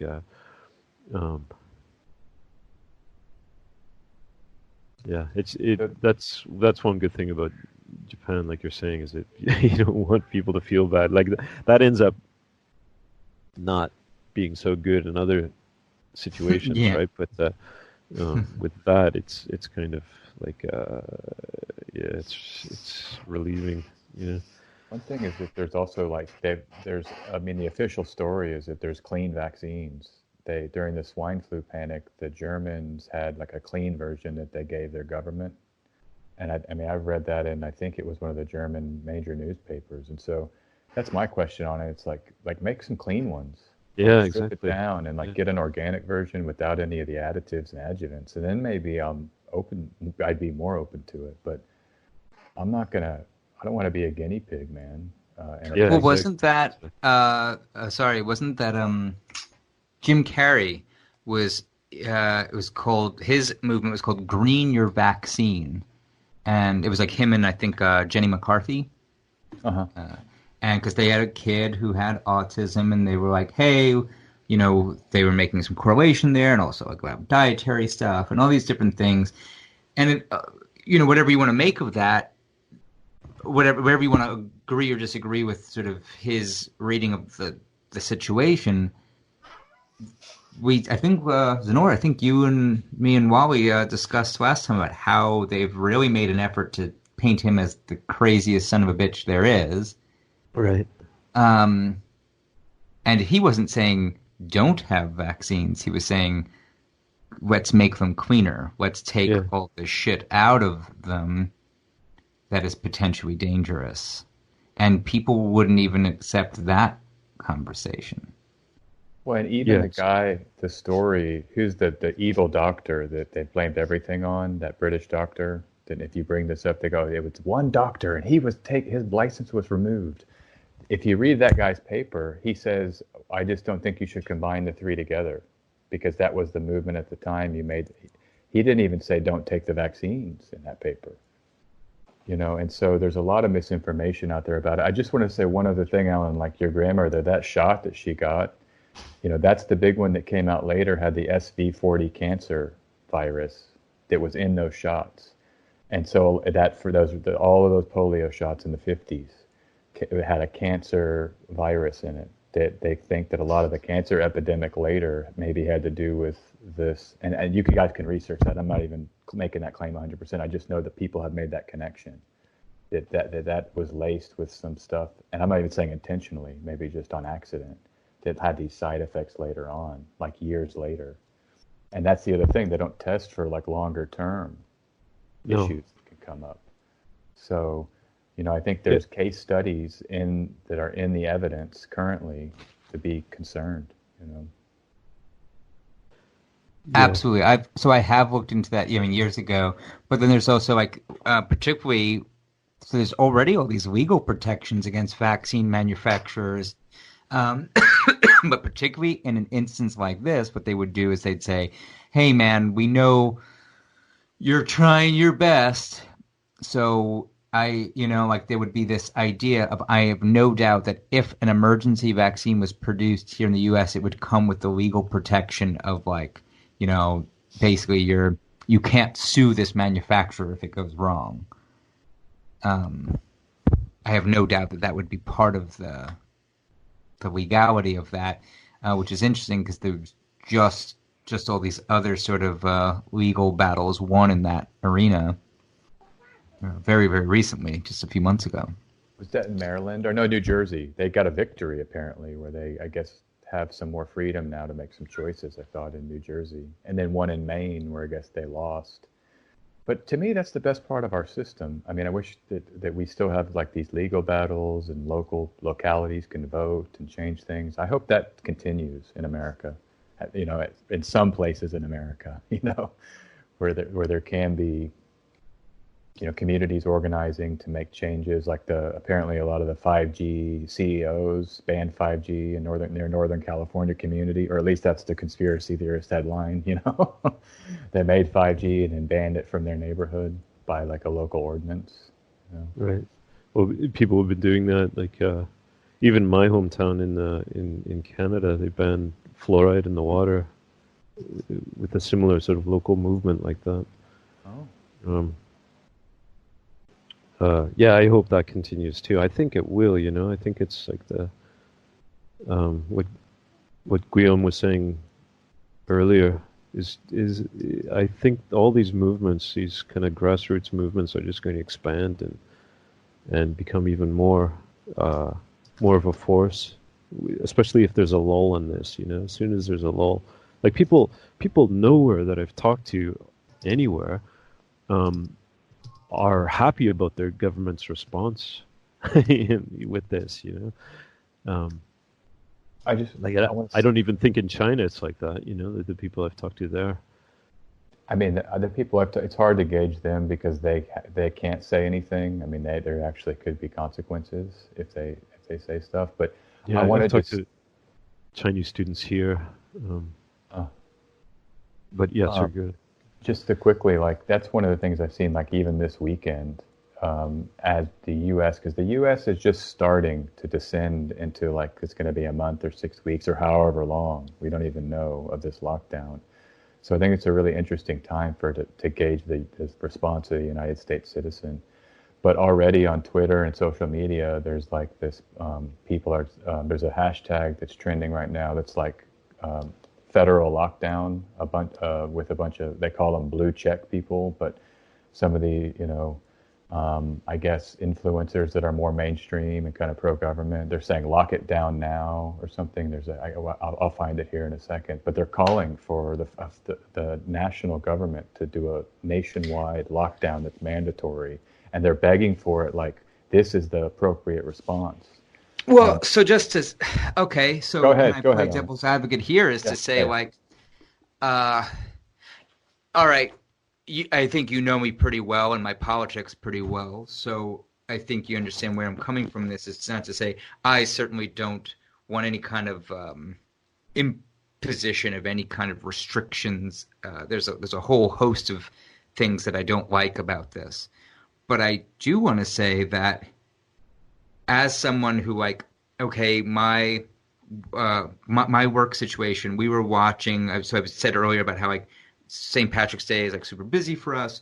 So we were ramping up towards this St. Patrick's event, which would have been March 14th, I think, was the Saturday. And there's just this. It happens every year that there's it's this huge gathering around all these bars and restaurants around this area where my job is, and it's this like street fair. They have, it's just like stupid amount of sloppy drunk people.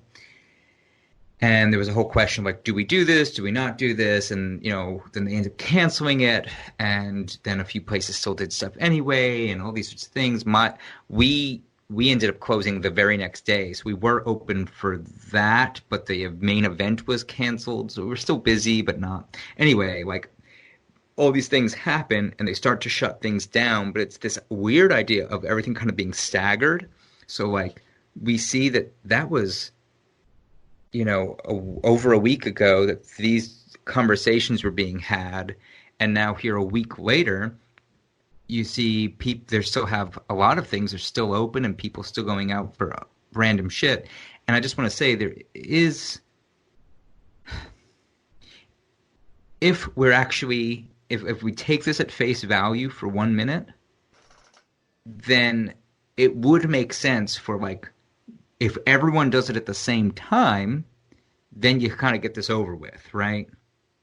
You can keep people separated and see and not overwhelm the hospitals.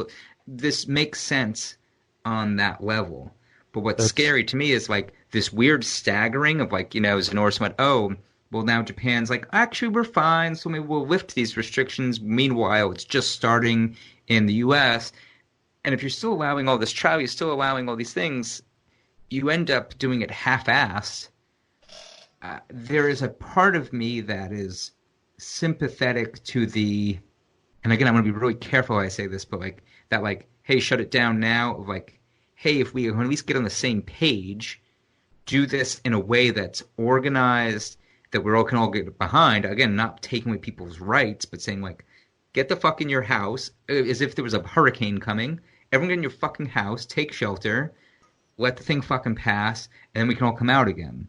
I just want to say, I wasn't, and I'm sympathetic to that too. I was more just bringing this, it's the national... Oh, yeah. Yeah, the national lockdown hashtag, just because Nor was saying a lot of people are critical of the government, and I'm just saying that a lot of people are feeling like you just articulated, including me. I'm open to that too, Alan. I mean, if that's what's going to make it go away sooner, it seems like the logical response. Like if we take it at face value, that's the if.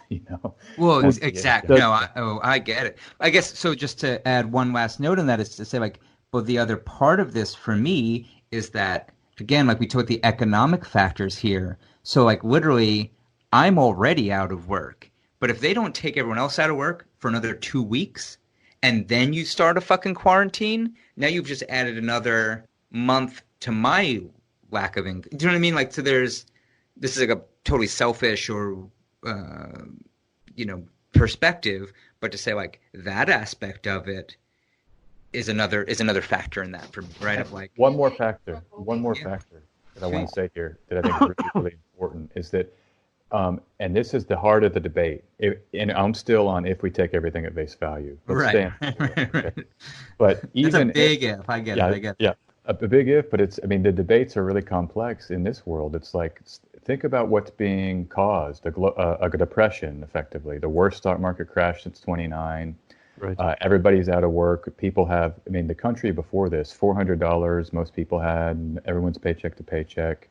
And so the question for me becomes, how many are you going to kill from instituting a depression versus how many will die from the virus? And to me, this is a real question because people are going to be potentially on the streets, absolutely starving, and so that is I haven't seen anybody do that analysis like in mainstream. Yeah, I've seen that. I've seen that otherwise. Like I don't know if you guys have been looking at these videos by Peak Prosperity. This guy Chris Martenson. Been doing a video every day since the end of January, and he's really good. Like he's really sort of nailed it all the way through, and he's saying like way before the whole media hysteria hit the U.S. But he's making that point too. It's like you've got a balance between how many people are going to get the virus, and then do you want your healthcare system to get swamped all at the same time, or do you want to keep the economy going, right? And it's a kind of a crazy balance because once you if you put too many people on lockdown, like you're saying, then the economy gets shut down.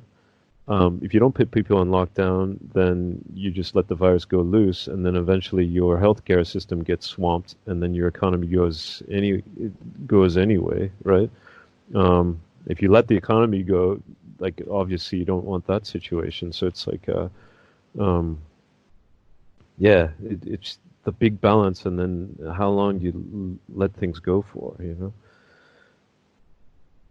Doug has just posted a bunch of stuff about New York City being the new epicenter. Did you guys see this? I mean, and that's like, if let's stay in the if world. I mean, that's serious. Like it's exploding, right? You were And talking about the lockdown. The lockdown's going to happen. Well, I mean, the state of California, I don't know if it's enforced, but it's like shelter in place, which is a little more than like the advocating for social isolation. You know, so they're not to the point where they need to have documents to move around, but it's definitely a step closer. I know that in New Rochelle, they definitely had the National Guard there, and they locked that area down. The people could still go to the grocery store and move around, but they closed down all the businesses. But I definitely think it seems like it's exploding there. That's where, you know, that's where the lockdown will happen. yeah, I think the Chinese style temperature checks and things, I think if anywhere it'll be in the streets of New York City, because it's already built in there. And there's not actually that many people living on Manhattan. You know, they all go home. And so I think my friend's in Harlem, and I talk to him pretty regularly about this, and that's his theory too, that they're going to be in Manhattan with checkpoints and things. And that makes sense to me, whereas Texas is a nice thing to juxtapose this with, Doug, because today the governor of Texas just said, I'm not going to do a shelter-in-place order. The suggested social isolation, I guess there's like all these new technical words, but he's going to stick with that. And that's not mandatory, but it's just recommending 10 or less, and businesses, you know, so it's interesting how different locations are responding differently. And of course, in Texas, everybody's got tons of guns, AR-15s. The other thing is just the accelerating nature of this. Like somebody, I was reading this analysis on Reddit, and this guy was saying, like, if you look at the number of cases up to 3 weeks ago, right, and you take that number, it's doubled in 2 weeks, and then it's doubled again in another week, you know. So this is just, it's ramping up. Like if you look at that rate, if it continues, then we're looking at like 1 million cases into April worldwide. Like, of course, that's a million cases of people who test positive for the test, right? That's what I was just going to say. Yeah. Which is who knows what that means, right? Yeah. But you see a parallel graph with the number of deaths, right? Like a similar sort of exponential line. But just I just brought that up because this is all going to accelerate too. You know, it's like the thing's going to go exponential. It is going exponential, but it's just the numbers are going to increase tenfold really quickly. Yeah, and that's where we go back into the if part. This is where it flows right back into this this world we've been in, and it starts to dismantle that world because, you know, you test everybody, and now you have more cases, and that seems to be the case everywhere. And I'm reading mainstream. This isn't even conspiracy of people saying the tests are, again, we've already talked all about this, but you know, you flood the world with tests, you're going to massively increase those numbers. And then what happens as a result of that is people flood the hospitals, and then that's when the pressure starts getting on the system. It increases the panic. And so I expect one thing that'll happen, this happened in China and other places, they're going to have to limit the tests and say we're only going to start giving it to certain people because that limits the cases. And you have to do that to decrease the panic, to get people back to work, to save the economy. That's what China did. That's Japan's approach as well. Like that's their approach from the start. But the flip side of that is that you don't know the health of the society that you're in, you know, if you're not testing, right? But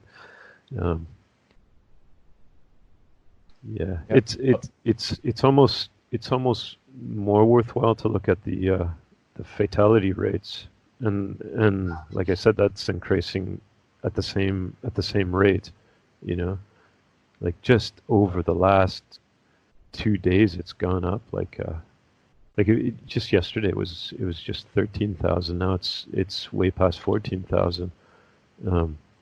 And I've been looking at these numbers for a long time, and it's just skyrocketing now, you know. So the tests are one thing because you can get all these false positives, but it's harder. Like if you're going to try to trick people with deaths, I'd imagine it'd be harder to do that, you know, I think it's easier, actually. I mean, my take on that is that actually it will naturally follow. And I just saw and I'm just open to exploring this. I really don't have a hard conclusion here, but right, you know, like the headlines I'm seeing are COVID-19 related deaths, and so that's the key word, is the related. And I mean, you just think about it, as more people come into the system with symptoms, and that's the other thing I wanted to talk about that's so scary. I've been following this from the beginning, and the symptoms list has not only changed, but it's added to where any symptom you can think of is now a symptom. I've seen that too, where if you looked a few weeks ago, it said, like if you're experiencing like diarrhea, that's not a symptom because that's a totally different thing. This is a respiratory issue. And then like a week later, there's been this article that's been recommended to me every day by my cell phone that says, hey, you know, half of all COVID patients experienced digestive issues. So, you know, like the counter to that, like to play devil's advocate on that side, is like it's just the virus. What we know about the virus is like our knowledge of the virus is increasing too. Because if it is a novel virus, right, and we don't know how it affects people. Like I remember even a month ago, people were saying that white people wouldn't get this virus, you know, and obviously that's changed. And I've heard that afterwards. I heard that about black people, and now it's spreading all over Africa. And you hear these reports of younger people can't get it at all, and now more and more cases of that. You know. So the counter to that, I can throw a counter to that if you want. No, we should be doing that, countering everything. Is that let's see. The point here is sorry that I lost my train of thought just with the counter to that is that. And you're saying as the virus is mutating, so this is the whole thing. I don't know if it's mutating or just our knowledge of it is increasing, right? So yeah. My answer is that it's mutating potentially. Right, okay. But I read the diarrhea thing. It was first of all some like 2%, and this is the Wuhan data set, which is apparently the greatest data set at the time. They released a report and they said 2% have a little diarrhea before any symptoms, and then the next day the temperature starts. And now I'm seeing diarrhea on day 4, you know. And so I think that one way to explain that is like you're saying, we're learning more, but it just seems like the data set in Wuhan was so great that I don't see how you would learn to be changing such dramatic way with the diarrhea on, you know. That doesn't seem to be a data set issue. I mean, a knowledge issue. It's more about a mutation issue. And as soon as and they already admit there's multiple strains, right? And so my thing is that it goes back to the test. So my answer back is that this is a reason why we can't even trust the tests. Like, and so I guess what I'm saying here is that people are dying. I don't think anybody's saying crisis actor. It's a question. My theory is that it's a question of how deaths are coded in the system, and that's when they say COVID related. So if the tests are inaccurate, you have a flood into the emergency rooms. People are dying because, and this is the other really important thing, they're giving these people antiviral drugs that are really bad for your system. And you can read any report on SARS from the early, and that was one of the lingering negative effects, was that the treatment they gave the SARS patients, they're still dealing with their kidney damage, etc. And so I just think that the deaths are naturally, my whole point here is that they're going to increase as you flood the system with people having symptoms and older people with severe symptoms, and then you intubate them and you give them the pill, you know. I just think you're naturally going to have more deaths, even if it's not the if in the story. You don't need that if to be true to get the deaths. Right.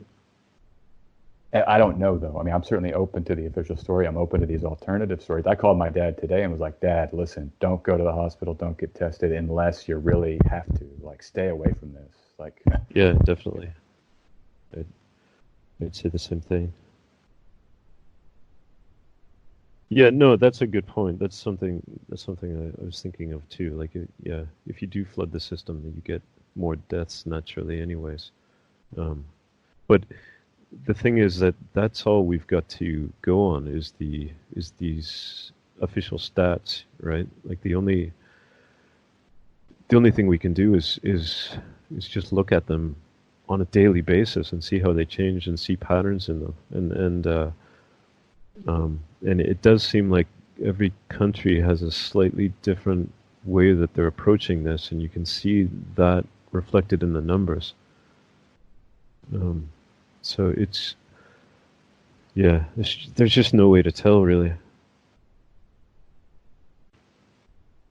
yeah, and this is why I think there's like a collective energy part of this whole thing that's beyond like a pure materialism. Like, that there's actually a collective metaphysical unconscious manifesting that's happening right now on some like deep level. And it goes into the nature of reality and these grand cycles that I was talking about earlier. Yeah. I really think that's a part of this. And if something happens on these unseen planes that's going to shift, I think it will have an effect that a lot of this, I'm hoping, it will just lessen soon, maybe summer. And then we can kind of rebuild, And like Drudge right now, they have this article they've been pinning. It's like best case, worst case updates. If you click it, and there's like doctors that they're saying best and worst case. And the best case hasn't been changing. These are official narratives that like we can come out like maybe late summer or early summer and start reemerging here. And but I do think there's like a collective kind of unseen metaphysical mind virus sync. We might even call it sync, because that's what synchronicity really is about, right? These kind of unseen alignments that happen, Yeah, definitely. I've been even thinking about this idea that, which I've written about, is the idea that 2012 and McKenna's idea of this hyperdimensional object that sort of interacts with our reality. It didn't hit this climactic point in 2012, because that was when it first came into that was when it first entered into our sort of dimension. Crowley wrote about that too in Moonchild, where it's like he talked about it as a cone going into a bucket of water, right? And if you were say, for example, like a two-dimensional being on the surface of the water, when the tip of the cone hits the water, you wouldn't really notice much at all. But it would take a while before this thing to come and envelop into the water and sort of spread more and more into the surface of the water, when you'd finally recognize that there's something really strange going on, And at that point, you realize this is it for us. The hyperdimensional object is here. It's like it maybe started in 2012, and then it's not really recognizable up until now. And that's not to say that it's the virus itself is that, but the virus is the tipping point, and everything reflected around it, including these kind of metaphysical realms that you're talking about, is all of that together. People talking about it being a hoax or not a hoax or a bioweapon or anything. Yeah. It's all part of this, it's all part of this thing entering into our reality, Absolutely. And it's like the Mark LeClaire, this could have been Alan, but I remember someone on the Sync book at one point said JFK, he didn't get killed. It wasn't a lone gunman or conspiracy. It was like his head just exploded because of maybe he had like a realization or something, And I really think that this is how we need to start looking at this virus, and the Sync community, this particular Sync community is like the cutting edge of this way to see it. And right. It's how, you analyze 9/11, like this was an event that was clearly in our space-time phenomenon with manifestations like 911, call 911, and it rippled back in the past. And it's like the event, was it Osama bin Laden, was it the Bushes, who knows? But it was like a ripple in the matrix, and from these other levels, and like David talks about, is predicted in the Zohar, because this is the time of these ripples. And I think that's really the best way to look at COVID, because you can circumvent these debates. They're going to be so tried at some point. Like, I don't want to have to say, oh, it's a hoax, and then get attacked, or say, go take the vaccine and then get attacked by people. It's like, for me personally, I just don't want to go into that. I mean, sure, I have my opinions, but I'd rather look at it from this metaphysical, like, view. Yeah, me too. Exactly. It makes it a lot more interesting too, and then you can make the other jump, like we were talking before about how maybe there was something in your own personal timeline that affected things, because once you start talking about it on that level, everything becomes in a way simultaneous, So in a way, yes, something that you did affect this entire thing, and something that you have the choice of doing right now might affect it as well. Yeah, or rituals. Like, these are what magicians do, ritual magicians. Yeah. Crowley, Hubbard, and Jack Parsons. I guess Crowley wasn't there, but I mean, they really believed, they called into being the atomic bomb, or the, I forgot what they claimed, but I mean, they did the ritual. It was before the atomic bomb, I think. And so the idea is that this ritual with two men really changed the course of history, And I think it's good to think that way. Like, I think about our ritual in Boise. I know you weren't there, Nora, but that whole event that we went to was this massive, like, 3-day Easter ritual. It was like the rebirth of the king, and we did these ritualistic, like, hour-long walking through mazes and holding hands together, and it was very much a collective ritual that, I think it's part of. These kind of things is where I start going with this idea. If we think about our personal lives, then what rituals can we do, maybe collectively and with intention, to maybe bring something in to kind of change this? I'm totally open to that. Maybe we can just do some chanting at the end of this call, and then the cases are going to solve.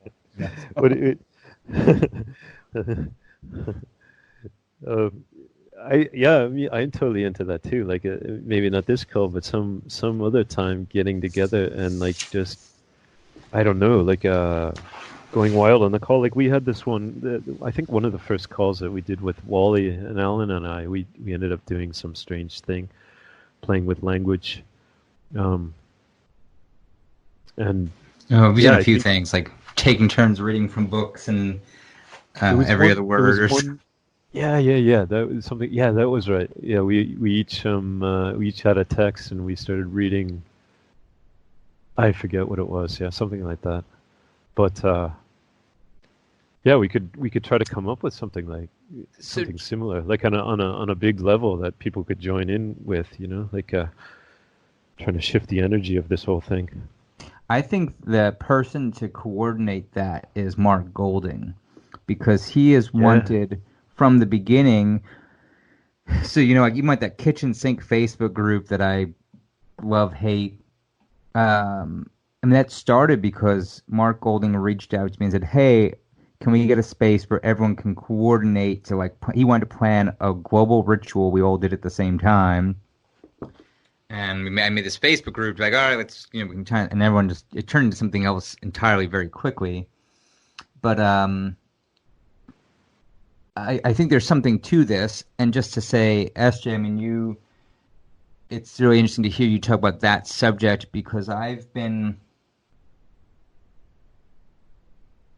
so you guys know the video series I'm making. The next episode was supposed to be about McKenna's time wave and the whole 2012 situation, and my perspective on that is changing literally, like, in this moment right now, of how are we facing this potential quote unquote world ending scenario? How are we?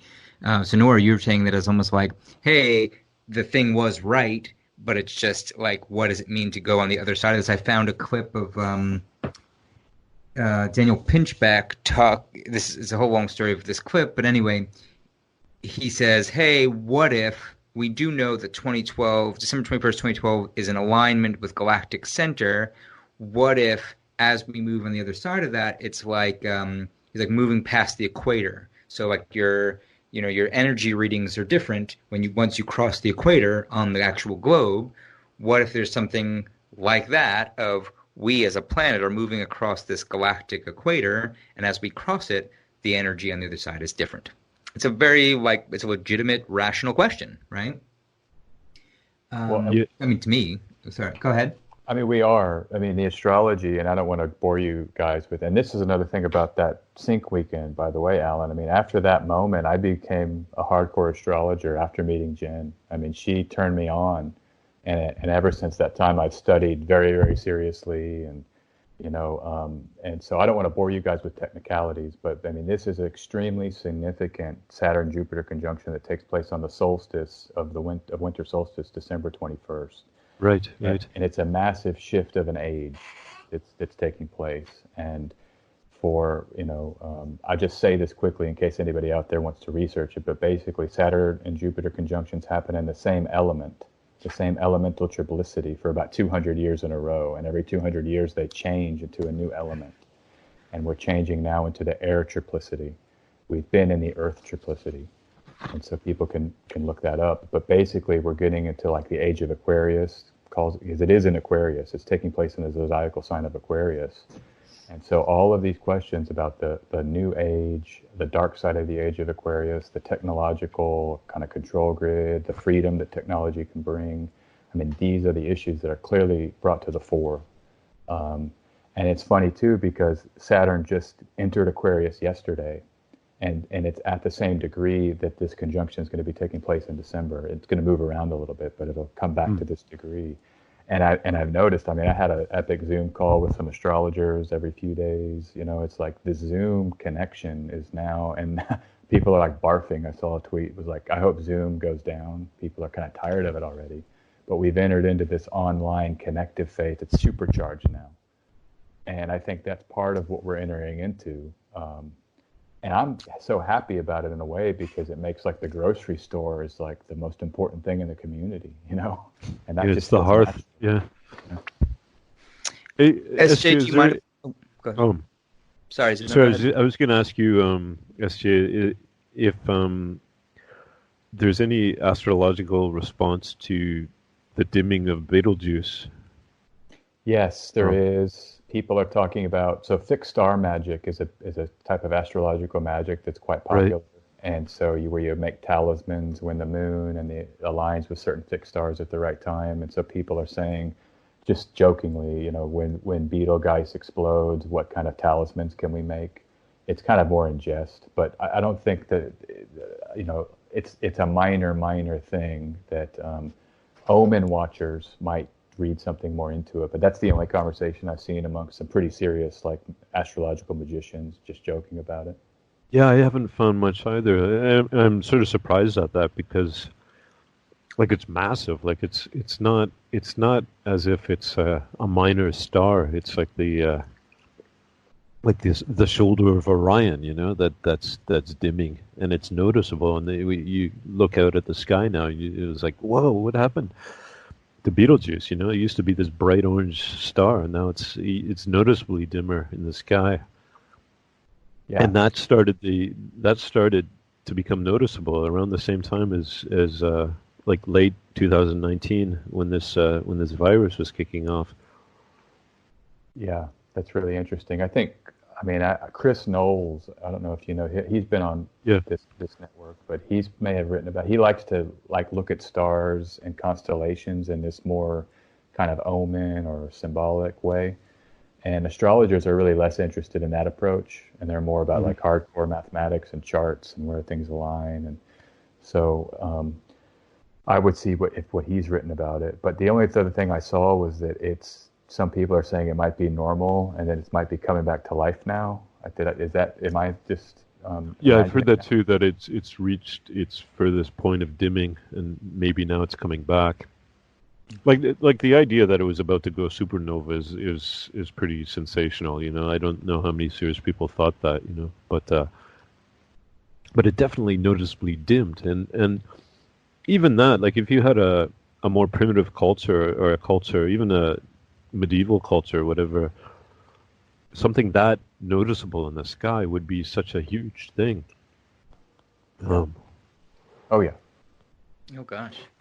Especially and just the name also, like the corona of Betelgeuse is fading out and it's getting bigger here on Earth, you know.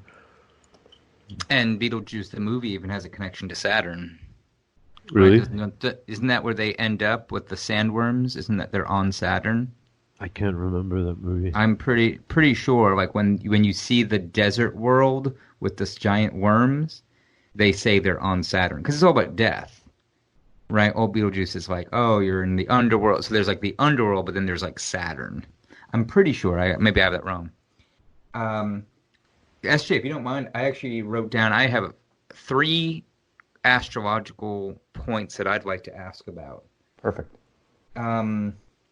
Okay, so the Saturn-Jupiter conjunction is important for me because it's literally the framing of the whole king-kill cycle for me. Right, like literally, Jupiter is the son of Saturn.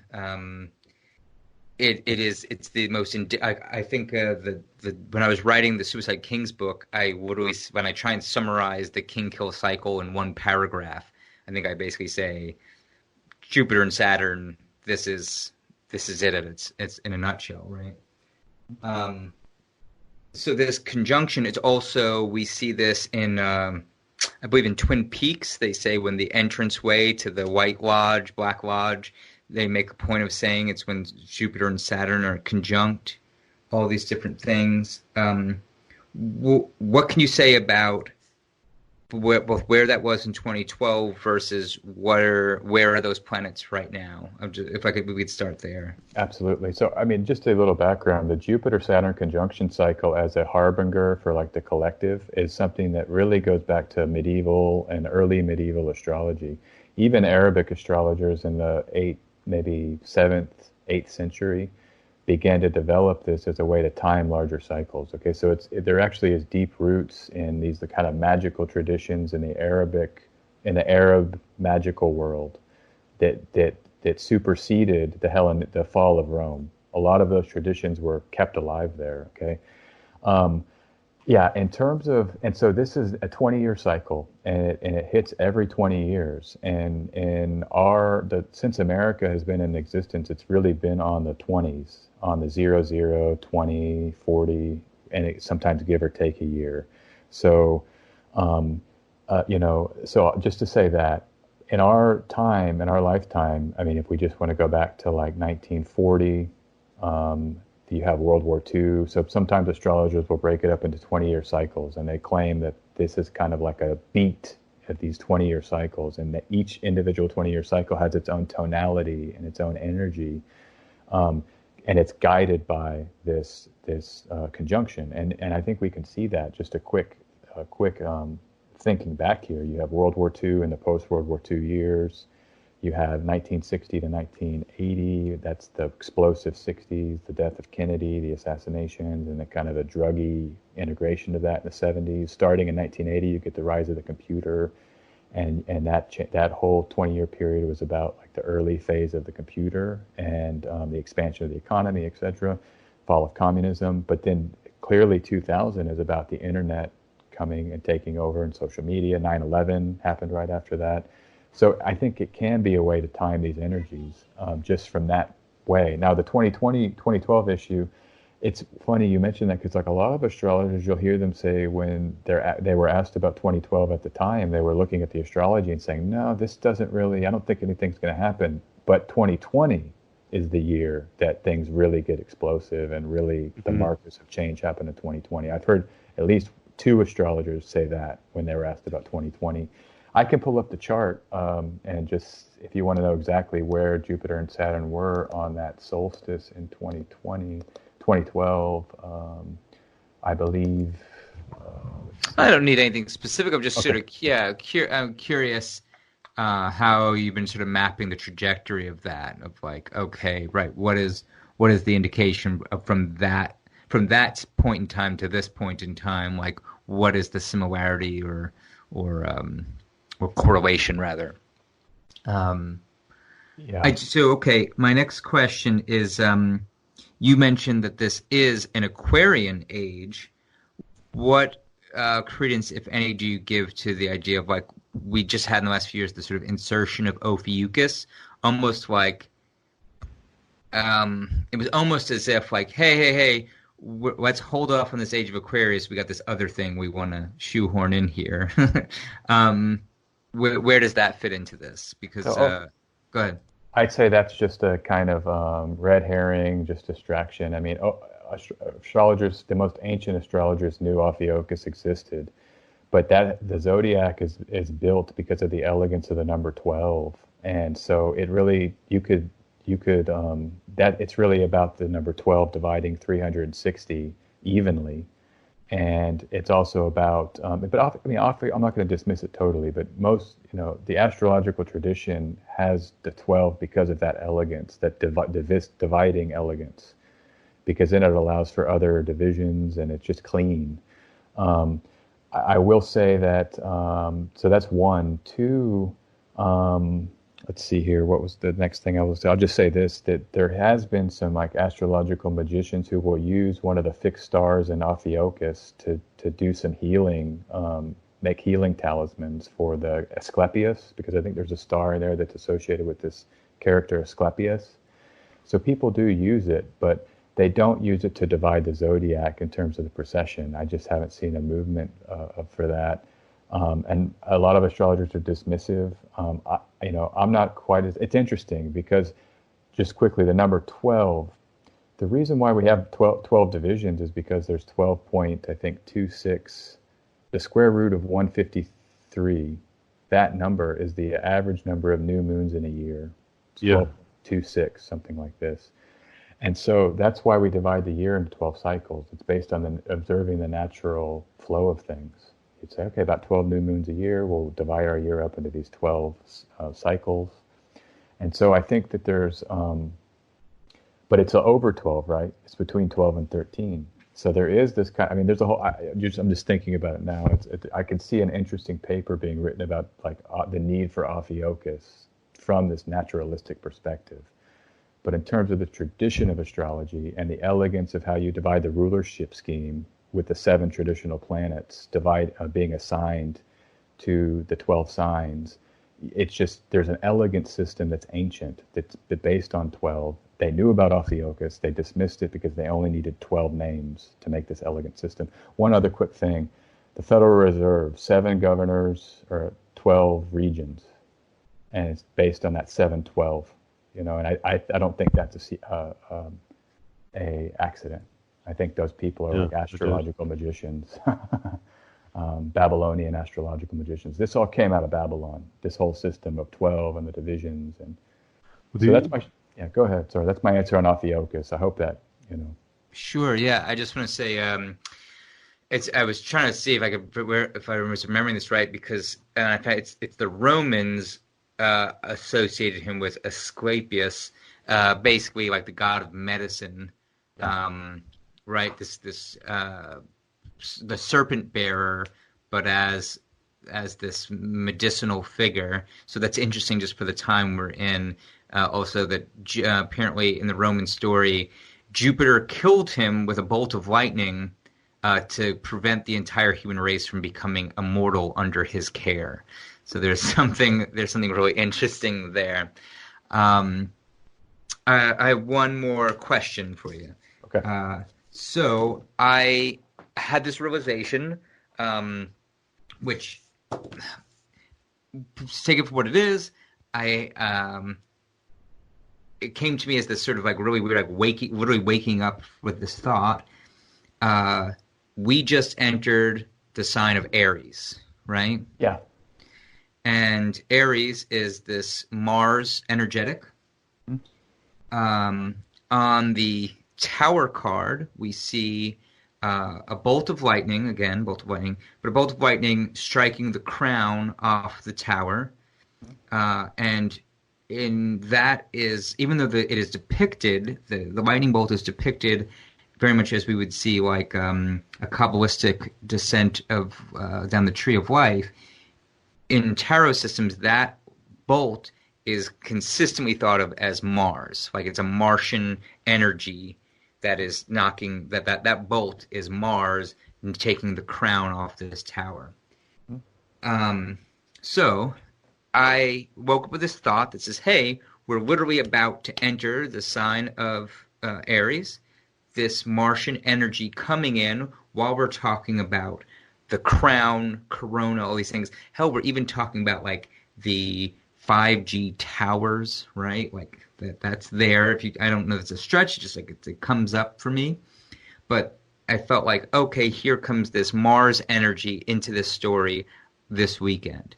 I think it's interesting, and this is the scary interpretation. I didn't even think of it at the time, but you're seeing all these people talk about martial law, and they're misspelling it. Yeah, M-A-R-S, right? And I'm like, oh, fuck, like, here's the Mars.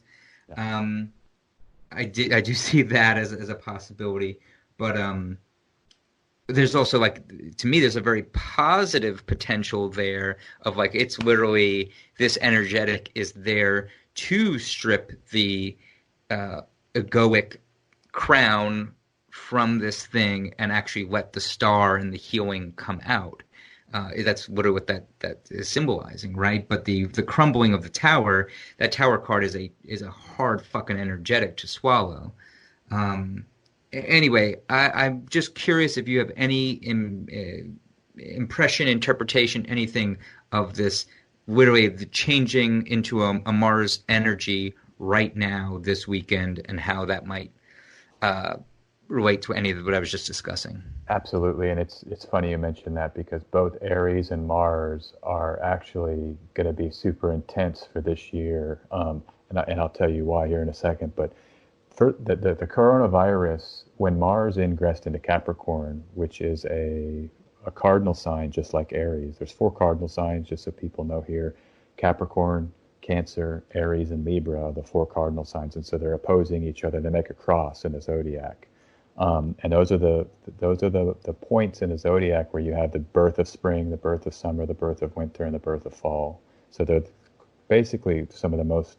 That's their nature. They're fundamental to timing our reality.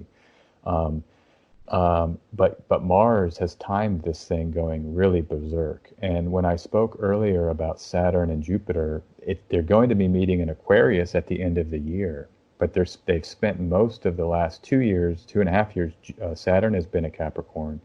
Jupiter has now entered into Capricorn as of last December. And right when Jupiter entered, that's when the first Wuhan case happened. And this is all astrospeak. I'm going to get through this really quickly, okay? But some people listening may understand this. But Jupiter does really bad in Capricorn. It's the worst sign for Jupiter, arguably. It was there when the financial crisis happened 12 years ago, and it's here now. So it's like this planet of abundance it's in its lowest point, and it seems to have timed these really difficult moments in our recent history. But this time it's with Pluto and Saturn. And I say Pluto, I really don't look much at the outer planets. A lot of people have been putting a lot of weight on Pluto, the underworld, with Saturn together. That happened in January 12th. Pluto is also wealth, by the way. Okay, Pluto's also wealth. Okay, he's wealth as well, and death. Yeah, sorry. Wealth, death, but this is something that most people have been talking about as the main cause of coronavirus. Pluto met Saturn at 22 degrees Capricorn, January 12th. And so just to throw that out, but Mars it's still in Capricorn now. And right this weekend, last week, Mars is getting closer and closer to 22 degrees Capricorn. It just passed Jupiter 3 days ago at 22 degrees Capricorn. And Mars is now chasing Saturn in the late degrees of Capricorn. They're going to meet in late March, I think March 31st, at that 0 degrees Aquarius point that Jupiter will also meet Saturn at later in the year. So this, let me just back, but this is the main point I want to say about Mars and Aries, man, because it's going to get intense. And this is what I'm trying to tone this down online because I don't want to scare people.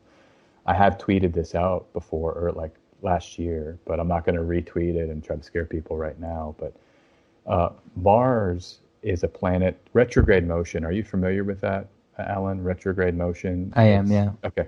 So Mars has an irregular retrograde cycle. It goes retrograde at weird parts in the sky, these kind of irregular patterns, and it's about once every 2 years it will move backward. And this year is unique because Mars will retrograde in Aries starting in, I think, July or August. And it's going to be in Aries for about 7 months. And Mars rules Aries. And so we're going to have a heavy-duty Mars in Aries for the second half of this year. The scary part is that this has happened, I think, I can't remember the exact, it's something like 3 times since 1500, where Mars has done its whole retrograde cycle in Aries. The last time was 1941. And it did a retrograde cycle, and then it started moving direct again right when Pearl Harbor hit. And so we do have a historical precedent for Mars in Aries, retrograding in Aries, spending a lot of time in Aries, being difficult for martial things above and beyond simply martial law. And that's what scares me about this year, because you see this tit for tat with China. They're kicking out each other's journalists. They're blaming each other. I don't want to negative project that. I want to positive project peace, just to be clear. I'm hoping that doesn't happen. But at that time that Mars is in Aries, Saturn is back in Capricorn, making a difficult square relationship. So there's these pressure on Capricorn and Aries with Saturn and Mars, which are both malefic planets. So it's going to get really intense. And, astrologically, we are not out of the woods, and we won't be at least until December 21st, and probably another year after that, till Jupiter hits Pisces. So, it's hard to say that, but. And you're saying that Mars will go direct again when? Like, how long is that? Yeah, I'll get to. Let me just give me 1 second. I'll sure, tell you Sorry, the exact dates. No, that's okay. But it'll be 7 total months in Aries. Just reading here, it's Mars is going to enter Aquarius on March 31st. Now it's in Capricorn. It looks like it's conjunct with Pluto right now in Capricorn. Jupiter. Yeah, right there. Yeah, Jupiter and Saturn are almost right there as well. Like Saturn's just beyond it in Aquarius. Yeah, Saturn just moved into Aquarius. It's a big party. I was on with some astrologers on Zoom last night. We're kind of all celebrating. It's a big deal, when Saturn went into Capricorn in December 2017, the energy changed palpably, almost instantly. Bitcoin crashed right away, so that exuberance went away. Well, just Saturn being in its own house too, right? The double wham. Being in your own house, you're being quarantined. Yeah. The idea of these planets, Mars being in Aries and all this sort of thing is really interesting. Yeah, it's super intense. And if you look at the Mars Aquarius or Saturn and Aquarius cycle, JFK was assassinated with Saturn and Aquarius. Hitler's party took over the Reichstag with Saturn and Aquarius. So, Saturn and Aquarius is a masculine sign. It's an active masculine sign. And so it's almost like the new boundaries get enforced when you have this active kind of rebuilding of the new structure and then enforcing that structure. So coups, new power, takeover. That's what I'm kind of seeing that may be in the cards, And the election is think about that. Everybody's like, Obama's going to cancel the election. It's we're actually in a place now where there might be a justification, to do it. So let me get this up here. View. So Mars, let me see here. Let me go to stationary points. Okay. So this is what it's going to look like the rest of this year. Mars will enter Aquarius and be with Saturn in Aquarius. Mars enters Pisces on 13th May. That's when I think we're going to have a little bit of a let up from the astrological perspective, because Mars won't be with Saturn anymore. Mars kind of likes Pisces because it's water and it dampens the fire energy. But starting on the 28th of June, Mars hits Aries, okay? And it goes all the way through Aries to the end of Aries to 28 degrees, and it turns retrograde at 28 degrees.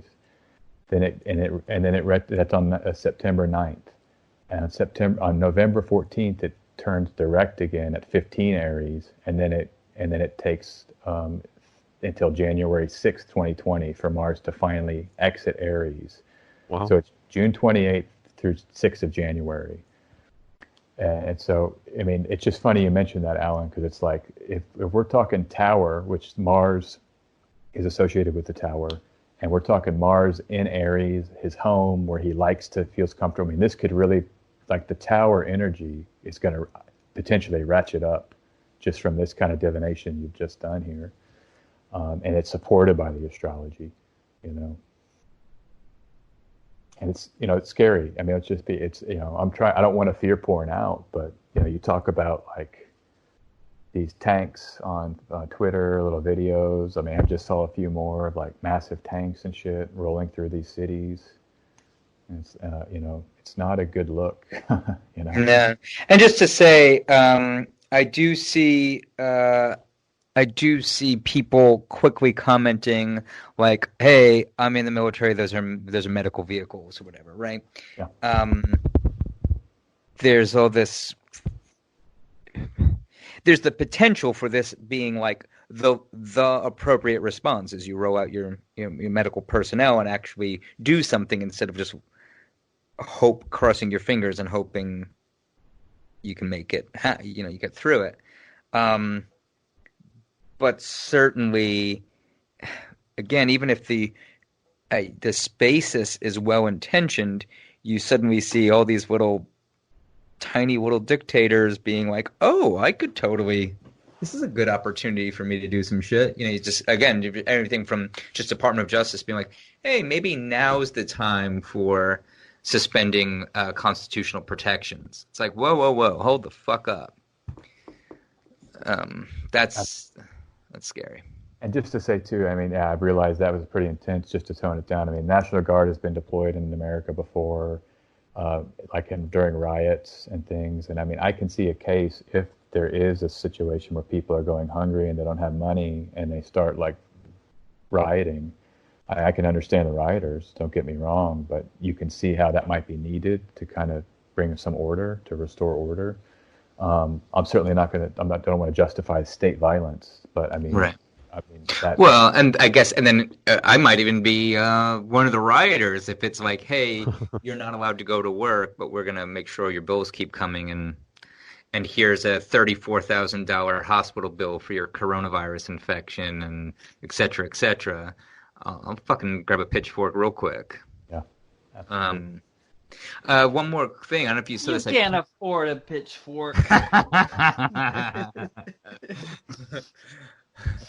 I thought Bernie Sanders hands them out. And torches. Torches for everyone. Did you see this article I put? This is a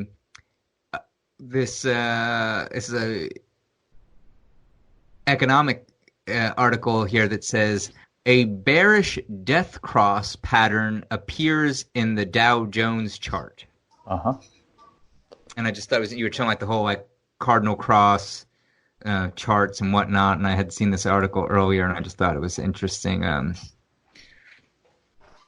Yeah, no, that is interesting, and I mean the Dow Jones. I mean I think it's wrecked. I mean, you pull up the charts, it's like down 30%, and that's to me, if we had to pick, we could all vote here. Like, what's the most scary part of coronavirus 2020? That might be the most scary part, is that how quickly like the economics have changed in this country. I mean, it's like 1929 plus 1918 so far. Now all we need is like 1941.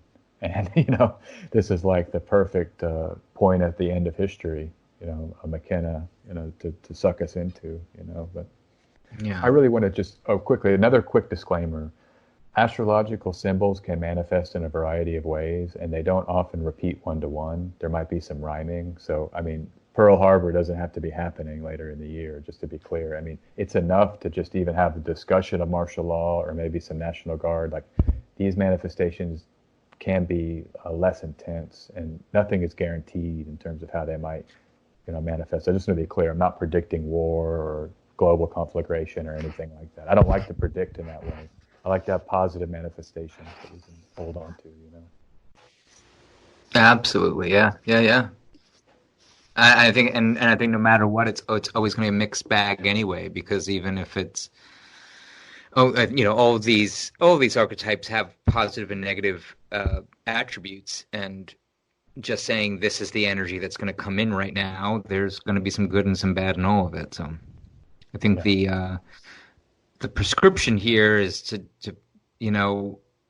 brace yourself for maybe some of the negative attributes, but also to revel in the positive attributes, and figure out, again, we have some really unique opportunities right now, whether that's for communicating with each other, having time to maybe work on, all right, can I ask you guys, well, it's sort of a loaded question, but I'm trying to stay positive in this, is to say, like, working on creative endeavors is not a total fucking waste of time. Again, to say, like, well, let's hope there's a clearing on the other side where this matters. But even no matter what, I think there's something of personal manifestation and headspace and therapy and all that sort of stuff. No matter what, I still think it's a very positive thing to focus on how we can make the best of this time. Because, again, if the martial law is called, we can't really control that. If a disease comes through, we can't really control that. But what we can control is our reaction and how we spend our time. And so here's a question for you, Alan. So you're saying if you only had 2 weeks to live, you don't know that you would want to spend it making the video or something along those lines. Yeah, it was a half joke. Not really. Yes, but no. Yeah. I mean, so like that is like, it's the existential question. How do you really want to be spending your time? Oh yeah, to me that's a huge question, right? Of like, it was interesting because it was like a big realization of like, hey, what's actually important, and of course. But is it the art or itself, or the lack of people when you're making the art, or the video itself? It's like, this video is not important enough to spend my guess last in 2 the weeks. moment my thought was like, I should be spending this time, like enjoying time with my partner and my pets, and like literally just like enjoying my life, those kind of priorities.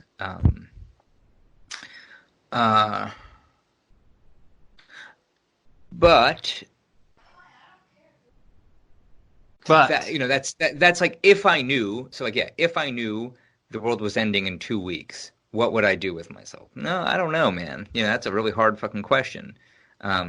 It certainly changes your priorities. It puts things into perspective. I'm still struggling with the answer to that question, though. Yeah, like for me, it was like, oh, how should I be spending my time? What actually brings me joy, or what is a good use of my time? Those are questions I think we all have to ask ourselves, and it's harder to come up with an answer than you would think. Especially if you're also trying to just not go. I don't want to live the next 2 weeks of my life going crazy, like, oh my God, we're gonna die, so I might as well just fucking like go nuts and whatever. I want to like, yeah, I'm not trying to be there. Go down in a blaze of glory. I'm like, oh, actually, I have to find some balance between just living my life and spending the next month or so in my house. How do I make that a peaceful time for myself and for my partner? How to make that not stressful for them, and but also like figure out ways of like, what do I really want to be working on? And again, I'm still, I found myself last night returning to this video. I think the urgency of it was erased in that moment when it was like, oh, I suddenly have this time to work on this video, and then I'm like, no, man, this cannot be, worrying about.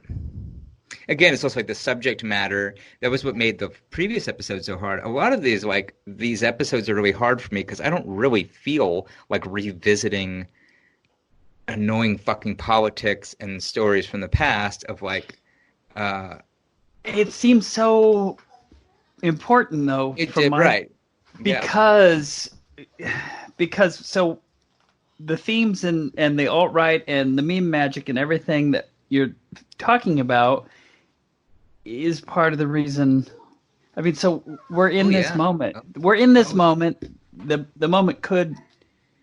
It's really interesting to see. So like these moments, even like from an astrological sense, they happen, and either people rise to the occasion and triumph as a individual leader or whatever, or they get beaten down.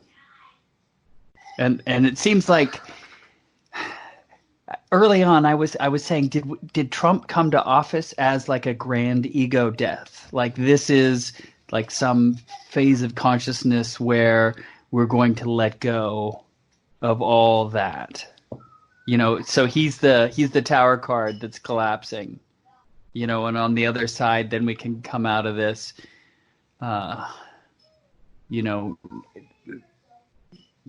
more, I don't even know how you'd say it, so we come through that crisis more whole, I guess, or less attached.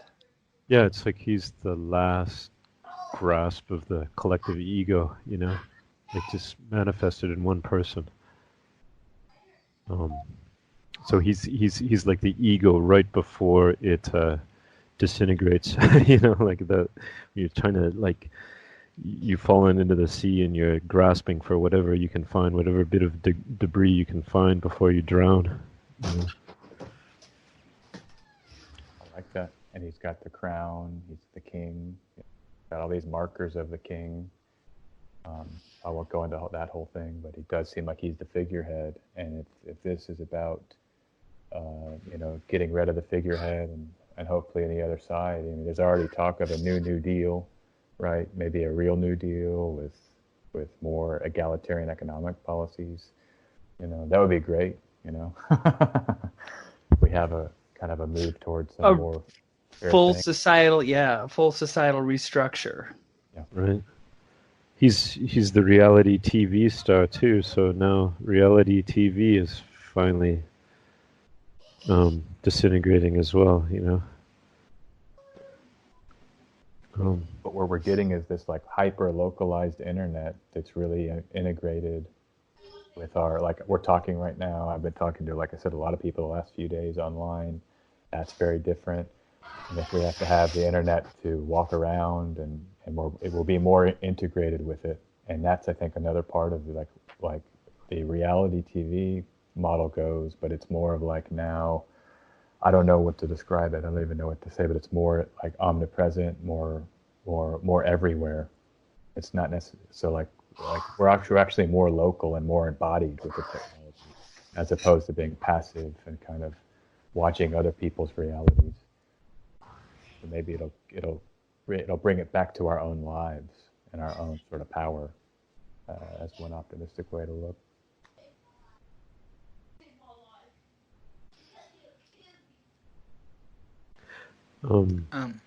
Yeah, so I think it's a great idea you said before about contacting Mark about trying to get something interesting, like not if we get together again, like maybe not just a discussion like this, which is great, but also like trying to do something creative and weird together over this network, like imagine like just this conversation, people from all over the place, like we've circled the globe basically. If you could add more people onto it, and we're trying to create something together spontaneously, like a ritual or a piece of art or something, that would be incredible. I agree absolutely, and I think That's just it. I think this is the time. What we are able to do is communicate with each other, and I think that's really important. Yeah.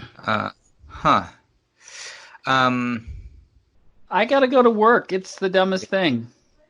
Well, you please stay safe out there, and thank you for keeping us fed. Yeah. Oh, I'm a hero now. Everyone's Wow. saying you are an emergency worker. You're gonna have. I'll have one of the passes, the golden tickets. I'll just be driving around the city. It'll be, Zombieland out there, except for me, just cruising around. Do you wear a mask, Doug, or do people at your store We're not there yet. So it seemed like initially in this country they were saying, if you're sick, wear a mask. But if you're not, you really shouldn't have masks. They should be for health workers. But this last few days, I've been seeing more and more masks. So, like, especially, we reduced our hours. We used to be like 7 to 10, and now we're 8 to 8. But the first hour, 8 to 9, is for people over 60 or immunocompromised folks. Because that's when the store is the cleanest, in theory. All right. In the morning. So, but no mask, not yet. We don't even have any. So, I don't know. I guess I'm definitely trying to stay 6 feet away from everyone as much as I can, and then also treating every surface as it's basically everything's contaminated, and so I wear gloves that I'm changing constantly, and I'm definitely washing my hands frequently, and then I'm really mindful about touching my face, but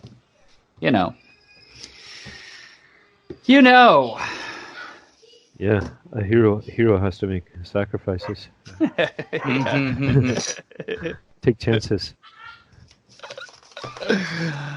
All right, well, it was really great talking to you all, and as far as the book club goes, I don't care. I'm into something.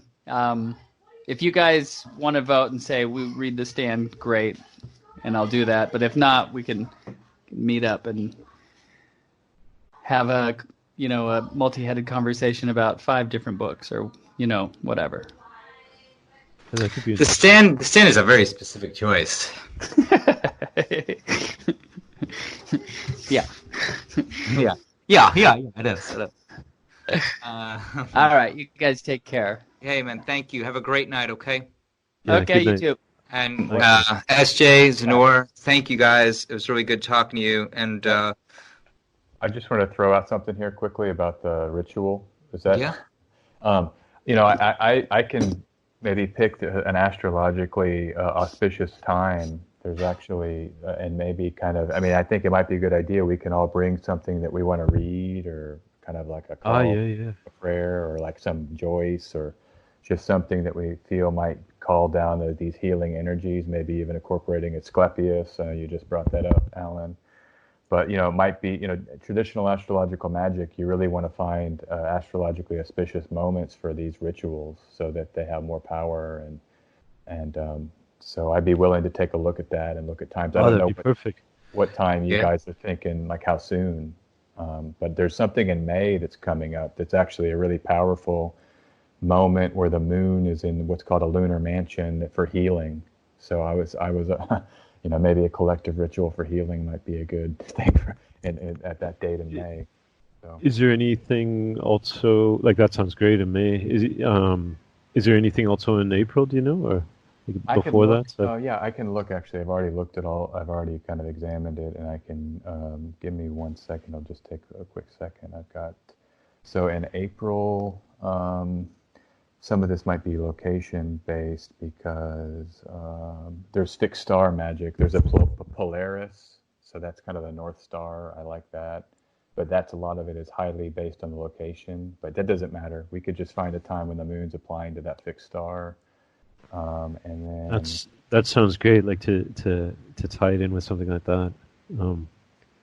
Yeah, just even if it's not super exact, we can just have a general kind of element of that. Yeah, definitely. Whatever makes it more meaningful, I think, is the main thing. And I'll tell But then you, I would hope it would be something like we are creating something almost spontaneously as we're on the call, like going crazy a bit, like the equivalent of howling out your window, not going to take it anymore. Yeah, that would be. Well, no, not something just like that, but it's like something we could create that's I don't know, something interesting, creative together. Yeah, the Royal Fixed Star Fomalhaut it's kind of an important star, and there's something in April 18th where there will be a nice moment with Fomalhaut. And that's kind of a creative energy, Mercury and Venus, and I can see that. Yeah, I mean, I'm just going to throw that out there, and yeah, I'm sure I'm just looking forward to it. I'm really curious about some intention setting and some collective ritual. I think that would be profound and ripple. I think it's going to ripple in our reality. Yeah, that's the thing. Will we you're right about. I don't know, but you're right about Mark. I think he's the guy to talk to try to get something going too. I'll send him a message or something about that. This is Saturday, April 18th here, right around the same time is when it would be. April 18th. Yeah, perfect. I'll still be off then. Okay. That's day before the anniversary of Waco, and oh yeah, that's a huge one. April 19th is a really rough historical day. So maybe I like the idea of preempting it the day before. yeah, that's right. For real. Before we get another Oklahoma City or Waco, let's shut that shit down magically. Sweet. But yeah, if you just think of even the countries that we included tonight, what have we had? Like France, Britain, States, like two coasts almost, Yes, exactly. States. Doug's pretty much West Coast. I'm East Coast. You got Japan, Georgia. What's that? Japan and Georgia, like yeah. No, it's a good Israel. Israel, yeah. France, yeah. So. Yeah, I think we've got Israel, the old center of the world, and then London, the new center, and close to the East Coast, New York is amazing. Yeah, it's beautiful. We've been put in place by our higher guides at certain ley lines, and we're going to create a magical healing. Yeah, it doesn't have to be as. We don't have to. I like the idea of kind of. I don't know, like jazz, almost like free jazz working or something like that, where it's not structured necessarily, but has, like you said, some meaning built into it, because it's lined up with a certain day or a certain time or whatever. Like that idea is great. All right, well, so we'll leave this as Zenor, you're going to reach out to Mark, and SJ, you're going to kind of keep peeking for a specific day. Yeah, absolutely. Right. I think April 18th is kind of the best I can find right now, but I'll peek. Yeah, I'll peek because I'm not tethered to my location. I can actually, it's a global thing that'll give me some more room. So we're going to shoot for mid-April. Is that the range I should kind of peek into? Maybe that middle 10 days? Yeah, that sounds good. Okay, I'll check those days and I'll get back to you. I'll email the big group we've got. Okay, the group message. The email that Doug sends. I'll probably just reply to that. Oh yeah, cool. All right, guys. Well, thank you. This has been an absolute pleasure to talk to you all tonight, and you guys enjoy the rest of your day. And please stay safe. And thanks again.